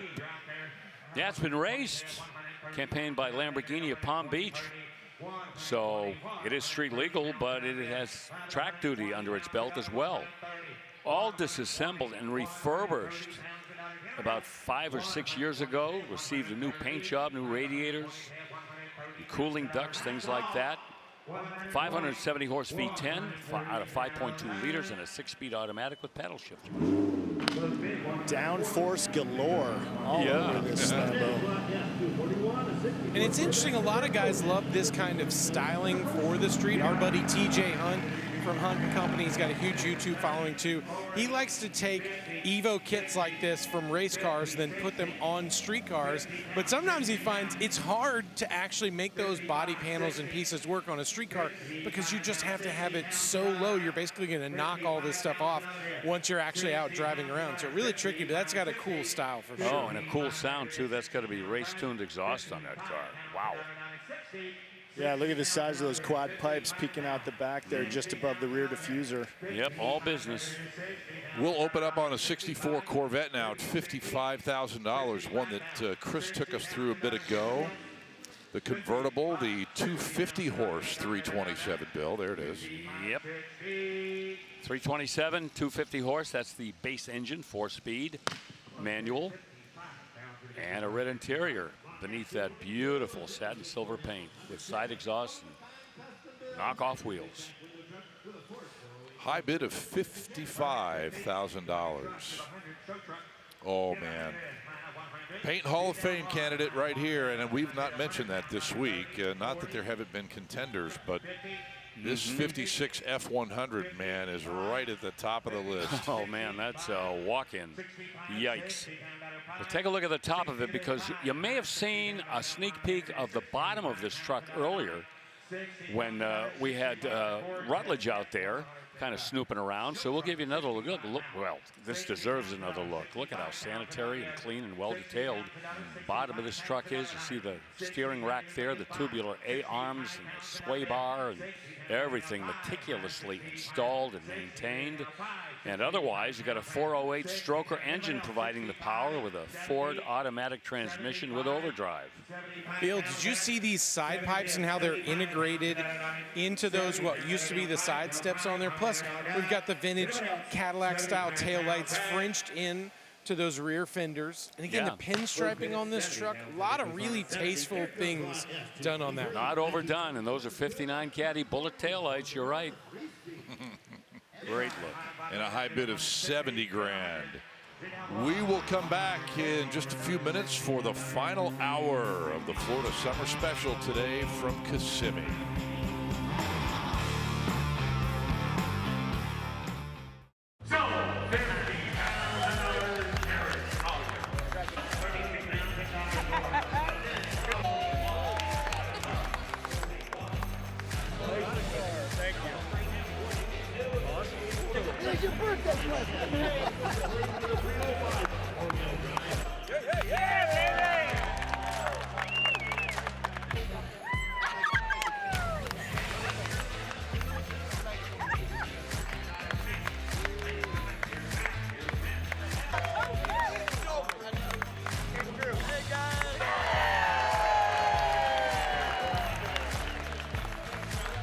Wow, that is quite a collection of State Farm moments of the day. Plenty of them today. And we thank our great friends at State Farm for their ongoing sponsorship of Mecum Auctions. Like a good neighbor, State Farm is there.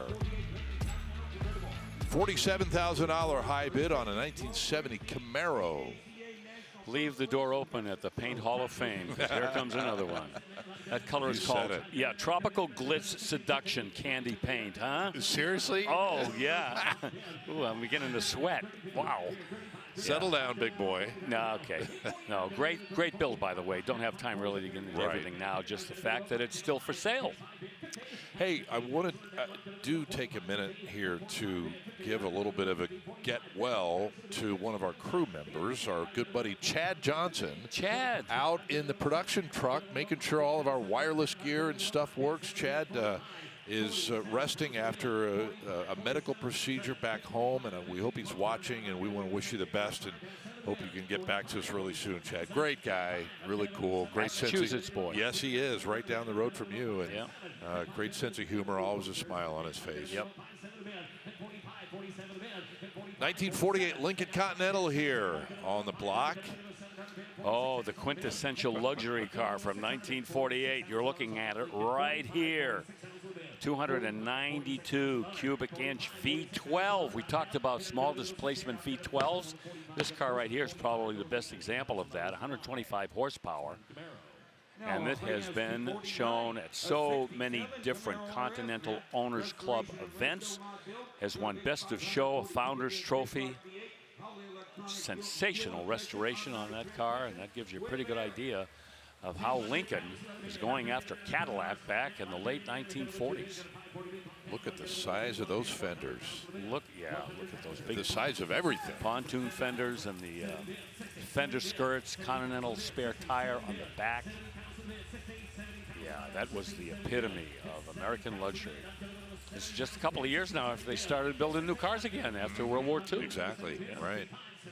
Here's a first-year Camaro now from 1967, the Rally Sport option on this Camaro. But wait, there is more. Well, we have certainly done a lot of work to this car, including the 540 cubic inch big block. We're talking well over 500 horsepower. Holley fuel injection system, 4L80 automatic with all kinds of upgraded internals, courtesy of the folks at RPM Transmissions. FTI Performance Torque Converter in there as well. QA1 suspension pieces, a Curry aftermarket 9-inch rear end, and it's got traction bars, but it does not have a new owner at this point. Well, the high bid of $65,000 as we are well into our final hour with you from the Florida Summer Special. Let's send it down to Chris Jacobs, who's in the 303 staging lane. Still good stuff to talk about coming up, Chris. Absolutely, and a little bit of an anomaly here, Scott. Now, I love this car, 2019 Dodge Charger SRT Hellcat.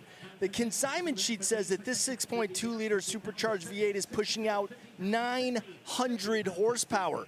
Nothing else on the consignment sheet indicates what sort of modifications have been made to achieve that, because normally these Hellcats are pushing out about 797, so I don't know what's going on. Actually, this is not a red eye, so this pushes about 707, but I am not sure what's going on with that.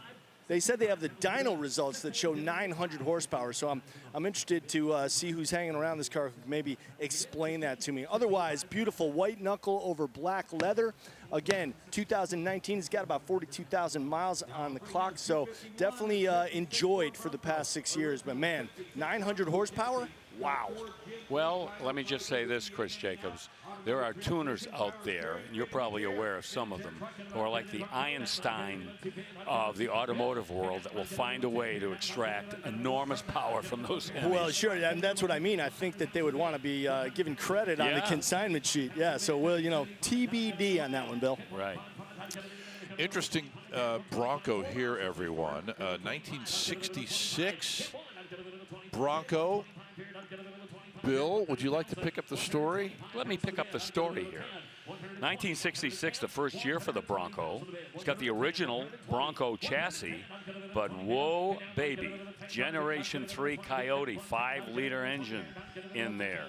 We are talking that double overhead cam engine. We're talking well over 400 horsepower with a 10-speed automatic, the Ford electronic transfer case as well. Other aftermarket bits and pieces, the Kinser front and rear differential, Willwood power disc brakes, Bilstein lift kit, 2.5 inches worth, and on. I got vintage air conditioning in there. And the color's Brittany blue. We've seen that color on Shelby Mustangs. And look at this. Not only the stuff that you mentioned, but that is a Ford licensed brand new body on that Bronco. On top of that original chassis. Yes. So what an amazing mix of old and new here, guys. It really is. And they did a really solid job with that one. You know, the color matched wheels with that sort of creamish off-white slight color difference there. 31s, uncut rear fenders. The only thing that's kind of a wild mod is they'd done sort of a flush gas door on there, but other than that, that's a super clean build. I got a chance to check that out yesterday. Beautiful ride. $120,000, and that's not going to be enough. Wow. 1957 Nomad is right behind the Bronco. Well, this is a heavy cruiser, 496 cube big block here with a Holly Sniper fuel injection. And again, my mental dynamometer tells me there could be between 500 and 600 horsepower lurking inside there. Also, I think I just snorted. You did. Did you hear that? Oh, yeah. Sorry. It was your dynamometer backfiring. That's what happened. Someone tripped over the cord. 700 R4 automatic transmission with overdrive as well, and clean as a whistle. Hey, how about that paint there, Rutledge Wood? It is beautiful. You know, I was of that TGIF generation watching Home Improvement, and Tim Allen put the Nomad in a different place in my mind because it was such this cool wagon. I think he built, the character's name was Jill on the show, right? His wife. And they would always talk about the Nomad, so I just built in my heart, all these things have to be awesome. But of course, I'm a wagon guy. I fell in love with it. Beautiful paint on that one. That is a cool car. Yeah, definitely. High bid on the Nomad, $60,000. And we'll let that one close out this segment. Bill can get the mental dynamometer plugged back in during the break, and we'll return in a second.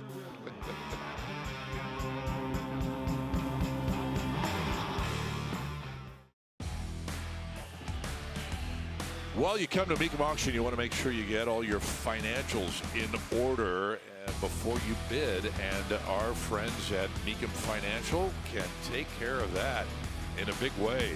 They are on site at all of our events. You can also look them up on the web at mecumfinancial.com. Nikki, Ben, and the entire gang are there to help you bid with more horsepower.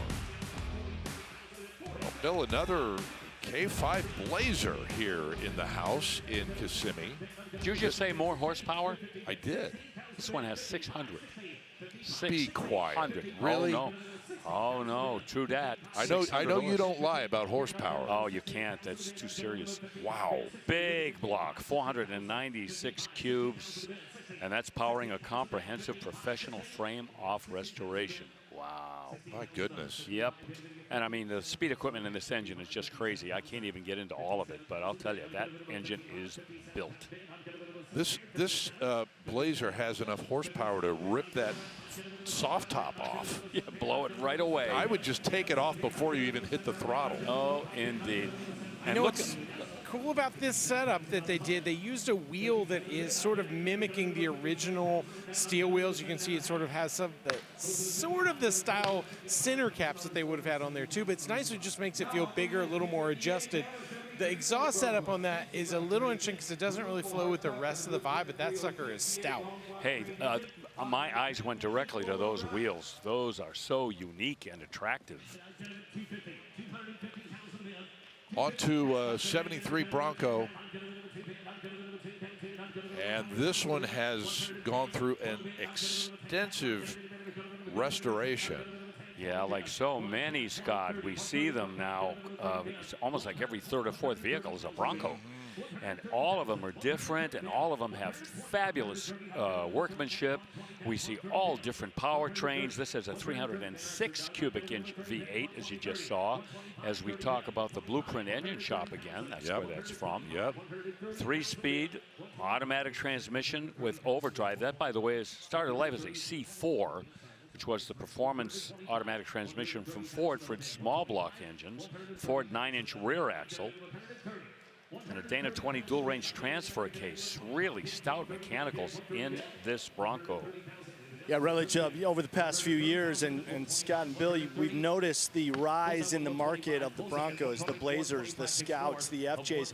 Do you see it going any higher? I mean, we're at 130 on this Bronco here, Rut. We're at 130 and the bid goes on, and this one's a little different from that really nice one we saw before, but this has got cut rear fenders, a little bit wider setup. It's interesting because I think the new four-door Bronco brought the prices down on these that we saw that was so incredible for a while. Unless you're doing a full chassis on there, I don't know whether you can get much more money than this just got up to. Well, and I'll piggyback on what you said. There was a time when, yes, we saw them some, not all, but a few in the upper $100,000 range, but they've kind of softened a little bit, which you kind of expect. We'll see if they rebound. Don't know. Yeah, a lot of people jumped on the customization market of these types of vehicles too, and you know the cream will rise to the top. You know, companies like Icon and Gateway, those guys are always going to be in that high six-figure range. Right. One that I'm surprised more people haven't jumped on is the CJ8, the Scrambler, like this beauty right here in front of us. It's funny that people don't try to modernize them in the same way. How do you improve on perfection? I think that's a great point, especially in that color combo, Chris. Exactly, man. I mean, you pull up to any party from any decade in that thing, and you are the king. I mean, it had so many available tops, right? You could have the half cab, the full cab, the soft. I mean, there's just so many varieties. A friend of mine growing up, his parents had one, had the bench in the back. I didn't know that it was called a Scrambler. I just thought it was the longest Jeep I had ever seen. Yeah. Well, you know, this one sold for $25,000, and that leaves you a lot of room to put on a little extra gingerbread if you want to customize Well, it. it's such a popular livery, too. That's why Jeep brought it back in the 2020s, because people just had that nostalgia for that Scrambler livery. I mean, look at how cool that is. Yes, indeed. And modern Jeep owners dig these older Jeeps as part of their collection as well. Put one in your garage. 1967 Ford Ranchero next. A hot rod Ranchero with a great looking appearance. That blue paint, and those are the factory wheels on there, the optional wheels that look as if they've been chromed. And boy, does that really add. 390 V8 with a 4-speed right from the factory. That's the top loader. It's had MSD ignition added and a Ford 9-inch rear end with a 3:25 ratio and that limited slip. Beautiful blue metallic. Wow. And you called it, Bill. Hot rod is a great description of this Ranchero. All the performance goodies on there, as you just listed. Yeah, and the finished product, I'll tell you, is worth more than $25,000. I can understand why that is going to go to bid goes on. You think if Ford brings back the Ranchero that Chevy will bring back the El Camino in a response? Chevy is not going to wait for Ford at this time. Chevy's going to take the lead on this. All right. Just be patient. At least one of us is waiting with bated breath. That's true. You're gonna be sorry. You're scoffing at me here. You're mocking me. A 1969 RSSS Camaro now on the block, red and red. And a real one, a real RSSS Camaro here. Rotisserie restored, only 226 miles ago. Oh, but they didn't scrimp on that engine. A 396 all built up with Phi-Tech fuel injection. Turbo 400 automatic. Let me just scan this car. Take a look at the fit and finish. They went monochromatic with the bumpers. Fast ratio rack and pinion steering with factory air conditioning and heat. New sheet metal here and there just to make it so primo. Detroit speed suspension and subframe. Dakota digital gauges. 18-inch wheels, you can see them right there. Those are billet aluminum, all polished to a high sheen. 77,000 down. I'm going to bid about 5 bands. 77 a bid. 75, 77, 75, 77 a bid. 75, 77 down. What a year for the Camaro, 1969. Wow. You know, man. We had Copos, we had Yankos, we had ZL1s, you know, Z28s. 75, 76 out of bids. And every once in a while, just a little six-cylinder, you know? Yeah, well, try not to mention those. Well, originally, the very first Camaro. Right. Straight six. Part of the palette. Color, the order sheet, if you will.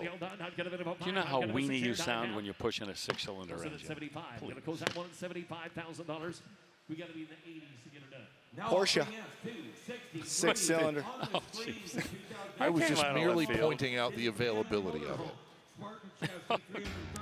I can't win. Yeah.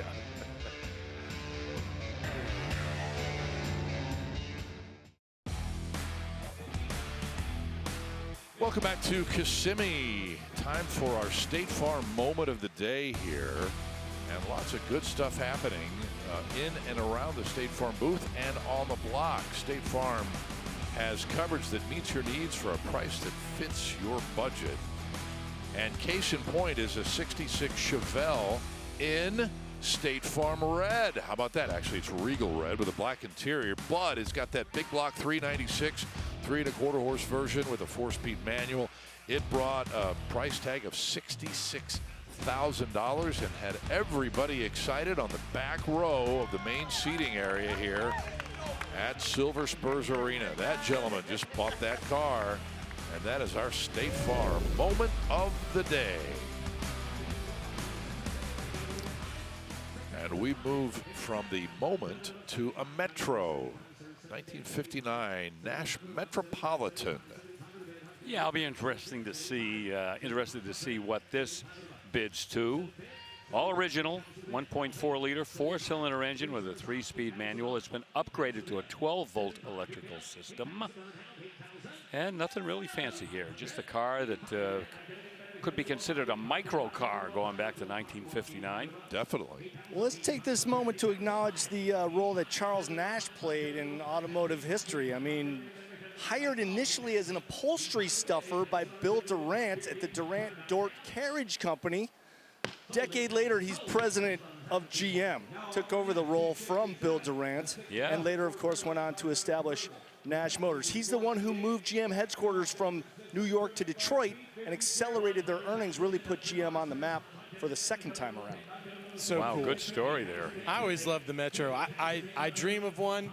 I can't really fit in them that well. And you got to change the power plant. But I saw one on the Hot Rod Power Tour once with a huge motor sticking out of the hood. Oh, yeah. And it changed me forever. It's Street Machine Nationals. They got like crate Hemis in those things. Amazing. Yep. Okay, Bill, I'm going to have to hold you back here on the engine room in this 67 Fairlane 500. Oh, hold me back. Yep, 390, but that's 8-stack fuel injection, which replicates Weber downdraft carburetors. And boy, they look so trick. Tremec 5-speed manual transmission and 373 gears out back. Willwood brakes again. There they are. We see them a lot. Caltrax traction bars. Keep that wheel hop to a minimum when you let that 390 loose. Brand new convertible top, but I'd rather see the interior with the top down, which is what we're seeing there. Well, this is, fellas, frost turquoise with turquoise interior. Have we ever had a triple? I don't know what color the top is. Maybe you could look, Chris. Maybe, say white, perhaps. It's kind of like a aquamarine navy-ish, so it fits in there with it. You can call it a triple. Turquoise. Okay, yeah. Wowzers. And it looks so good in person. Chris is over there by it right now. I mean, how great does that interior and paint combo work with that top down? It's amazing. And great-looking American Racing mags on there with the spinners and the Willwood brakes all the way around. Really nice car. My #1 choice for vintage muscle are those torque thrust wheels. You are correct. 49 grand. 49,000. And it just sold. Thank you so much. Number. I am all over that car. Love it. 72 Bronco next. Oh, it pleases me to be able to tell you this about this Bronco. One family owned since 1972. Purchased new by the consignor's father back in '72. And it has been in the family. Matching numbers engine, uncut steel body and frame, rotisserie restoration. 302, built by Tom's Bronco shop. Bullet Machine did the machine work on it. The 3-speed manual transmission, that's been rebuilt. Jeff's Bronco Graveyard did that project. Just amazing. A one-owner 72 Bronco. Bill, here's something neat. On the side are 3 vintage Montana Sportsman membership stickers. They were licensed, I assume, for hunting and recreation land. Over here, these are the little bits that I think just make special cars when they've been in one family so long. You see something like that, it's just a piece of its history. So even though the thing's been restored, you notice they left those perfectly intact. Yeah, good point. And you know, I always say when you see a car that's completely original and unrestored, it tells you its own story. The dents, the scratches, every single mar and every imperfection tells you a little bit about what that car has been through. 30, 20. $20,000. Boy, I sure hope so here. $20,000. Back to 1990 we go now for this Chevy pickup truck. It's a 454 SS. I really like these trucks. Yeah, I know you do. Yeah, these were kind of like on the cutting edge when performance trucks were really becoming the vogue. It was right around this time that GMC came out with the Cyclone and then the Typhoon, and of course the Ford Lightning. The Chevy 454 SS pickup was quite a deal to have a big block and a pickup truck back then. This one had 235 horsepower, but the following year they upped that to 255. This has a positive traction rear end in it to harness that power. And these trade again at very affordable prices. This one with 58,000 miles on the odometer. Brett, let me ask you a NASCAR question. What year did the Truck Series start? Oh gosh, Bill, was that 94? Mid-90s sometime. So just after yes. this era of the Cyclones and the SSs and the Lightnings, basically, did that influence the truck racing in NASCAR at all, do you think? I think it did for sure. I mean, it was all just about how do we sell more stuff on Monday after racing over the weekend, and I think that there was a huge influence. Remember F-150, there was a special NASCAR version of that, but these trucks have just always been so clean, and I thought you couldn't improve on it until I saw what my friend Dak Shepard did with his, and it is on the ground, great wheels on it, huge power plant under the hood. These things just, they get better with age. All right, guys, here is 79 Pontiac Trans Am SE. That's the real Y84 special edition, but I've got a really good story on this one.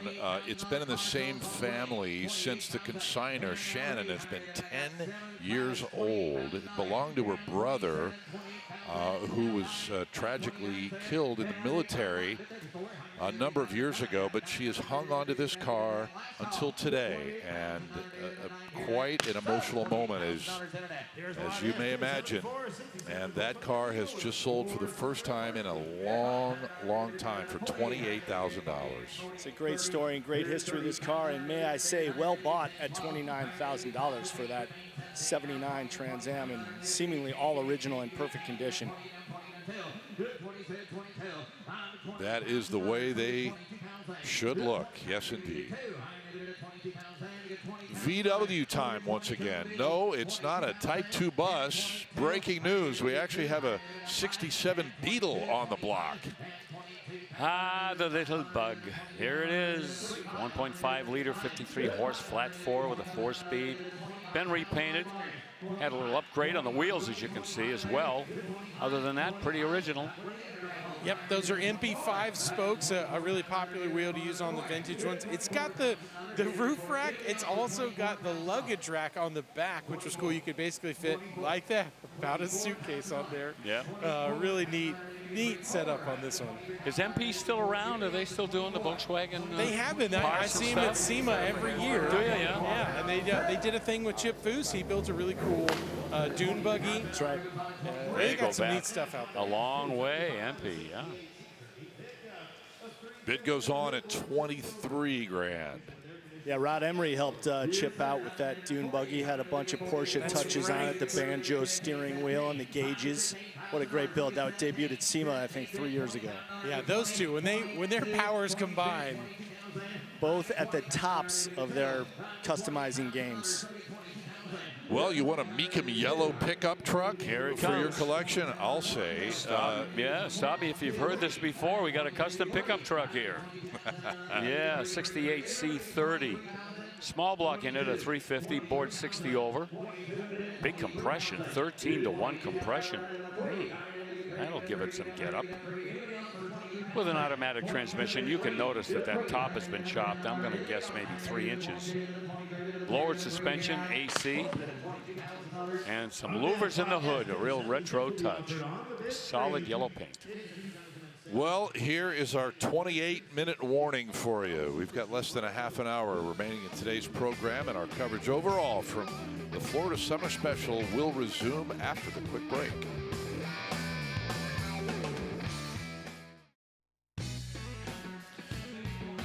So good of you to be hanging with us today on ESPN Plus from Kissimmee. And we hope you've enjoyed the coverage. Guess what? We are just 12 days away from beginning the next round. The Mecum calendar will be in Harrisburg at the Pennsylvania Farm Show Complex and Expo Center. That is always chaos in a really good way in an unbelievably car-crazy part of the country. And we'll have it for you on ESPN Plus. 2019 SRT Hellcat here, CJ. Well, I can tell you one thing. They're getting some horsepower increase out of that exhaust. But, you know, Bill, I was thinking about it. It must be chipped, perhaps. Oh, yes. Tuned, definitely. But again, the consignment sheet doesn't give any indication how they squeeze nearly double the horsepower, or excuse me, 900 horsepower over the 717 that it's normally rated at. Mind-boggling. All I can tell you is that my Jeep Grand Cherokee has got horsepower like that. I don't know how he did it, but this guy at Prolific Performance, he's a wizard, I'm telling you. And he's got a dynamometer in his shop, so you know he can tune it just as crazy as he wants. Yeah, and that's, I mean, they say they've got the paperwork, the dyno paperwork that says this is putting out 900. Crazy. Yep. 1984 Mazda RX-7 right behind it. Rudd is salivating. Oh, yes, he is. Boys, you know I see a rotary, I get excited. This has the 13B in there. Great little setup, fun cars. A lot of people used to race these, do some SCCA stuff, even NASA racing. But a great little setup there. That one was well taken care of. Yeah, it looks like it hasn't been chopped up, modified, gone crazy like a lot of them have undergone. Only 12 grand. The bid goes on. It's still for sale. I'm sorry. Short attention span Rutledge is off to the next car now. Ooh, baseball. Which happens to be a Bentley Continental GT Diamond Series from 2007. And this one's got the 12-cylinder, 552 horsepower, 6-liter power plant with a 6-speed automatic with paddle shifters. They estimate this car will take it at 197 miles an hour and 0 to 60 in 4.7 seconds in a car that weighs as much as a reliable transporter. Maybe. It's got to be close to 6,000 pounds, this 3 car, tons right? is my guess, yeah. My buddy Tyler Hoovey has had a few of these, and he had told me that some people actually prefer the V12 over the V8 we saw in that newer one a little while ago. But, I dig that they have come down in price, and you can actually kind of make a pretty cool car out of them. I always thought one with a little bit of a lift, some knobby tires, and a roof rack would be so cool to do something with a Bentley that people just have never seen. At $40,000, you certainly can afford to put those goodies on there. And we mentioned yesterday the style has not changed on these, which is a testament to how right they got it when they first came out. Yeah, the very, very new ones, they've done something. But this period here, good luck trying to decide the year just looking at them. Rutledge, you do that to a Bentley, I'm going to throw the yellow penalty flag at you, man. Yeah. Hey, here's an Aston Martin, a DB7 Vantage Volante from 2001. Okay, Rutledge, what kind of sacrilege would you like to perform on this car? Guys, I want to give this car a little credit. Aston has that thing where they can, if you look in this interior, what they can do with the colors on a door panel, meeting the actual door of the car, meeting the top. Not a lot of other groups have that kind of ability. Lotus back in the day with the Esprit did some kind of crazy things, but a DB7 like this, another car with pretty timeless looks, this one would be a lot of fun to cruise around, but I wouldn't lift it. I wouldn't do anything crazy. I would just drive this one, okay? Okay. No knobbies? No. I mean, give me a little time, maybe. Yeah. Yeah, and you know, the Aston Martin, again, like that Bentley, for a while there, you really couldn't differentiate the model year. They stuck with a fabulous style. This one with 420 horse out of the 5.9-liter V12 with an automatic transmission as well. Classy, just so elegant. And a very nice purr as it passed by us. We're already at 40 plus on a 2023 Corvette with the mid 2LT trim package. Yep, that's the tweener. 495 horse out of the 6.2-liter V8 with an 8-speed dual clutch. Automatic transmission with those paddle shifters. They call that orange. Amplify orange. Leather interior, huh? I'm sorry, I was just going to jump in and say, if you thought that the square taillights on the C7 created controversy when the debut of the mid-engine C8, that really made the Corvette purists go nuts. Yeah, you know, it'll never have a manual transmission. And you mentioned the taillights, the styling, and, you know, I used to rib JK because he had one, and I would always say, you know, I call these a Corvagini. They're a Corvette, but you could put Lamborghini badges on it, and it's got a little NSX, it's got a little Lamborghini, it's got a little all these ingredients. What else? Yeah. Whatever the melting pot is of this car, you got to admit it is a great driving car, and for the reserve off at $56,000 right now, that is a great deal. Bang for the buck. I've always thought that C8 is the top of the heap. And for the car that you get for the price, absolutely. No question. Agree 100%. 55 is the hammer price on that 2LT 2023. And Bill, this will go down in the history books as being a showcase for K5 Blazers. Yeah, you got that right. And look at the lift on this as well. Boy, we've seen all kinds of suspension trickery today. This has a 6-inch lift on this K5 Blazer. Restoration was completed earlier this year. Fresh paint, 350 engine, Flowmaster exhaust, big tires, 17-inch wheels. Interior's been restitched. Put some money in this truck. And look at where the bidding is. Just not reflective at all of what has gone in to give this Blazer the kind of look and the performance that it has. All right, the reserve comes off. Man, and we've seen such a wide range. This may be the lowest priced Blazer we've had. Of course, our #1 vehicle of the entire week is up at 187 grand. Yeah, and we'll see that in a minute, but wow, 19 grand. It's a 4-wheel drive K5 Blazer with a 350.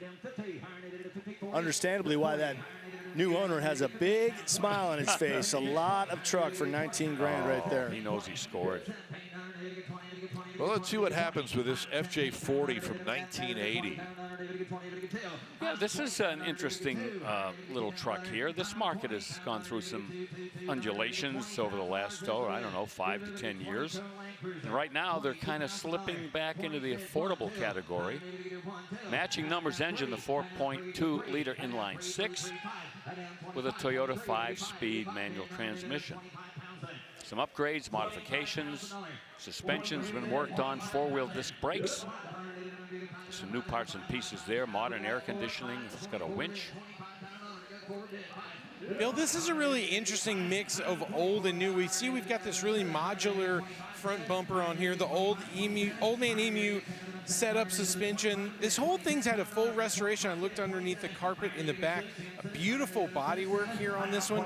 But sometimes you got to figure out the dance of, do people want it to have that mix of modern and old, or do they want it to just be old? I really like the 80 to 83 FJ40s. You got kind of the best transmission, the best motor setup in there. But this one is a really good deal right now if it sells for anything close to this.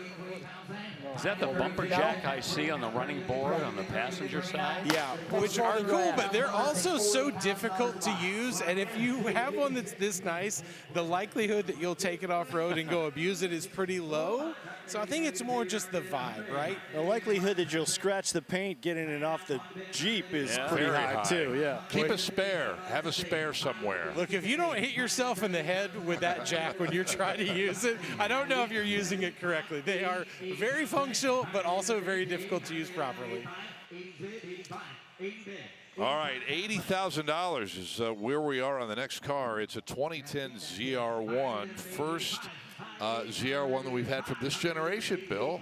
I was just going to say, we've had those C7 ZR1s, you know, coming out of the woodwork, but here's a C6, and oh, do I really, really like these cars. If this is not a world-class sports car, I don't know what is. The LS9 has 638 horsepower. That's the supercharged 6.2. 6-speed manual transmission. The 3ZR equipment group for some extra added bling. A lot of other extras as well, and boy, I'll tell you, you cannot beat that hood with that see-through panel. But you see that LS9 underneath there. And notably, we have also not had one from the original run of those ZR1s in the C4 version. No, C4 not yet. generation. Haven't seen one this weekend. Here's a 77 F-150 on our auction block at Silver Spurs Arena. A couple of the particulars on this. V10 engine, 6.8 liter. There you see it right there. That big intake with the open element cone air filter at the business end of that. It's been lifted, as you can see. 6-speed automatic transmission as well. A couple of custom touches, digital gauges, custom steering wheel. And this goes to the Bid Goes On boys. Okay, at $50,000, and we will take a break here. Our final timeout of this 2-day telecast, 12-hour marathon. Back to wrap up the show in just a moment.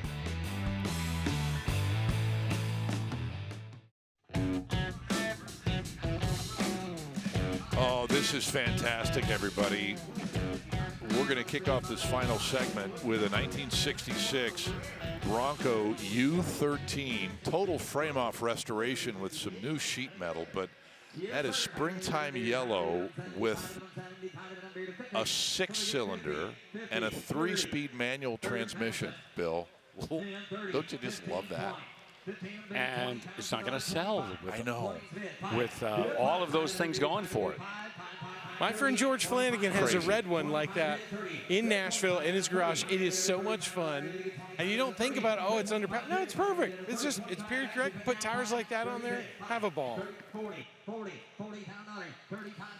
All right. Here's a Studebaker Dictator St. Regis Brougham from 1934. Very obscure model for the Studebaker, the Dictator St. Regis Brougham. And I'm sure a lot of people have never heard of it. However, this is not original, trust me. 350 cubic inch Chevy small block with a turbo 350. It's a hot rod. Yep, you can see the chrome American Torque Thrust 2 wheels at every corner, front and rear. 9-inch Ford rear end. Quality build. Look at the fit finish on the paint, the bodywork. Did you guys notice that the headlights were about the size of my actual head? Yeah. That's how I can tell that vehicle was a sophisticated vehicle. It was a vehicle of prominence, speciality. Okay, we'll buy it. They're oval, those headlights, too. So is Rutledge's head. So is my noggin. Okay. It's huge. I see the connection. And it is going to sell right there for $60,000. Jordan and Jamie getting together there for a little fist bump of success. Yes, no, man, there's not another Studebaker like that, trust me. Okay, boys, check this one out. We're all going to dig this 2023 Dodge Durango SRT Hellcat Custom, Bill. Yeah. Almost went for one of these before I bought my Jeep, but I didn't need the third seat in the back, which this one has. So this is probably a great ride for moms that want to scare the heck out of their kids. 710 horsepower. We'll do that, yep. Nice color combination, too, with the white exterior and that red interior. And as you said, Bill, 3 rows. It's got the Hellcat graphics on the outside as well. Stripe all the way around. That's that Dodge white knuckle, Chris. That's right. Love that, man. Chris, question. A lot of people wondered, how do you know when a person's driving a Hellcat? Do you know the answer? I'm just going to tee myself up. How? Oh, the graphics, which are usually oversized on the side of the vehicle, will tell you. Yeah, it's really helpful. I told myself when I saw this truck in staging, the first thing I would do would be to remove those graphics. I love the de-badged look. I'd take everything off of it because the only real reason to, have that is to prove you're driving a Hellcat. You can do that with your right foot. Yeah, I wouldn't describe those as subtle. No. The badging there. No. Man, is that cool. Those graphics are visible from the moon. Indeed. Hey, before we move on and wrap things up, we need to bring you up to date on the 3 vehicles that have been our top sellers today here in Kissimmee at the Florida Summer Special. In the number 3 slot, that 09 Rolls-Royce Phantom Drophead Coupe with just about 19,000 miles on the clock, and the V12 in between the fenders, $160,000. Number 2, one of many 2019 ZR1s. This one, however, all black, one of only 453 black ZR1 coupes. It brought $175,000, only 4,500 miles, but my, oh my.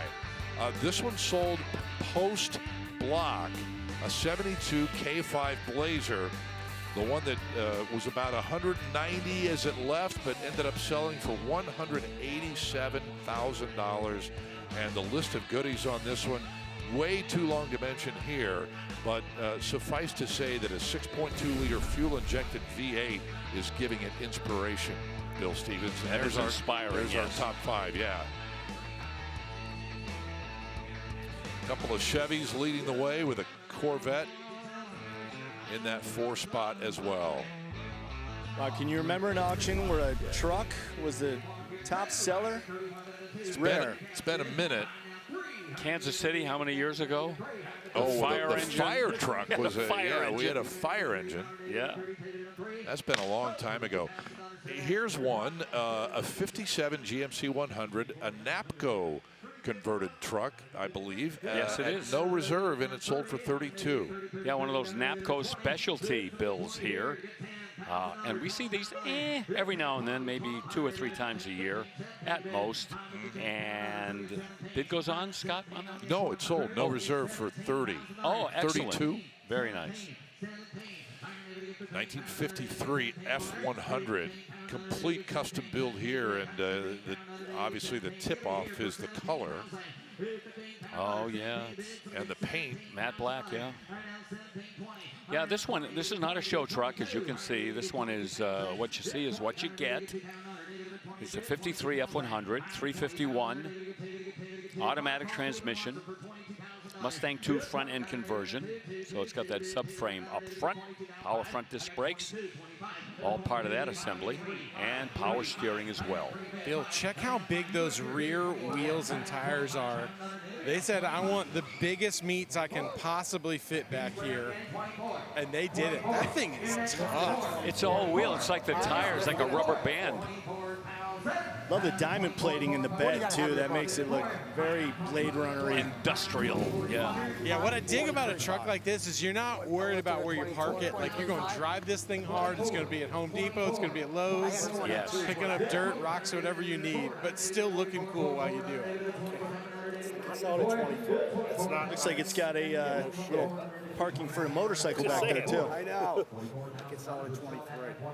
Oh, there we go. Yeah, 2 of them. 22. I can do 23. I like that. Full function in this truck. Good catch. Put my 64 Vespa back there. 700. It really changes the vibe. I think probably this one had some Harleys before, but I tell you what. If they're matte black, those Vespas, yeah, then you're talking. Go ahead, lift it. Man, you are flirting with it, man. 22. You don't put a Vespa back there. Yeah.